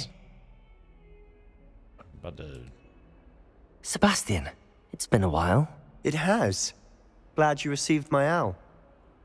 I have something to show you. First, let me thank you for what you did in the library. Of course. Scribner tried to give me detention, but I have ways out of these things. Well, you took the fall for me, and that counts for something. Did you find what you were looking for? I did, but something was missing. I'm not sure here is the best place to discuss it. Understood. We can talk more in a moment, in the Undercroft. Not even the professors know about this place.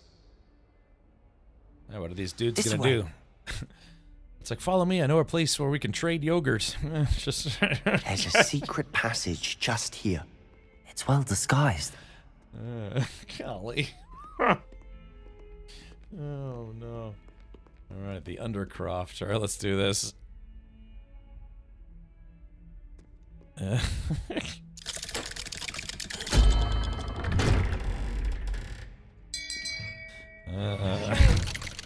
Shame.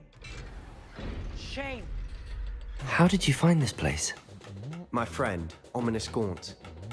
He named it the Undercroft. We used to play gobstones here all the time. With my sister, Anne. Last name Frank. She loved that infernal game. What I wouldn't give to lose to her again. Oh, I should tell you, I swore to Ominous I would safeguard this place. So please, keep this between us. He never confides in anyone. But he's trusted me since the day we met. I wouldn't want to jeopardize that. We used to sneak in here almost daily. We've never been caught. Yeah.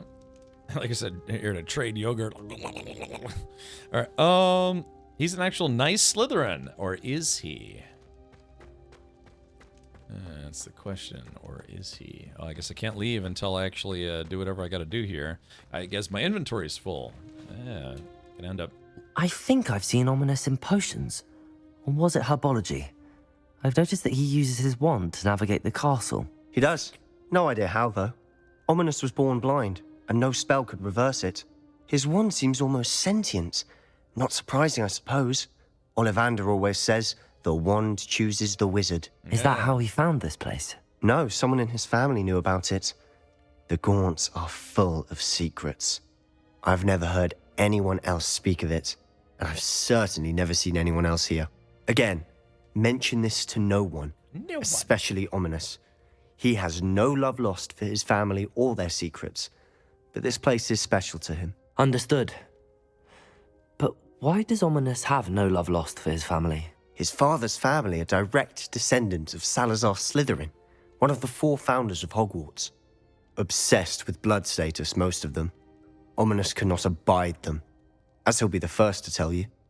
Anyway, the Undercroft has been a perfect place to sneak off to, away from prying eyes, and even practice otherwise forbidden spells. Really? Like what? Like the blasting curse. Professors say it's not an appropriate spell to teach students. Oh, it's ridiculous. A proper magical education ought to include all magic. My thoughts exactly. A spell like Confringo is only truly dangerous in untrained hands. Such spells should be properly taught, not banned. To be fair, I'm admittedly partial to more fiery forms of magic. But you should learn it. I can teach it to you safely here. What's this going to cost me? It may take a while to get the feel for it. Mimic my wand movement. The incantation is Confringo. Very well. Hey, you gotta let me stick my wand in your Chamber of Secrets to learn the spell.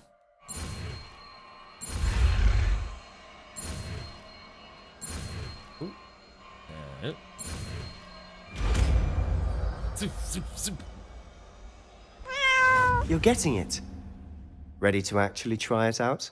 Oh, baby. Stick to the targets, though. Best to keep the Undercroft intact. Okay, so let's do this. I guess we'll do... Stupid horse penis. Confringo. So it looks like Confringo. Incendio. Confringo. Yeah, it looks like it's a damage spell. Okay, let's take... I guess we'll use...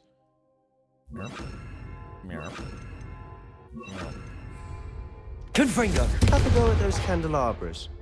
Both have their uses, but I think you'll find that a Confringo cast travels a bit farther than that of a spell like Incendio. Nice work. How's it feel? How does it feel? It's a tad hot. You'll get used to it. That's it! I think I've got it. Oh, here we go. Well done. I have to say, I enjoyed that. The first time Ominous and I practiced Confringo, we singed our eyebrows. I would have paid to see that. I swore we'd never live it down. To this day, there's something about that spell that's addictive. Fire! Fire! This is exactly the type of magic I've been hoping to learn. There's more where that came from. Been practicing similar spells here for ages. Although, I didn't tell Anne and Ominous about every one. Haven't been here in some time. It's not the same without Anne. I'm sorry about your sister. If there's anything I can do... Perhaps when I next head to Feldcroft, you could come along. Meet Anne. She could use some cheering up. I don't want to impose. I'd be glad to. Just let me know when and I'll meet you. Oh, she misses Hogwarts. She's been stuck at home with our guardian, Uncle Solomon. Unfortunately, you'll have to meet him too. Well, meeting a new student will be precisely what she needs. I shall look forward to it. Cheers. By the way, what was it you couldn't discuss out in the hall earlier? I'm not sure where to start. You said something was missing from what you found in the library. Might it have something to do with Victor Rookwood? He didn't mistake you for someone else at all in Hogsmeade, did he? Nothing gets past you. I'll tell you what I can. Rookwood and Ranrock are trying to recover something they think I took from a vault in Gringotts. Gringotts? When were you there? Professor Fig and I wound up there after the dragon attack. There was this port key that... A port key?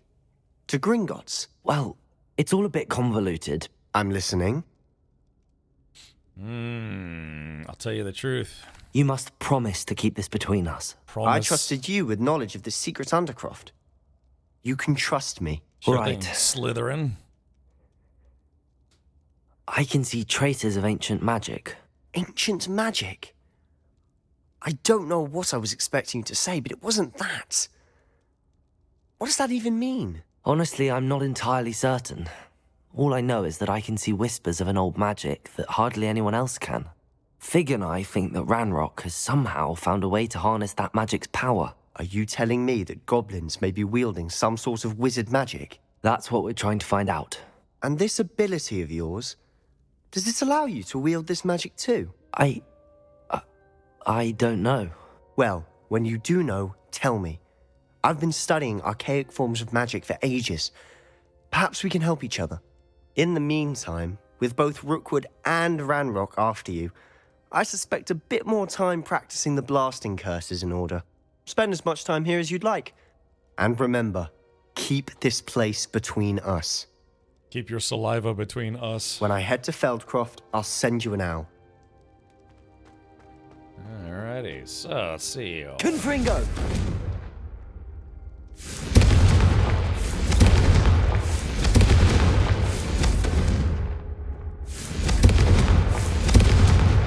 Expelliarmus! Incendio! Yeah. And I'm just destroying. Confringo! That's a beefy ass spell, yeah. Expelliarmus! In fact, let's do this. Let's see. Oh. Did you just cast Can of Pringles? I did. Is this legal? I hope so. Or you're spilling the beans to a Sebastian? Probably a good choice, but don't tell other people you stole Sebastian. Yeah, maybe I should have been in House Slytherin. I like to play with my snakes, so it makes sense. Yeah. Let's do T. Let's do Expelliarmus there. Incendio! Expelliarmus! Oops, hold on, I messed up. Let's see. So I've got basically short range fire. Incendio! Long range fire. Confringo! And then Expelliarmus! These nasty ass spells. Confringo! Incendio! I like it. Now those are some beefy spells. Alright, look, I gotta go sell some gear. Yeah, bull at a china shop, right. How much did you tell him? I told him that I can see ancient magic. So now he knows. Oh.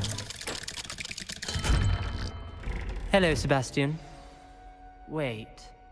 Uh-oh. You there. I can hear you. Oh, hello. Ominous, isn't it?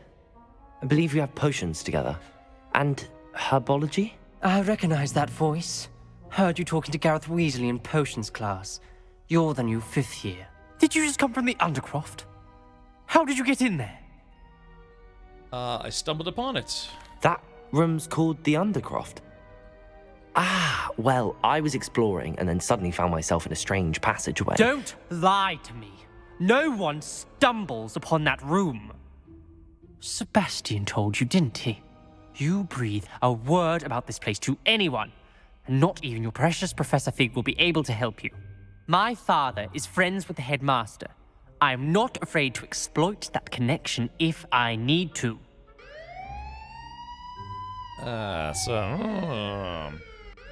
So this guy, Ominous God, who's blind, unfortunately, I guess he's a descendant of the original Slytherin guy. Captain Leo, thank you for 108 months. Thank you, buddy. Hopefully been doing well. Oh, jeez, Billion. You needn't threaten me. I'm not going to say anything about your Undercroft. And Sebastian is a good friend. You shouldn't immediately assume the worst of him. I don't need you to tell me about my oldest friend. Thank you very much. Ominous, I just meant... I know what you meant. Sebastian gets himself in enough trouble. He doesn't need your help. Sebastian is going to get an earful about this.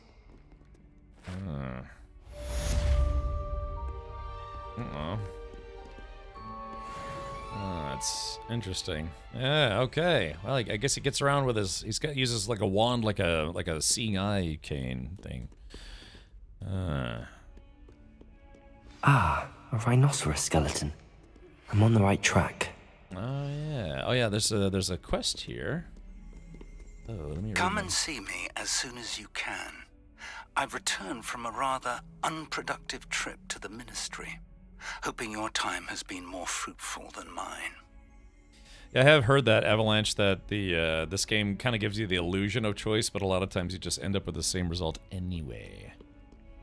But that's okay. It's like a Telltale game. So yeah, there was some kind of thing I needed to do, but that's part of a side quest. Although I am here.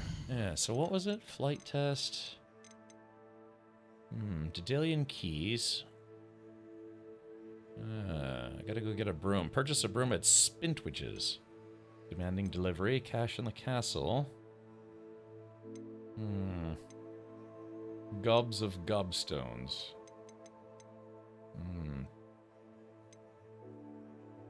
I'm just gonna go to place. Actually, before we do anything, chat, I need to cast the spell of draining my bladder. I would like to teach you Wingardium Leviosa.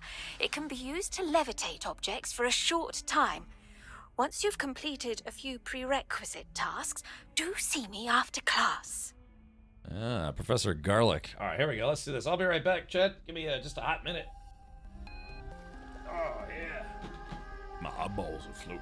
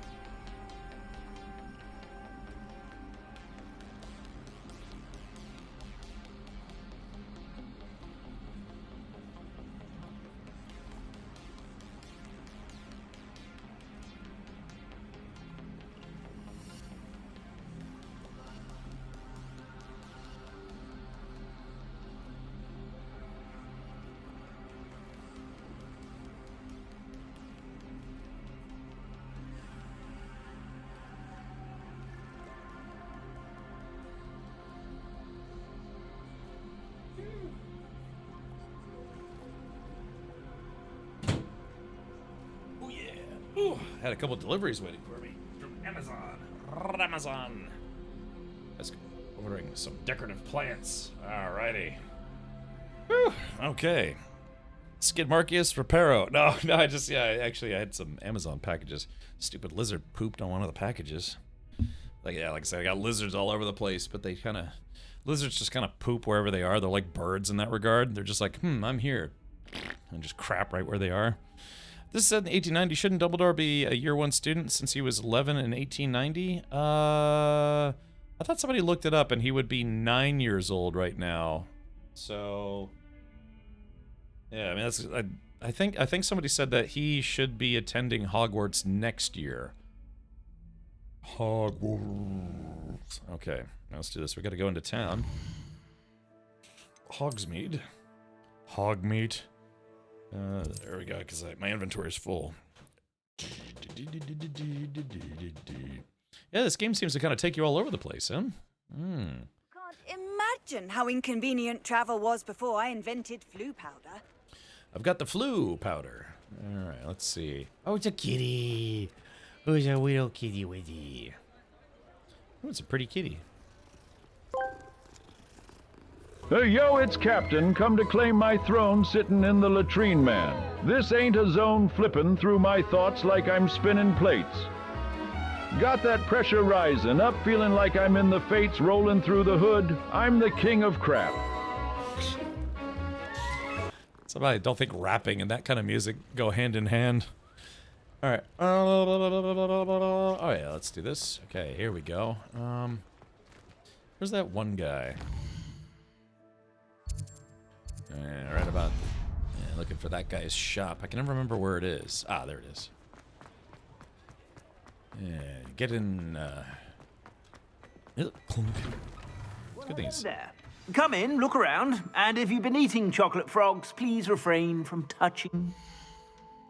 Okay, alright, so... Got 5,700 bones. Alright, so let's sell this. Sell this. I wonder if you can dismantle things for parts. You know, that kind of... It's a thing in a lot of games. Alright, there we go. Ooh, actually, this scarf is better than my current scarf. Yeah, we'll have to go back to the that forbidden room, whatever the kids were, because there's something I left in there. I suspect you have a sharp eye for fashion. Be sure to stop by whenever you're about. Stupid musical TTS don't let me put in nearly that many words. It gives me like one sentence. Oh, okay. All right, so let's go to the scarf. Let me snarf on your scarf. There we go. Ah, look at that. Wrong color for Gryffindor, though. Wrong color. Oh. Alright, there we go. Let's sell this guy. There we go. Now my inventory is empty. I suspect you have a sharp eye for fashion. Be sure to stop by whenever you're about. Now my inventory is empty, like what's between my ears. Oh, baby. Alright, so let's see. We had, map chamber. Yeah, where was that, was secret rooms. The room of requirement and the map chamber. But, yeah, where's the bell tower? Grand staircase, south wing. Clock tower. Dang, how do I, how do I find the... Does anyone remember where the Offen Rock, or what was that room called? The off-limits room? Flying class lawn, bell tower, courtyard. Oh man, I'll never be able to find this place again. South wing, clock tower. The captain took a crap. I really hope he flush and wash his hands off. That one was very musical. I like it. Yeah, he was born in August 1881, so he'd start in 1892. Okay, this game takes place in the year 1890, if I'm not mistaken. Look, you know this? They could make this easier. Astronomy tower. Bell tower. Oh, the Beasts classroom. Interesting. The Great Hall. Library annex. Secret rooms. Map chamber, room of requirement. Dang, does anyone remember what place you're looking for? The place where I literally just learned the fire spell. You know, the fire spell from Sebastian Swallow. Prison or psych ward? Yes. No, what? Yeah, where's? You'd think that would be on the map. Yeah, the Undercroft. Thank you. Where does anyone remember where the Undercroft is? Yeah, I'm going to Hogfarts, and I don't remember where it is, and it's not showing up on the map for some reason. Library annex. Yeah. So yeah, basically, I'm probably between streams. I got to run around this whole school and just unlock all the flu flavor flarps. Yeah, it is. It's by the Defense Against the Dark Arts classroom. Okay, so let's see. Okay, we'll go right there.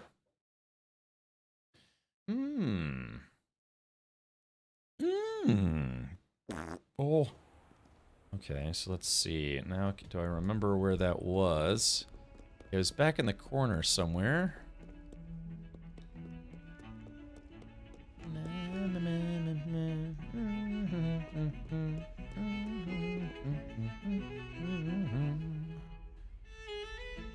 My mother listened to a lot of classical. I always had a lot of classical. My father would listen to, like, you know, oldies, rock and roll, but my mother would listen to a lot of classical and opera. So I had a musical tutelage when I was a young age. Let's see. We stream this game tomorrow? Yeah, I'll be streaming this tomorrow. What are you up to now? Okay, wait a minute. Oh, wait. So, yeah, it's got to be around here somewhere, because, yeah, this is the rhinoceros. So, I think it was back... Oh, yeah, it was right here. Okay, so down the stairs and by the rhinoceros. The under crap. No, I think he did say I can come back here whenever I want. Yeah, wasn't this clock in the movies?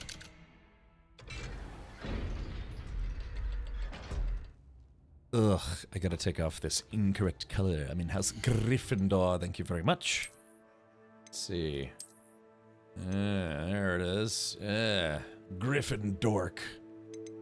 That's the proper one. Although I don't know, I'm not much of a scarf guy in general. I mean, I've worn them, sure, but I prefer to just freeze to death. I'll be streaming tomorrow in between pouring large amounts of booze down my gullet. Yeah. Get yourself a burger and some beers and some brats and some booty holes. Okay. Revelio. Now that very clearly should be a doorway, but even my meager skills are not good enough to open it. Black fingerless gloves. Ooh. Alright, okay, so yeah, I just went back to get a couple extra things. Let's try, let's see.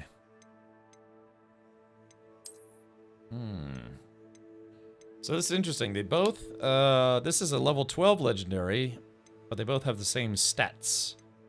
So I guess we'll stick with the legendary for now, until we get something of higher value. And then gloves. Alright, here we go. Oh yeah, check me out. Now I look like Gambit. 555.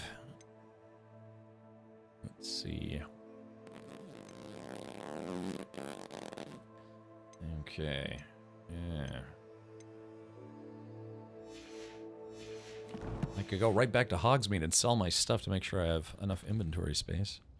My father's actually having a catered pulled pork. Oh god, either ribs or brisket, I don't remember. Either one are great. And a massive veggie lasagna for those non-meat eaters, which my mother is. Oh really? Your mother's a vegetarian, huh? I had a previous lady pal who dared me to go an entire month to see if I could be a vegetarian for a month, and I did. I did the whole 30 days. I tell you what, man, I got I start fiending. Yeah. I started fiending for, you know, like I remember I was looking at my fridge and I still had some bologna. I was like, oh man, could I just have like maybe like one bologna sandwich? I was like, I just need some meat. But I didn't.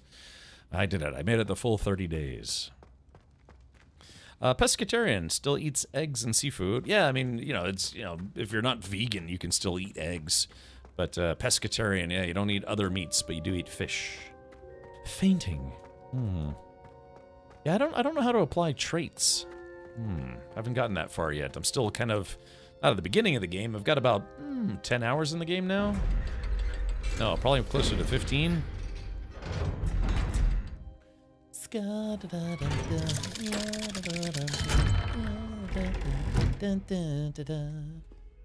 Alrighty. Fanschmabulous. Alright, let's see what we have to do next. Yeah, we're continuing on with the story.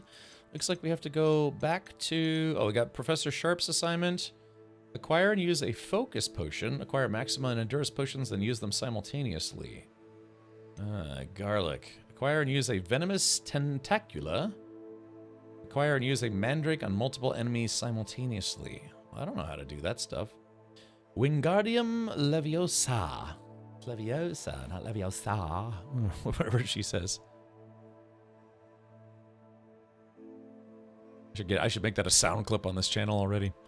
My younger sister tried to be vegetarian. That lasted about a day until my father fried up some bacon for breakfast. Yeah, bacon. I mean, just when you smell that bacon cooking, it's like, oh yeah, you know, it just like barbecue smells great. You know, just like grilled steaks smell great. Just any kind of bacon being cooked, it's like, oh golly. I remember, like the lady pal that I dated, she was she'd been a vegetarian for years and years. I think she said like 5 years, or something like that. But then one day, she confided that she's like, yeah, I had a steak for lunch. And I was like, what? Really? He said he'd been a vegetarian for, 5 years or so. She's like, yeah, I just smelled it and it just smelled so damn good. I just couldn't anymore. And then from that day on, yeah, she just started eating meat again. Woo-wee. Yeah, because, it was just intoxicating, right? Just, you're like, oh, gosh, that smells so good. Oh, I got a talent point I need to spend. All right, let's see. Broom of Requirements.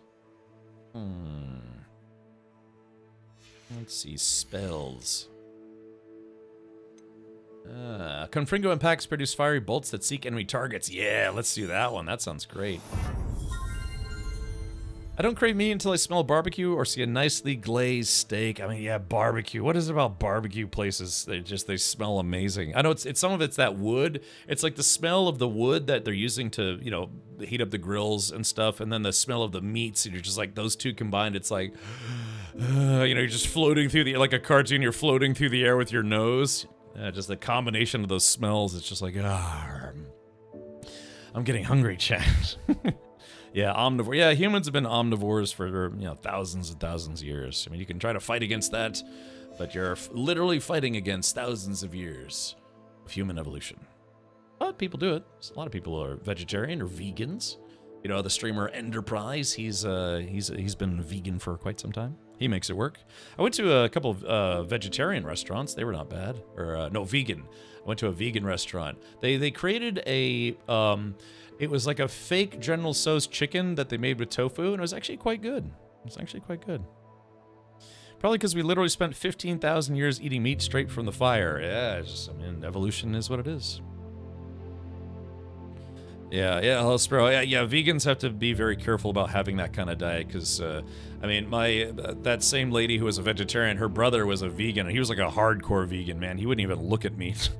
Yeah, he wouldn't eat anything that cast a shadow, No, but he had to be hospitalized for malnutrition because he was he was like trying to eat like, leafy greens and tree bark, and his body started shutting down. He always looked very sickly, but he's like, oh no, you don't need to eat meat or animal products, man. It's fine. It's like, well, okay, but you just got to make sure you're actually eating. Yeah, he got hospitalized for malnutrition. He always looked like he was, like on chemo, but he was just a vegan, so... Yeah, but some people make it work. I don't think I've really met many fat vegans. I will say that. It's just we're not eating like meaty junk food, fast food stuff. I don't think I've ever met a morbidly obese vegan. But all right, well, let's see here. Yeah, it says me. I just literally ate the last of my Domino's pizza today. I just eat a couple slices. Did someone give him a hot beef injection? Oh my. Oh baby. Okay, the crap chamber. All right, let's do it. All right, we're going to the slap chamber. Let's see what's the closest one. Probably... This map is a little finicky to use sometimes. Can't stuff your face when most vegan things are plain. Like I said, I went to this vegan restaurant, and it was actually pretty good. They had, like, seasoned rice, and like I said, they had General Tso's, fake General Tso's chicken, but it's made out of tofu. I just had some hot and sour soup, and the tofu in it was rather good. But it actually had chicken in it as well, so... Domino's Essential Food Girl. I don't actually like Domino's that much, but I streamed for 10.5 hours earlier this week, and I looked in the fridge. I was like, man, I'm just too tired to cook. And I looked and tried to see what was open that would deliver, and I was like, the only thing that's still open now at 10:30, almost 11, was Domino's Pizza. So I was like, all right, I'll just order some Domino's. Yeah, I love chickpeas. Yeah, I loved some seasoned chickpeas with some rice. You make sauces that are vegetarian friendly or whatever, and they could be quite good. like eating meat, though. Mediterranean diet's supposed to be one of the best diets out there. Fish and vegetables. Yeah. Little this, little that. All right. I had that multiple times, and I mean dangerously tired to cook guy. Yeah, I know. You're just like, oh, man, I'm tired. I don't feel like cooking. Some TV dinners in my freezer. I got the Healthy Choice TV dinners. You know, it's only like 240 calories because there's basically nothing in the bowl. You're like, oh, I'm eating air. That's low calorie. Yuck. All right, let's see. Where are we going? Yeah, I got some of those Healthy Choice meals. They're kind of bland, so I end up adding like garlic and seasoned salt and Italian herbs and things. I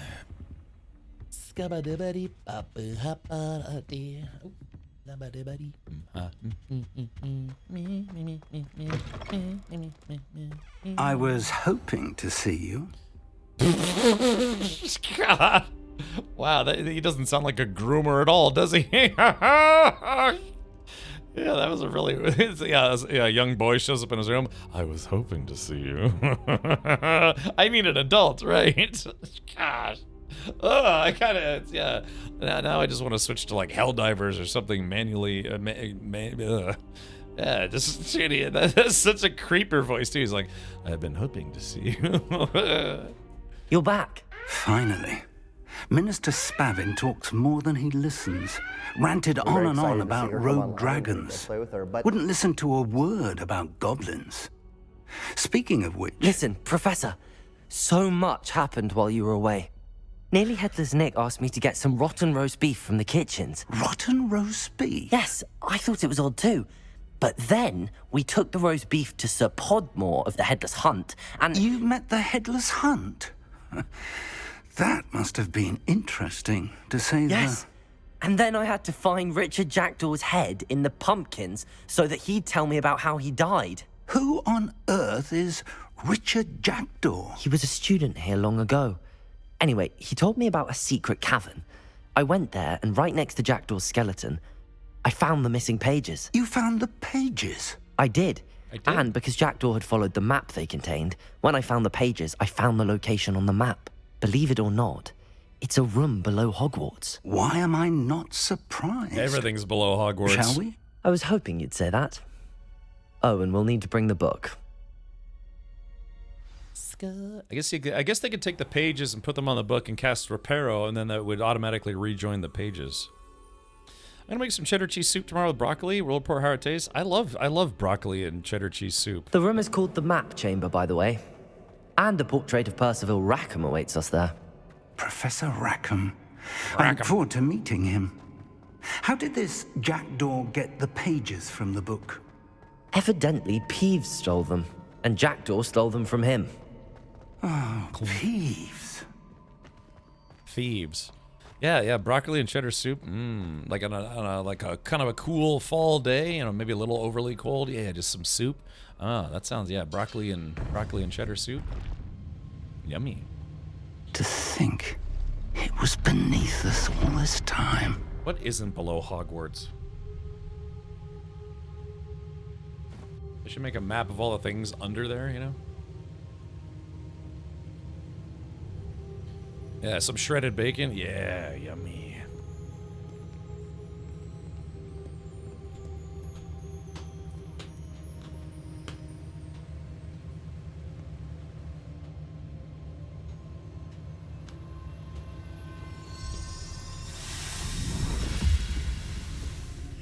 This looks promising. Promising?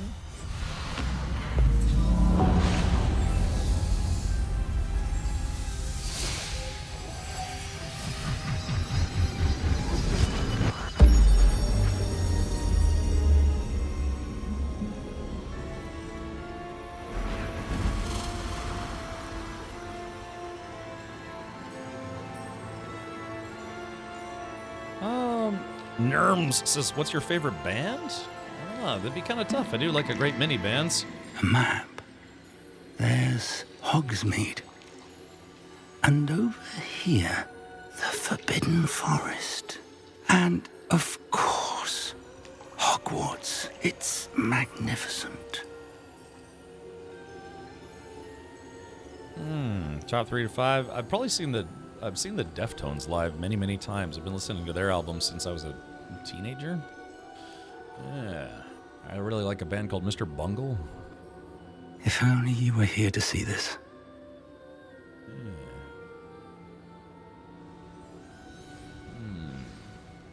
Yeah, maybe some Slayer, you know?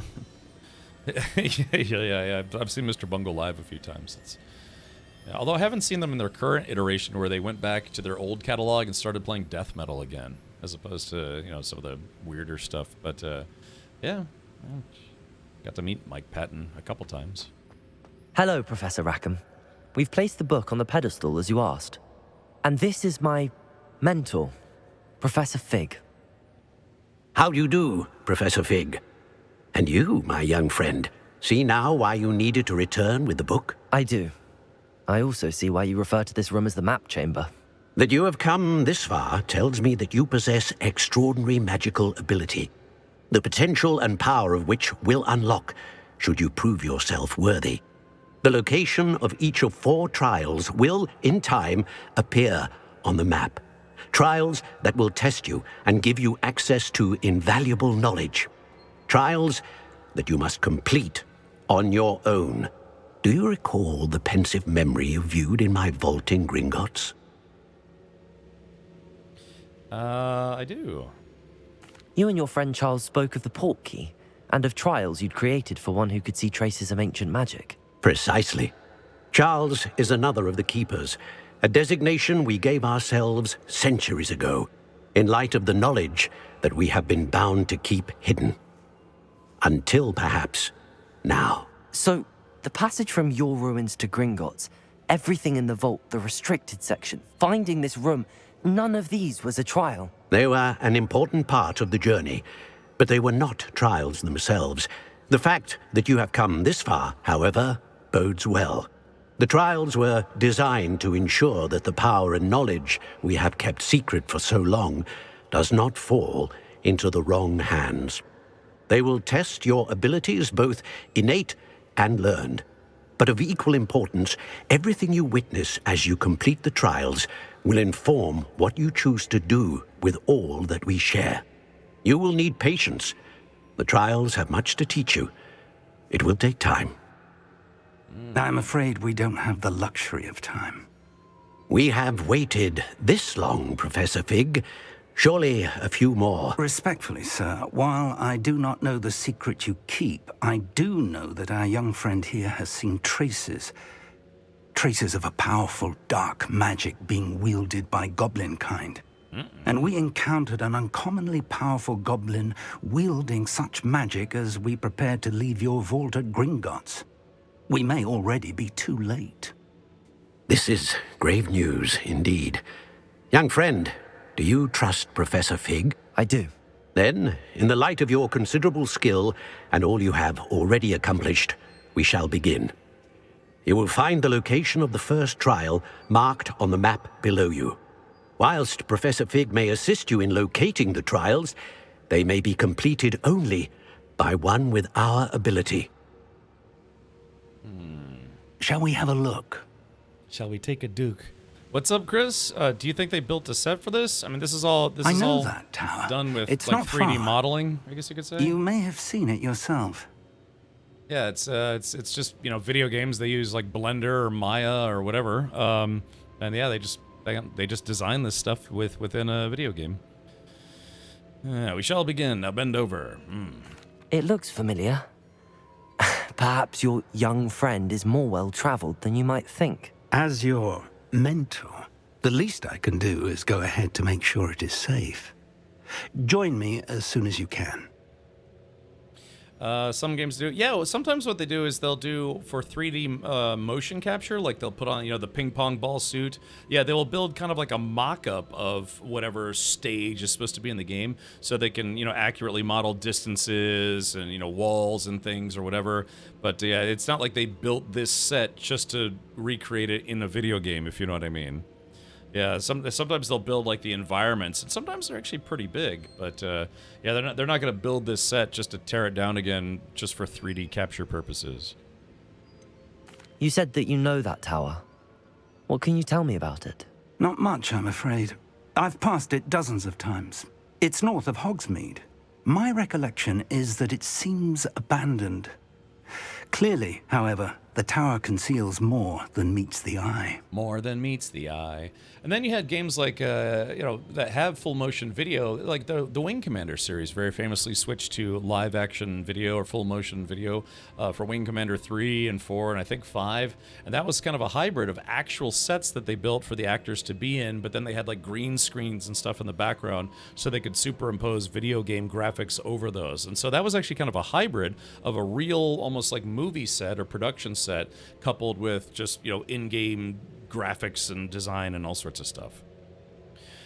Yeah, I was just about to ask, any Potterheads here? I never quite understood how these living portraits work in that world. Are they actually sentient or just a picture? Yeah, are those like the trapped souls of the people who are in those paintings? Or is it like, if it's a painting that's alive and it knows everything the actual person knew, are they clones? How does that work? Yeah, Red Alert and Command & Conquer, yeah, where they actually built sets, but then they would either superimpose or, video game graphics over it, so it was kind of a hybrid of the two. The price of freedom is eternal vigilance. Ooh. Dude, remember Red Alert 2? That was peak cutscenes, yeah, just all that stuff. But, so yeah, I mean, like I said, I don't think any part of this game uses actual real-world video, but yeah, they probably had a pretty elaborate mocap studio for this game. They're an imprint of personality and knowledge. Interesting. Yes, the paintings are alive, knows what the person knew up until that time, then it becomes its own person and continuing memories. Interesting. So imagine if you would be stuck in a painting for all eternity. That would probably suck. Although I thought can't the people in the paintings like go to other paintings? Didn't they have that in the movie where they could like actually go to each other's paintings and stuff? But yeah, I can imagine being stuck in a painting for all eternity. I'll find you at the tower as soon as I can. Until then, be careful and do not tell anyone where you're going. I do like how this game kind of gives you the feel like you're the central character, like you're the Harry Potter-esque character of your own wizarding story. That's kind of fun. Alrighty. Just take a look. It's in a book. Poop on a rainbow. I'm pooping out rainbows. It's time you learned, Glacius, the freezing spell. It is an efficient way to cool down a heated situation. But first, I will need you to complete a few tasks. Once you've done that, come and see me. Swamp Pup, thank you for the 36 months. Yeah, 3 years of getting your Bobo on in chat. Thank you for your patronage. Indeed. And doodly scroodly do. Okay. Meet Professor Fig at the tower. Alright, let's see if we can fast travel out of this room. The Tower of Doom. The crap do we get out of here? Let's see. Guess we'll go. Yeah. Take a look, then take a duke. Reading Rainbow. What's wrong with me? Okay, they're letting me out. Okay, so now. So let's see, world map. Okay, so it looks like I can fast travel all the way up to right about here. There's a Merlin trial. Yeah, let's do this. Jackdaw's Tomb. So we'll fast travel here, and then we will try to do this Merlin trial so I can get some more inventory space. Yes, I like them apples, chat. Anyone got any big plans for this weekend? My plans involve streaming tomorrow and then watching movies on Sunday. That's my entire plan. Yeah, I'm gonna work on some stream stuff if I can. Probably gonna shoot some things. Yeah. Yeah, so this is where we came previously.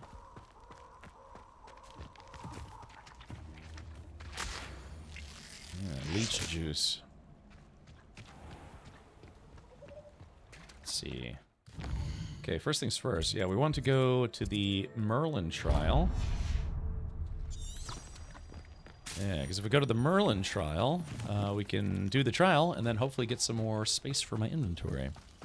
All the fan lore I have read says they are limited AI with all their memories of the person, but can't truly learn more. And after a while, everything they have seen as a painting since they were made slowly fades, leaving only the original imprint or memories. Attack of the Clones. I haven't tried fighting any centaurs yet, and I'm not sure I want to. I bet they kick butt. Lots of deer around here. What do we have here? Incendio. Take that, spider business. Oh crap, I forgot to make some more super potions or whatever it is. Let's see what's up your sleeve this time, Merlin. Yeah.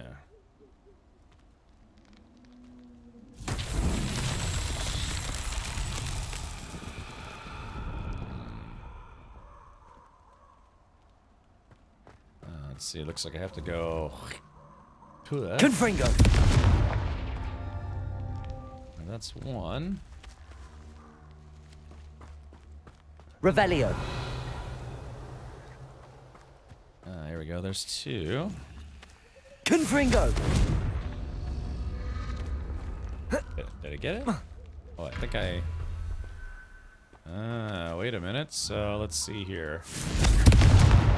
Confringo.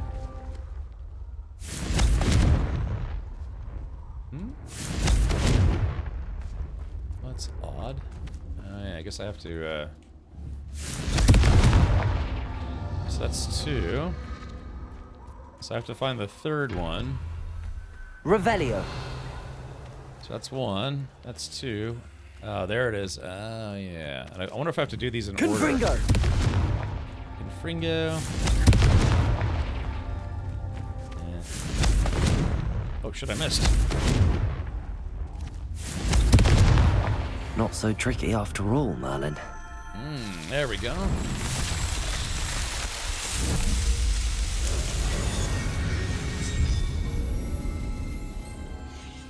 It'd be cool if you could actually meet Merlin. Yes, I'll be squirreling for some Merlin.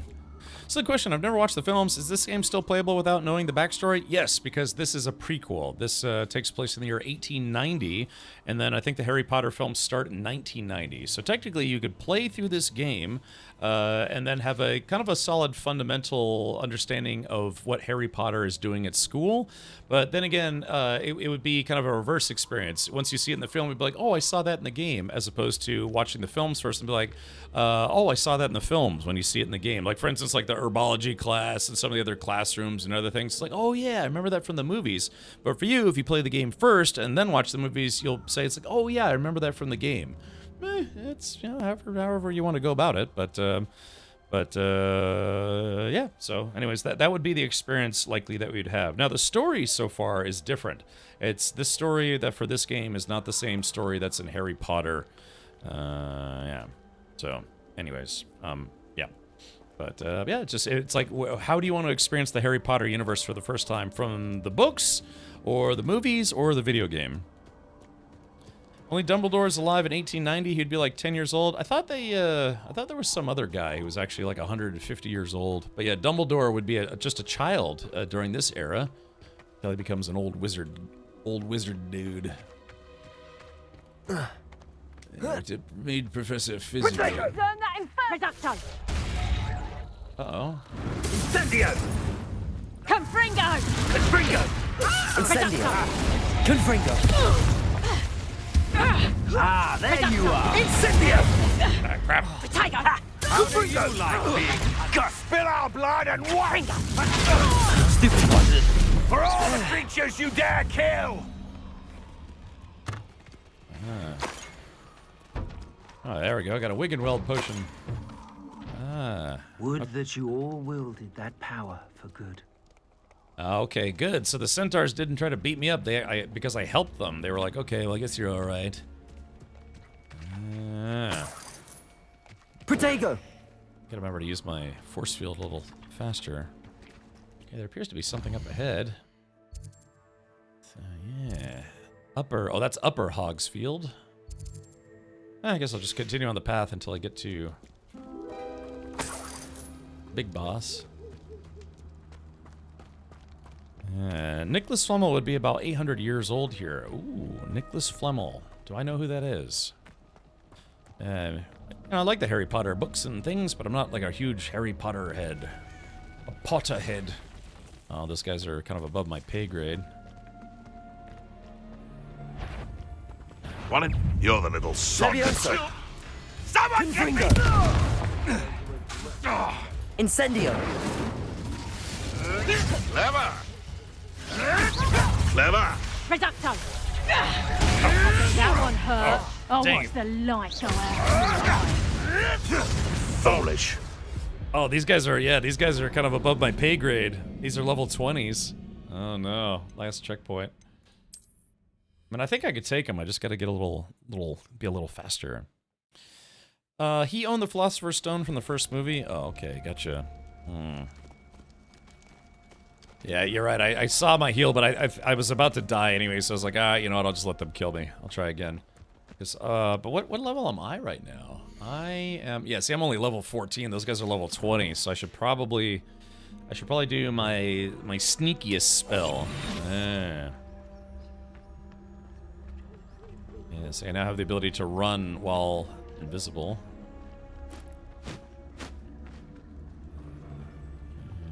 See, there's 4 enemies, but they're all level 20, so it's probably a little above my pay grade. I wonder. Oh. Let's see. Question is, can I sneak in there and take the loot? Yeah, that might.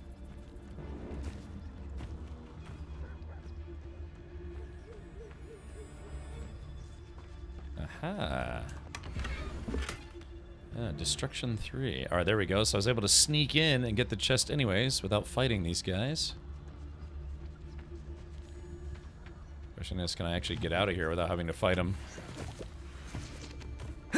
Oh yeah, there we go. Yeah, a little stealth mission there. Sweet. And I did take the talent point. I put a talent point that allows me to run now while invisible, not just coasting. Let's see. What are these guys? So I could probably get the jump. I want to. I dream of making a better world. Okay. Leviosa! Am I surprised? Incendio. Potato. Marvelous strike! Stupefy.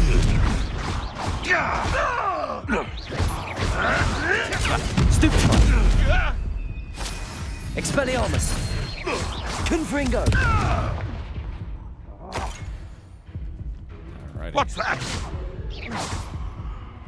Here he comes. Oh shit, he's. Protego. Alright, Chad, I got him. Those are level 20s. These guys are 6 levels above me right now, but I was able to beat them. Yeah, I may not be Harry Potter, but I'm Perry Hotter. If you could bring back a single canceled TV show, but it could be any canceled TV show, what show would it be? Space Above and Beyond. Yeah, I always felt that show was ahead of its time, and really should have gotten at least a second season. You're almost, I know, close but no cigar. Yeah, that's an easy choice for me. I mean, obviously there are many shows that were canceled before their time, but that is an easy answer for me. Yeah. Like I said, I think the only season they had what, 24 episodes, 23, 25? Yeah, that was back when it was a show that was out, I think in the, was it the 90s or the 2000s? I think it was the 90s.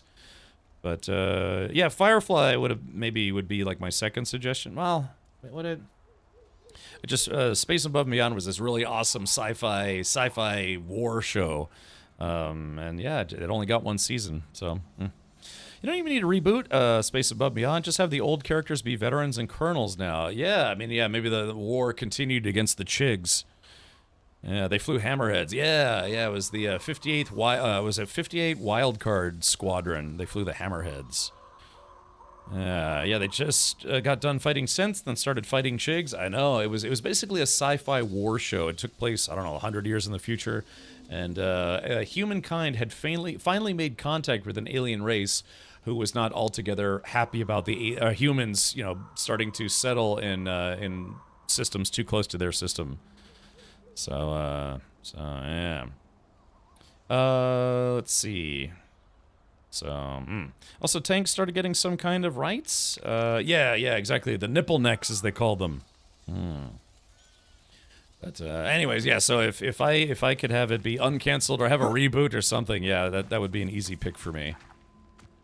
Like I said, if I won, you know, if I won one of those billion-dollar lotteries, that's one of the things I would start a production company and it would be to bring that show back. You know, like to basically have it be either a remake or somehow a continuation.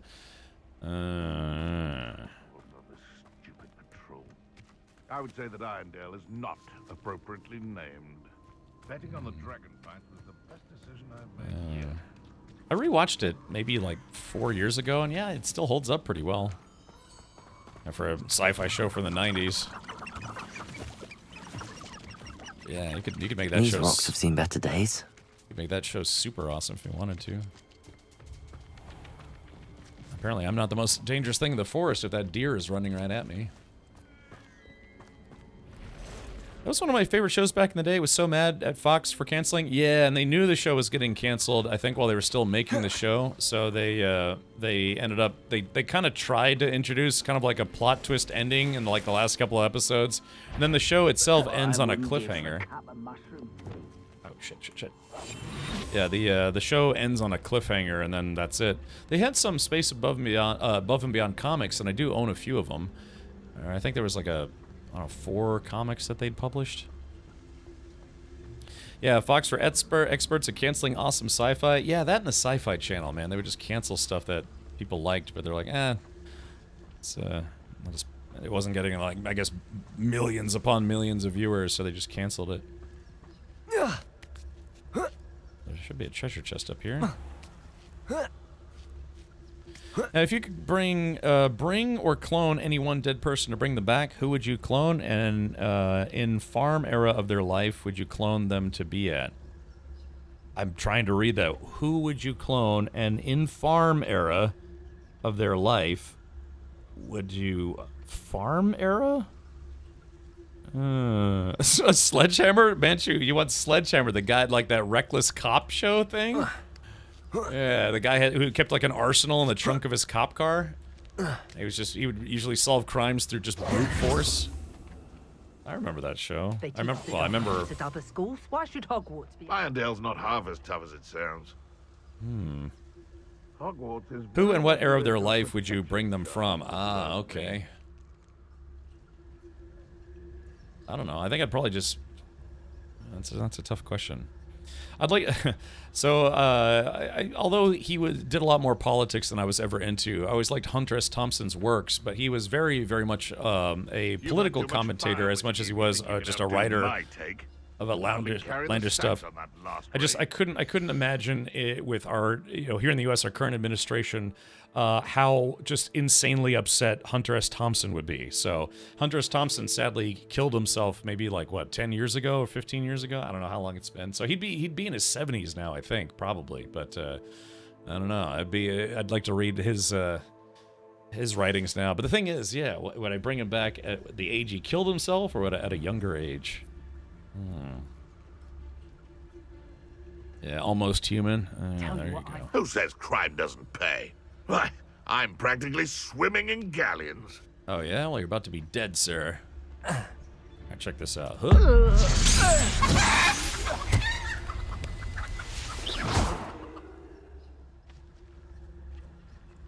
Nice. Turn that guy into a chicken. Okay, here we go. Confringo! To get my claws out.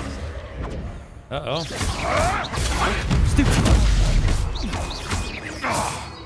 Incendio. Levioso. Oh, shit. Expelliarmus. Oh, that Expelliarmus did. Incendio. Oh, too hard. Levioso. Protego. I should think we'd meet more challenge from a bow truckle. Oh man, crap. Those guys are actually kind of tough. Let's see. I don't know. Who would I like bring back? Basically, bring back from the dead. You know what I used to say about the 3 wishes from a genie, right? You can't bring anyone back from the dead. You can't make anyone love you, and you can't get popular on Twitch. No. Yeah. What are the 3 rules? You can't make anyone love you. You can't bring anyone back from the dead. And then what was the 3rd rule when it comes to genies? You know, fantasy stuff. Oh, you can't kill anyone. Yeah, that's right. You can't wish death upon anyone. Yeah. Oh yeah, and you can't ask for more wishes. I almost captured a grapphorn in the forest. It escaped, but still. All right, I want to get the chest. I mean, I almost had those guys. I killed one of those dudes. Okay, let's see. Oh, these guys are poachers, though. It seems we may have an intruder in our midst. Grab.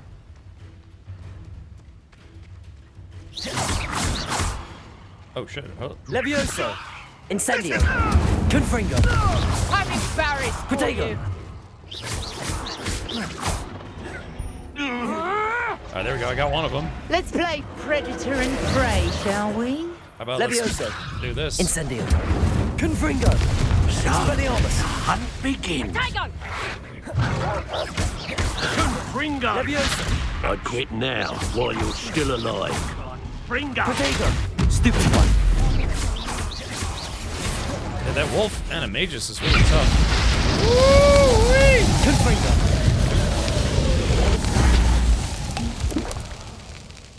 Levioso! Protego! Oh, that sucks. They just I guess I was too far away from them. The fight reset. Bummer. Alright, well I got the treasure, but yeah, the fight reset. Just make a run for it here. I got one of them, but This place has seen better days. yeah, the fight. That's a bummer. I was outside of their battle range for too long, and they went back to full health. Oh, hey, check it out, centaurs. For some reason, I thought these guys would be hostile to me because they kind of made a big. I want one or nothing to see me. Not a coyote, not a moose, not a bear, not even another leaf. Yeah, let's see. Thank you, Stargazer. Yeah, that's You can feed a beast, or it can feed you. I prefer the latter. I feel like Levioso! Incendio! Confringo! Protego! Stupid one! You dare say Levioso! one of my... Is this your best Confringo! Expelliarmus!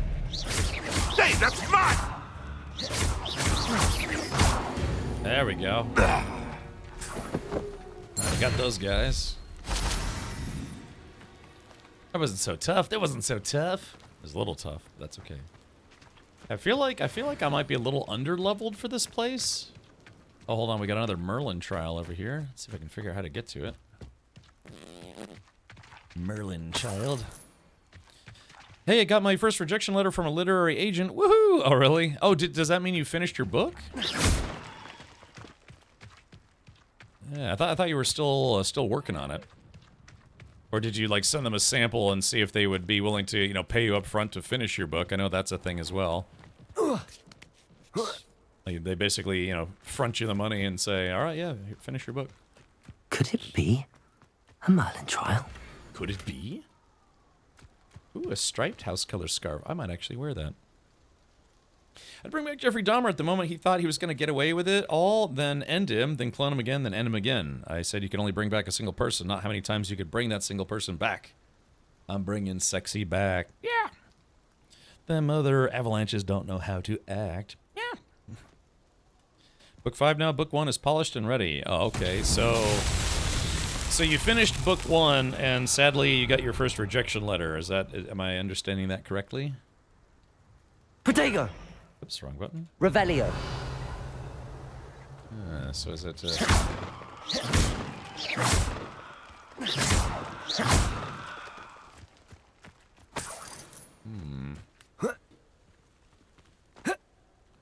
what do we think the scheme is here? Oh. Okay, so it's just a little parkour puzzle.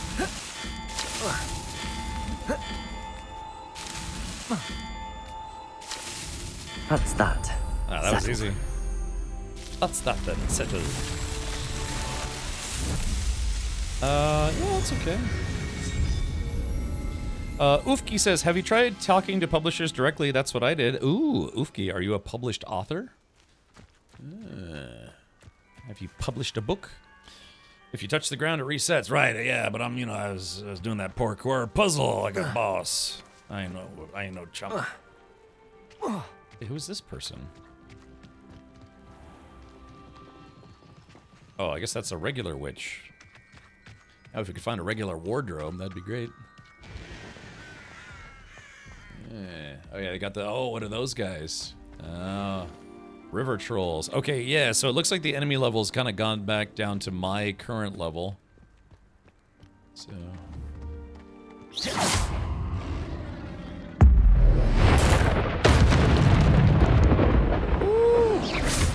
Protego! Stupefy! Confringo! Stupefy!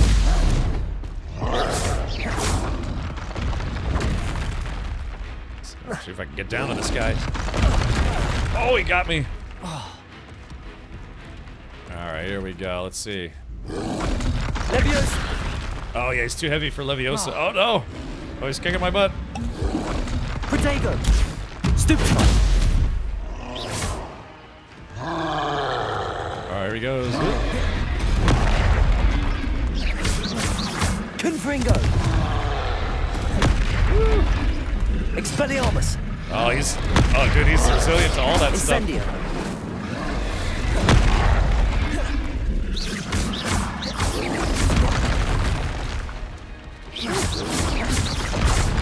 Oh, I died. My reaction time was too slow.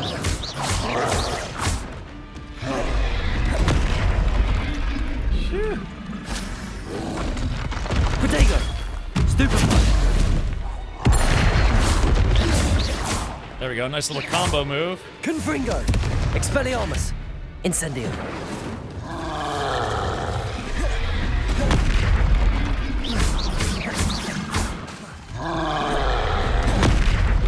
Confringo!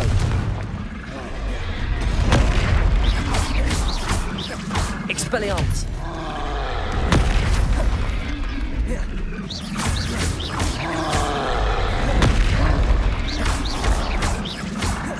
Oh no! Oh no! I think I pulled the second one. Oh gosh. Yeah, I don't want to pull the second one. Hold on. Let's see. Oh gosh, that was bad. Confringo! No! No! I pulled the second one. That's not good. Incendio! Oh shit! Shit! Shit! Shit! Now I keep targeting the wrong one. Confringo!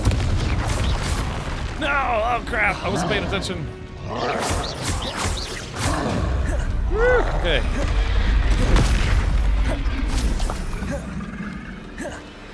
There we go. Oh, there it goes. That's a good hit. Confringo!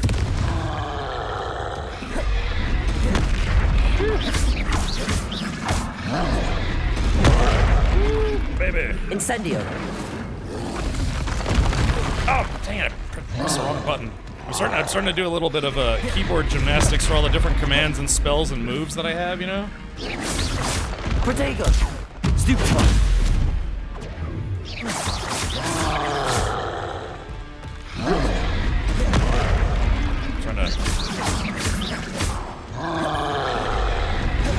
Trying to save my potions. Okay. Stupefy!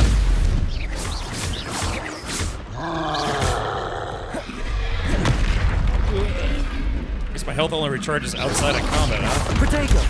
Stupefy!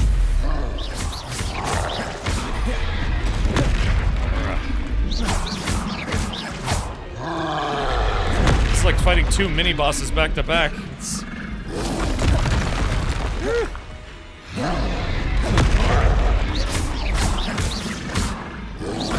Protego! Stupefy.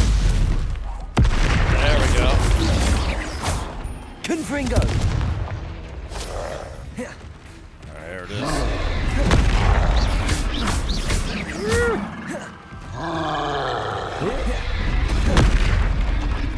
Confringo.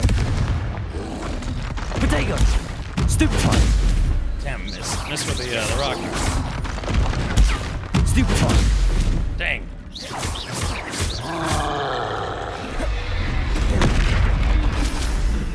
Alright, here we go.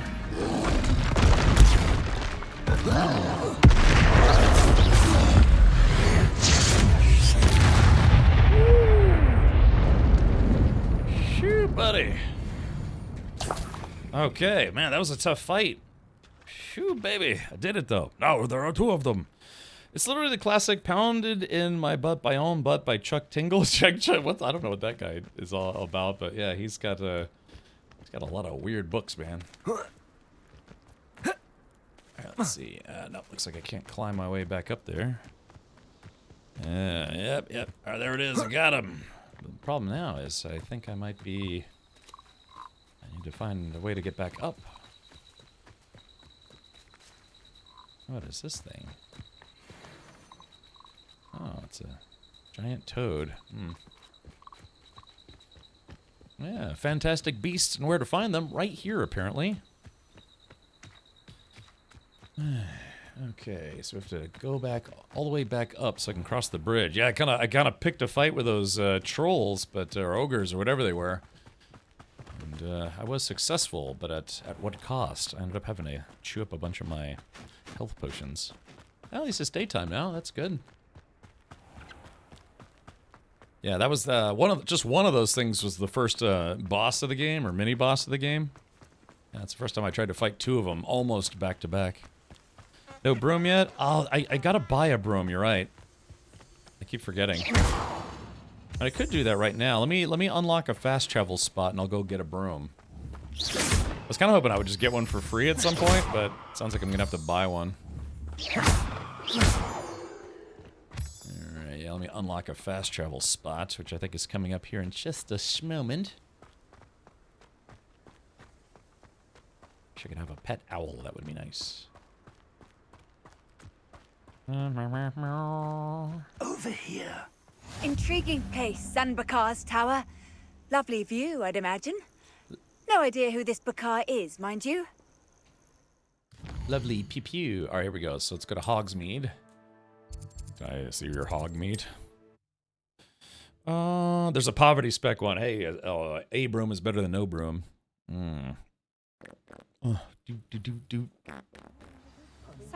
You're the student who dealt with that loyalist camp near Lower Hogsfield. That was quite a feat. Yeah.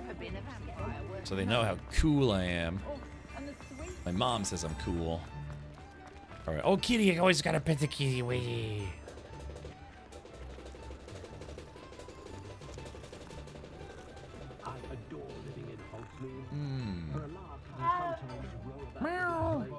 Man, I'm getting hungry. Please, come in. Let me know if you need help finding anything. Okay, let's take a look at my inventory. Actually, let's do this. Alright. Okay, so what are we buying? So that's worse. That's the same. So I guess I could sell these. I actually have quite a lot of cash, man. I must be rich compared to other students. I got 7 grand. Unless I was a Malfoy, and then I could have 10 grand. He'd be like, "Ew, you poor Potter." Yeah, wouldn't that be fun if you could find out what happened to what was his name, Draco Malfoy? Like in the later years, you know, you get a little glimpse as to Harry Potter when he's a little older. You know, like what was it, like 20 years later? I feel like he reads my chats, but then uses his thimble worth of better judgment to not read my chats aloud. Oh, Bloodlust, How I Met Your Auntie Mama. Oh. Oh, whoops. Yes. All right, I suspect you have a sharp eye for fashion. Be sure to stop by whenever you're about. Dokily dokily. All right, so I need to find a place. I need to find a place that sells brooms. Okay. The Old Fool. Oh, okay. Brood and peck and beast byproducts. I wonder if I get a pet at some point.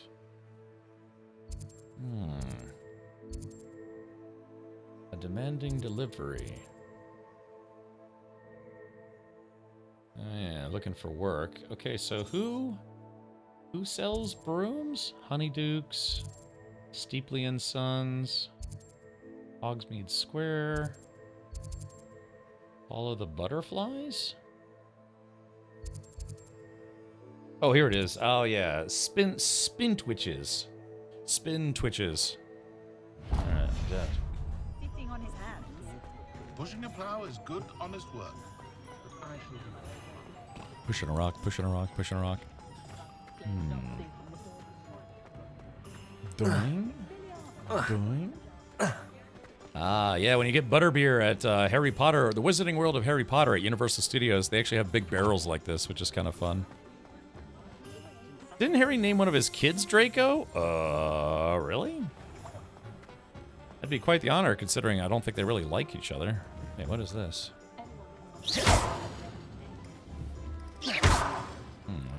Blew up some rocks. Okay, here we go. Spin twitches. Ah, new face. Wonderful. Okay, yes, I guess this guy sells Quidditch gear, but also brooms. Yeah, what did Harry Potter, what was Harry Potter gifted? Like the Nimbus 9000 or something like that? Revelio. Run by the amiable Albie Weeks, this shop sells all manner of wizarding sporting goods, including the latest broom models. Gossip around town is that Albie himself is working on a number of broom enhancements. Hey, I just stole 45 gold from this guy. Yeah, the Nimbus 2000. Yeah, I thought he named one of his kids after Dumbledore. Dumbledork. Hello, Mr. Weeks, is it? Albie Weeks at your service. Welcome to Spintwitches. Apologies if you came by before and weren't able to come in. Shop's been closed since trade routes were disrupted. Had to travel as far as London to meet with my supplier. And I've only just returned, thankfully with inventory. I presume you're in the market for a new broom? Got a few rare yew-weavers available. Ember Dash, Silver Arrows. Wind Wisps too. No matter what broom you choose, you'll be pleased. They're all exceptional, both in quality and performance. This guy's really trying to sell me on this stuff. James Sirius, Albus Severus, and Lily Luna. Oh, really? Wait, he named his daughter after Luna Lovegood? Really? Yeah, Lily. So his daughter's name was Lily Luna. Yeah, named his. I don't know how his wife would feel about that. Huh? He married Ginny Weasley? It's like, oh yeah, let's name our daughter after one of the other girls that I had the hots for at school. I feel like I read at one point Harry Potter became head of the Wizard Cops, but before that worked with Draco to round up the remainder of the Dark Wizards. Oh, okay. Lily. Oh, Lily was his mother's name. Had to keep her from spilling the beans somehow. Yeah, when he was pegging her with his wand. Yeah, but yeah, Lily Luna. Luna Lovegood. Luna Goodlovin. I kind of want to look up one of those articles. It's like, where are they now? You know, what happened to all the actors and stuff, and see how they look like now. Lily was his mother in Snape's secret love. That's right. Yeah, I can imagine Snape could have been Harry Potter's father if his love hadn't been unrequited. You said disrupted trade routes caused you to close Spintwitches? Terrible it's been. Trade routes reported as unusable. Evidently criminals were overtaking roads, threatening hamlets. I can fly safely almost anywhere, but you try flying with an inventory of brooms on your back. No easy feat. Right then, back to work. If a particular broom takes your fancy, just let me know. Yeah, so you got to figure cars wouldn't really be a thing. Yeah, not really, anyways. In the 1890, but you know, broom technology is broom technology. Danny Radcliffe looks about as you'd expect from all the drugs. Really, I don't think he had drug problems. Do you mind sharing more about your brooms? I have a passion for them. Every detail of every model. Take Wind Wisps, well known for their quality ash handles. Yew-weavers are rare because some fear flying them, likely to do with the yew wand's darker reputation. Then you have the Ember Dash, known for its handsome appearance. Working with brooms every day makes me practically giddy. It's one of many reasons I cherish running this shop. Oh, I'll have a look. Sounds quite the array of brooms. I'll have a look around. Thank you. So, it's a very good, Avalanche. That reminds me, what was that movie that it was that Armageddon movie where like the rapture actually happened, and it was a bunch of comedians that were trying to survive in the apocalypse, and then it was Seth Rogen and other dudes. They're all arguing. Okay, it's like, okay, who's gonna bang Emma Watson? It's like, well, we shouldn't. I thought we were supposed to protect her, but they're all arguing. It's like, okay, well, one of us has to bang Emma Watson, and she was here, like she heard them arguing, and she was like, I will kill literally all of you if you get anywhere close to me. So. Yeah, this is the end. Yeah, it was kind of a weird movie. It was about the end of the world, and then people find out that heaven and hell actually were real places, and then but it was most of the people in it were all comedians. They hired a bunch of like actors, but also comedians. Jonah Hill was in it.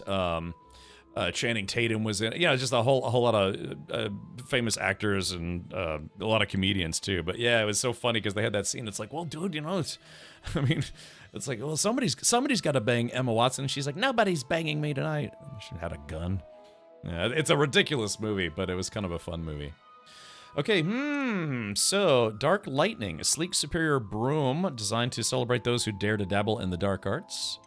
That item is of the highest quality. Oh, you say that about everything. Ember Dash, the perfect broom for those with a fiery temperament.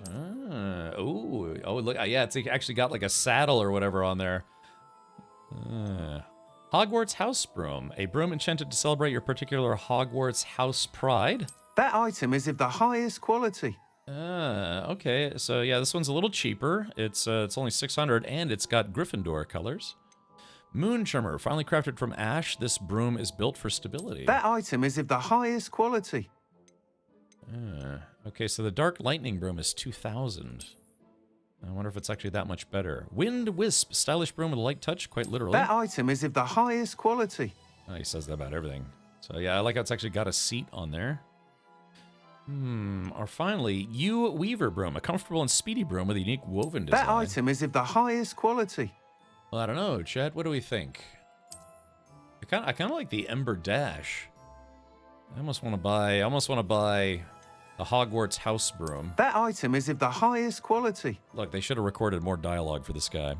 Would have proved. I mean, hell, Emma, the world's about to end. What could possibly go wrong? But yeah, but I mean, would you want to bang Seth Rogen? Just putting it out there. I think they may be. Yeah, I'm starting to suspect they may be of the highest quality. Oh man, my stomach's starting to get that that pit feeling in your stomach when you're kind of hungry. Let's see. That item is of the highest quality. I guess. I mean, yeah, I think I'm gonna go with the Ember Dash. That sounds kind of fun. You'll be thrilled with that broom, I promise you. I mean, I could technically buy all of them if I wanted to. Me bang Seth Rogen, if the world was gonna end, I'd consider it. Yeah, it was funny too because in that movie, what is it, like some people automatically went to hell and some people automatically were raptured and brought up to heaven. There's a bunch of people who just stuck on Earth during the apocalypse. Okay. So, whilst nearly any broom will certainly be a step up from the practice brooms in Kagawa's class, they all have their limitations. You seem to be a flyer who might be interested in, say, some enhancements? Go on. Ha! Male Knew enhancement? I was right about you. I think you'll be quite happy with the performance of any broom at lower altitudes. But you may notice that speed consistency tends to falter as you rise. I believe I can remedy this issue.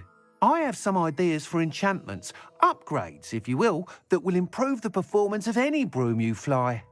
What I need is someone to conduct a broom flight and report back to me so I can perfect the upgrades. As it happens, another Hogwarts student, Imelda Reyes, is using abandoned broom courses for time trials. Clever girl. An ideal situation for collecting flight statistics. If you were to compete for the best time and succeed, then report back to me with how your broom behaved, I could complete work on my first upgrade. What say? Ooh, that sounds fun. Do a little broom racing. Did you learn the difference between Leviosa and Leviosa? Not yet. I gotta get Hermione to yell at me first. How long have you had a passion for brooms? Since the moment I saw my first Quidditch match. Seeing flyers manoeuvre the way they do. Oh, some people continue to have their doubts about me and my ideas. I hope that won't dissuade you from helping. I know I'm onto something. Ooh. Why am I the right person for this? Why do you need me to report to you on this broom flight? I did try to get Imelda to help, but she has some flying habits and quirks that made her difficult to collaborate with. I need a flyer with no bad habits and the knack for flying. Your classmate Everett said you're a natural on a broom.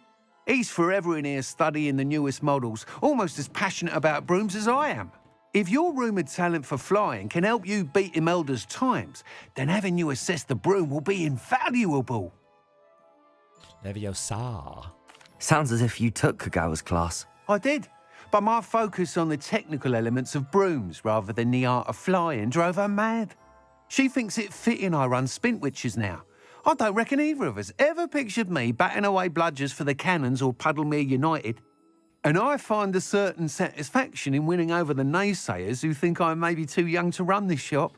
He does look With young. your help, I can continue proving myself the most knowledgeable purveyor of wizarding sporting goods around. Yeah, sounds like a try. Worth a try. That sounds intriguing. I'll see what I can do. Thank you. It'll be worth your while. If I'm right, the new upgrade ought to enhance brooms in every regard. And I can give you a special price. The time trial should be a bit of fun too. Go to the Quidditch pitch and Imelda Reyes will sort you out. Once you've beaten Imelda's time, be sure to let me know. Take it easy, Dumbledore. I don't know where the hate for this game comes from. It's not bad. It's because of the association with the original creator. Can't help but admire Mr. Weeks' enthusiasm. As the political opinions of the author of the original Harry Potter franchise. They have their opinions about certain things, but because of a difference of opinions, people kind of crapped all over this game due to the association of said person. So yeah, but no, so far I think it's quite fine. Oh yeah, I didn't realize I could look at all these brooms out here. These are the same brooms. Oh yeah, I guess they are the same brooms. So I wonder which one. Oh, I like those. I didn't know those were for sale. But it's not that it's a bad game. It's actually a very, very successful game. But yeah, due to political connotations, some people chose to admonish it, the project in general. Not much of the dark arts that excites me. So who's this guy? Wait, what shop is this? What is this? Okay, there's... That's peculiar. Yeah, what's this icon? Oh, maybe we have to go around from the other side? That's the icon that lets me know that that guy is a vendor. Okay, gotcha. I didn't even think about that. Yeah. So J.K. Rowling, after making the Harry Potter universe and other things, got pretty active politically in certain regards, and people of opposite political opinions, just it became a point of contention. Okay, there's far too much passion in the world. Well, I think passion is important, better than just being ambivalent about everything. But the whole concept of being able to get along despite opinions or political opinion differences, well, that's asking people to go against human nature of the past, thousands of years. If I thought I could compete with Let's see. Yeah, I personally don't really, I guess I treat this as a video game and a video game only. But sadly, on social media, there were folks out there, but because of their dislike of the creator of this universe, tried to go around on like Facebook and Twitter and stuff, spoiling the ending of the game, and claiming that it was a form of political protest by spoiling the ending and spoiling major plot points. And yeah, so that's something I didn't terribly agree with myself. There are better ways to protest. Isn't she also the first book writer to become a billionaire? Something like that, yeah. Okay, well, so how do I use my... How do I use my... Oh, I guess she's not terribly far away. How do I use my broom? Oh, let's see. Press tab. Shit. I guess it says press tab. It really should be hold tab. Let's see. There we go.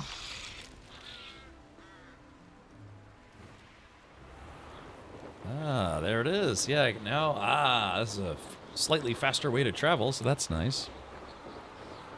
It's hard to believe that Stephen King wouldn't have become the first billionaire. That's what I would have suspected, because, I mean, he's written a lot of books, and a lot of his books have been turned into movies, TV shows, spin-offs, and what have you.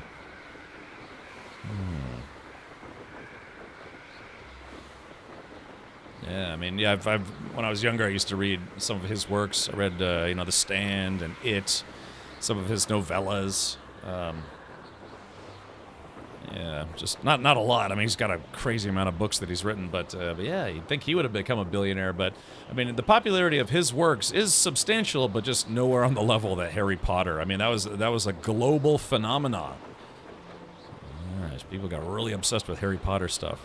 I even saw this rip-off comic that claimed they were in no way influenced by Harry Potter, but it was after the movies came out, and it was called Wizard School. It's like, come on. It's just like, come on, that's really derivative. You expect people to believe that you came up with it? Yeah, right. I think that's what it was called. I think it was Gryffindor. Gryffindor. I think it was called, yeah, just Wizard School. And they're like, oh no, it's has no relation to the other movies of the same theme. It's like, come on, you think anyone buys that? It's like when the person who made the Hunger Games movies tried to claim that they invented it, which they really didn't. They got the idea from Battle Royale, and everyone knows it. Yeah. I just stopped watching one streamer that I watched a lot of the time because he's usually about tolerance and it's just a game, but then he got on his hypocritical high horse. That's what I like to do, about cars. You know, I like to be a snob about cars. Either that or just talk about cars in general. Stephen King made mostly horror novels, right? Yeah, I mean, he's done a pretty wide variety, but most of his stuff was kind of mostly in the horror genre, I guess you could say. Horror or, you know, just kind of like intense, dark books. I wish I liked Harry Potter more than I do. Some part of me doesn't get the popularity. You know, it's just the fantasy of being able to do, like, spells and things.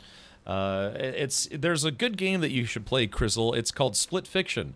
And that game in particular was about two different writers who got sucked into, like, this virtual world. I'm not sure if you've heard of it or played it. But it's called Split Fiction, and very specifically, it was the differences between a sci-fi writer and a fantasy writer. Let's see if we can pull this up right.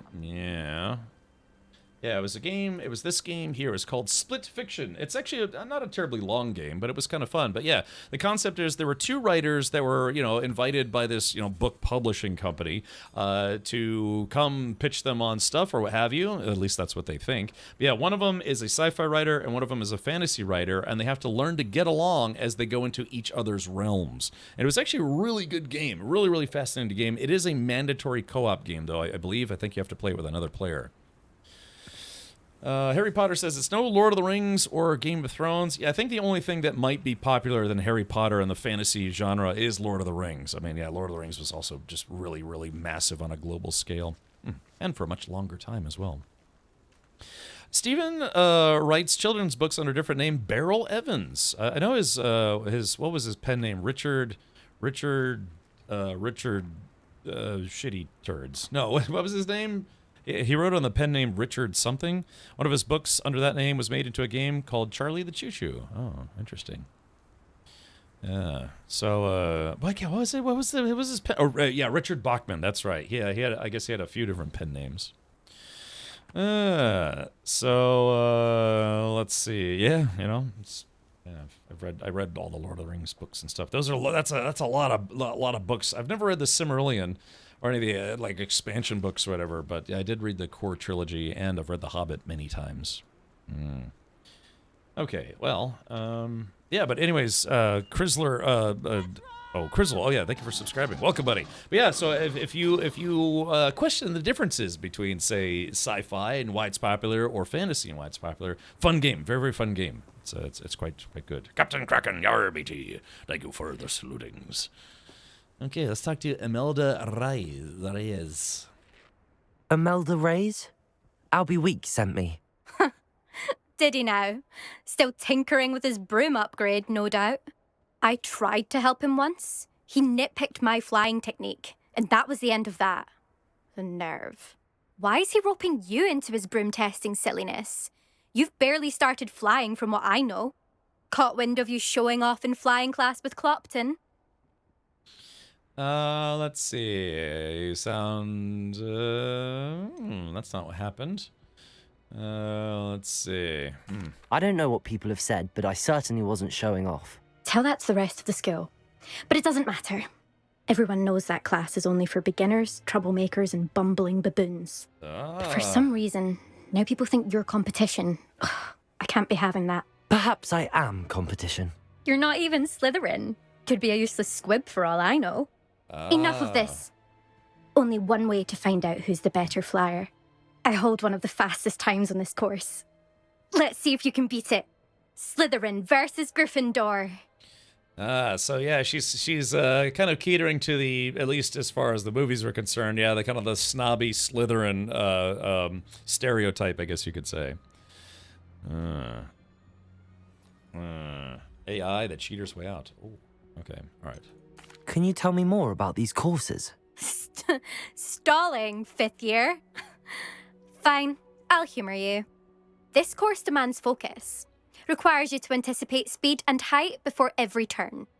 The others test stamina. 3 courses in all, built ages ago by former students. Since Black cancelled Quidditch, it was these courses or nothing. I made them popular again. Got the whole school hungry to compete. So, let's see what you've got, 5th year. Okay. Actually, why not? I can beat your record. I'm so looking forward to seeing you lose. Uh-oh, Chad, I better get this right the first try. Put this lady in her place. Okay, let's see. Uh-oh, let's see. Ah, crap. Did it! Oh, shit. Sorry, I'm trying to... Brilliant.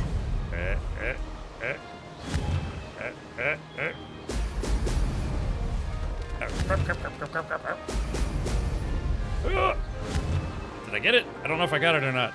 Oh, crap. There you go. I don't know if that one counted or not, but let's see.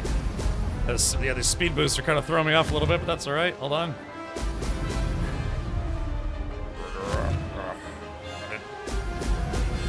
Dang, I wonder if I missed that one or not. Made it. I guess it probably would have... Oh! It probably would have let me know if I'd messed that up.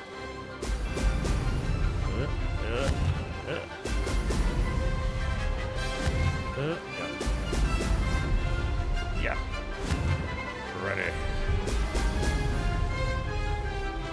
Best time is 2:20:53. There we go. That's it's the full Harry Potter experience, so to speak. Success. Success. Barrel roll. Barrel roll. Do a barrel roll. I wish I could, but I don't think that's a thing I can do. Alright, so far so good. Alright, here we go. Ha! Good. Woo! I've got this. Oh, okay, so there's a ring missed penalty, but I didn't miss that one. Ooh, man, I beat her time by a lot. Woo, baby. Man, I beat her by a long time. Holy crap. That's not... You must have cheated, you... Fine. You won. Don't think this is over. You can't determine skill from one single trial. Surely my win means something. You're not terrible, but you're still going to have to prove yourself if you want to earn my respect. Let's see. All right. Challenge accepted, then. Perhaps you have what it takes after all. We shall see. But don't get your hopes up. The next course near Irondale offers a much tougher challenge. I know, I almost want like a You joystick. can try to prepare by racing this course again. Just check in at the podium, where the leaderboard is. You can check your time and start the race. We'll see next time if your win here was more than just a fluke. Whilst on an errand for Albie Weeks. So that's the thing. Should I try, leaderboard. Ruby Wheel, Lottie Fernsby, Imelda Reyes. Huh. I suspect Mr. Weeks will be glad to hear how I fared. Wait a minute, hold on. But I don't have the... Wait a minute, but she said she had the record, but then there's people who are faster than her, but there's even someone who's faster than me. How does that work? First try? Yeah. This was 100% a controller game for me, and I use keyboard on like 90% of games. Yeah, I was kind of getting used to it. She said she has some of the best times. Okay, so let's see. So how do we return to... I guess I can't do the second race until I talk to LB Geeks. What's this all about? I never thought someone would ever best Imelda's time. There's something here. I guess that's just the indicator that, yeah, there's a challenge mode here. Well, let's do this. Let's do this. I could take the broom. So, are you allowed to fly around Hogwarts? Is that a thing? Do you get in trouble? I mean, yeah, to be fair, this would be kind of fun, though, right? Nimbus 2000. I wonder if I can get one of those eventually. I feel kind of slow. It feels like it should be faster. Faster, faster, faster, until the thrill of adrenaline overcomes the fear of death. This opens so much up. Oh, okay. Gotcha. Well, I guess I can fly just wherever you want, right? Whee! I'm totally going so fast. Ah, farf! So I can't fly. Can I fly directly into hog farts? Or Hogmead? Hog balls? Or is this considered a no-fly zone? They break out the wizard, like, anti-air flak cannons? Oh, can't enter while mounted. Really? You usually have to be mounted to enter, if you know what I mean. Stupid me. Okay, well, that's it. At least that's a little faster. Now, it's not any faster than fast traveling, but I still need the the open lock spell. Hog nuts. Here we go. It's nice to know these guys work 24 hours a day. Oh, you're back! With something to report, I hope? I beat the crap out of that lady. Not literally, so please don't call the wizard police.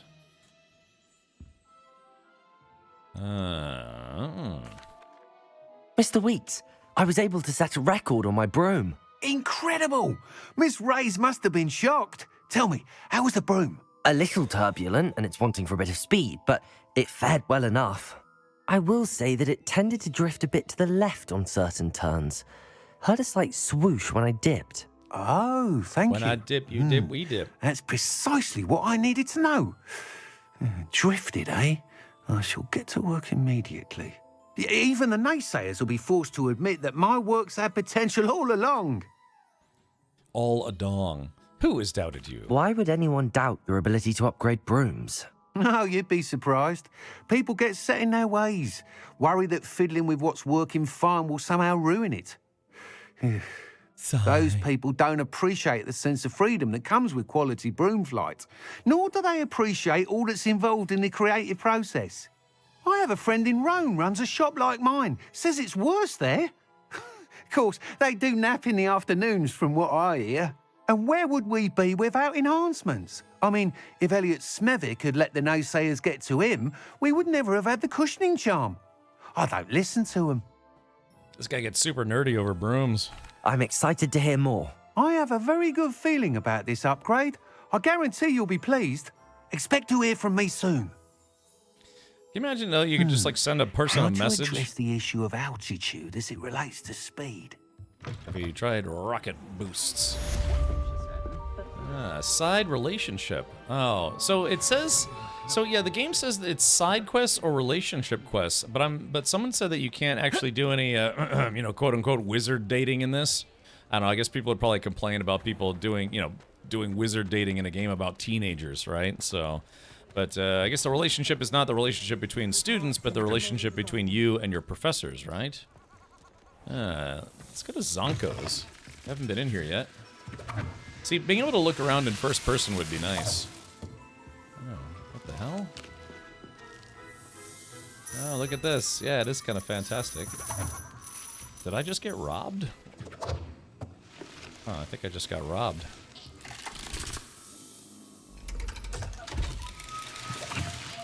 Oh, that's kind of fun. Yeah, an instant balloon machine. Boy, that would probably sell well if it didn't take magic.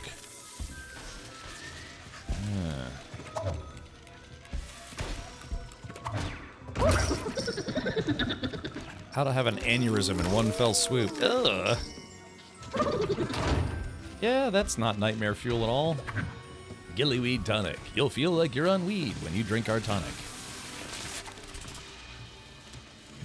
I forget, what did they buy in the game, or in the movies at this place? Was it just like pranks and stuff? Magic in general would sell well. Yeah, man. I have somebody ask what's the allure of this. It's like, yeah, just the fantasy that magic really exists. She's like hitting herself in the face. That toy was like, stop hitting yourself. Stop hitting yourself.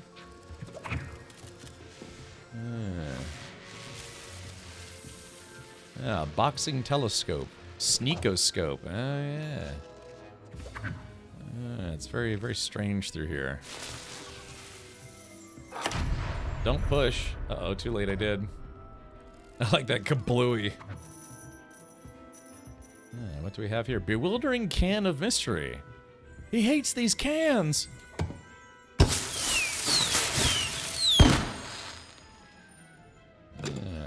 Well, so much for that.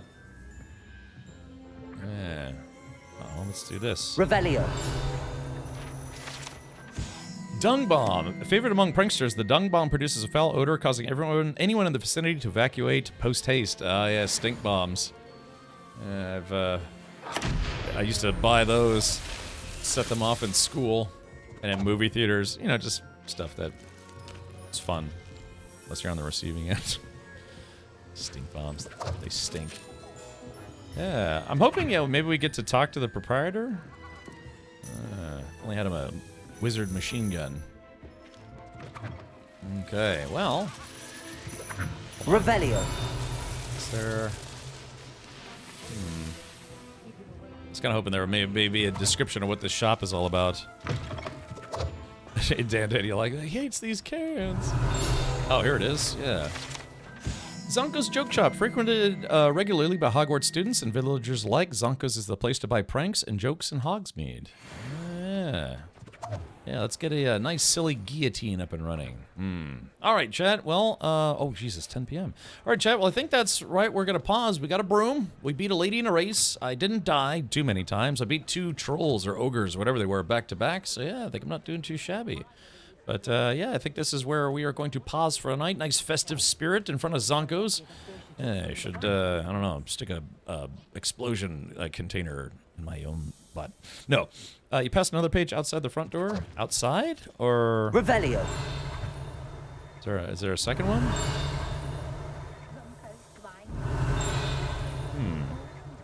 Okay. Yeah, I think that's where we'll pause for today. So let's go ahead and shave the game. Time to shave the game. All right, here we go. Overwrite existing save. Boom shakalaka.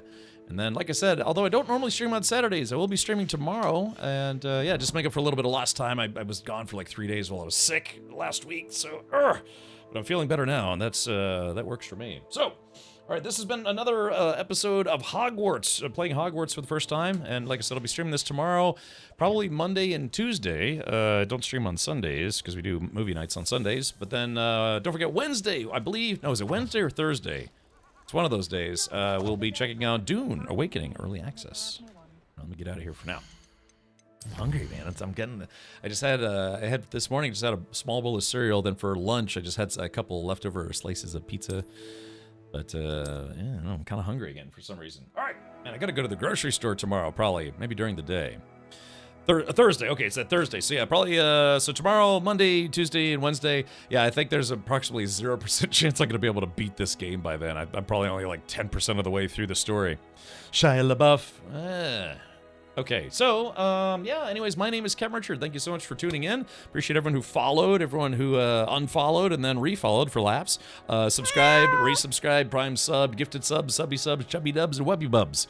Also, thank you for the Tangy alerts and the bits as well. So, yeah, Dune hype. Hyper Dune. Yeah. So again, we started off the beginning of the stream talking about sports cars and things. Yeah, the whole sub goal for the new Corvette, that was just a joke, of course. But yeah, they finally unveiled, what was it? Let's see, Corvette 01. They unveiled it, but now they actually let some people. They invited a bunch of content creators to go test drive the Corvette 01. Sadly, I was not one of them. It's probably because I'm not like a car YouTuber, which you pretty much, they invited like, yeah, car journalists and car bloggers and car YouTubers. Sadly, no car Twitch streamers, I think. So, yeah. All right. Well, anyways, yeah, so that's where we started things off. And I'll just have to go outside and cry while sitting in my Volkswagen race car that it's not done yet, sort of. Okay, so, yeah, let's see. Why don't we do the following? You don't have to go home, but you can't stay here. We are going to try to raid someone for tonight. Probably lots of people probably streaming Elden Bling this evening. Who can we raid that we haven't raided in a while? Why don't we do this? Let's go raid Bald Zebra. Bald Zebra is streaming a game called A Nice Day for Fishing. Yeah, it looks like it's kind of a retro platformer, maybe. Yeah, it's old like a Super Nintendo style graphics, or Nintendo, one of those three. I don't know. I'm only 21. I only know PlayStation 5s, and then some soon. But yeah, let's do this. Let's go raid Bald Zebra and see how they're enjoying the game. I do like platformers, even kind of like old school style platformers. I typed in Bald Zebra. Bam. It's made by the YouTube team via Viva La Dirt League. Yeah, so what kind of game is it? Is it like a fishing simulator? Hey, that's funny. That guy actually kind of looks like Bald Zebra. I wonder if he got to make his own character. What's the secret to staying 21 for all these years? A permanent capacity to lie to the public. That's yeah. Being able to somehow ignore the truth. Go home. Asking about the wig or his ass hat. Alrighty, I will certainly give that a go. If you're a subscriber here, please do use our raid emote. That's what we use to assault other channels. Right, but it's fun. Yeah, copy and paste that, and feel free to go nuts. And we'll ask him about the Viva La Squirt League. He's like, yes, feel free to spam his chat, turn his chat into a sea of orange animated goodness. So I still want a second raid emote. So it's like, it'd be like the flag, and then like something that says raid, something along those lines. Nice animated emote. That's a lot of nuts. I have like 35 animated emote slots still open. I have exactly one non-animated emote slot open, I think. So I'll have to figure that out. But, all right. I'll be back tomorrow at 4 p.m. U.S. Eastern, which is 9 p.m. Universal Time, 10 p.m. Central European Time, and about 18 years from now, Mars Time. Yeah, or however long it would take me to broadcast over there. So I hope to see you tomorrow for more Harry Potter business, or Hogwarts Legacy. And then Sunday, we'll probably watch the Snow White movie, and I'll issue everyone barf bags. All right. Thank you, everyone. Up next is Bald Zebra streaming It's a Nice Day for Fishing. Good night.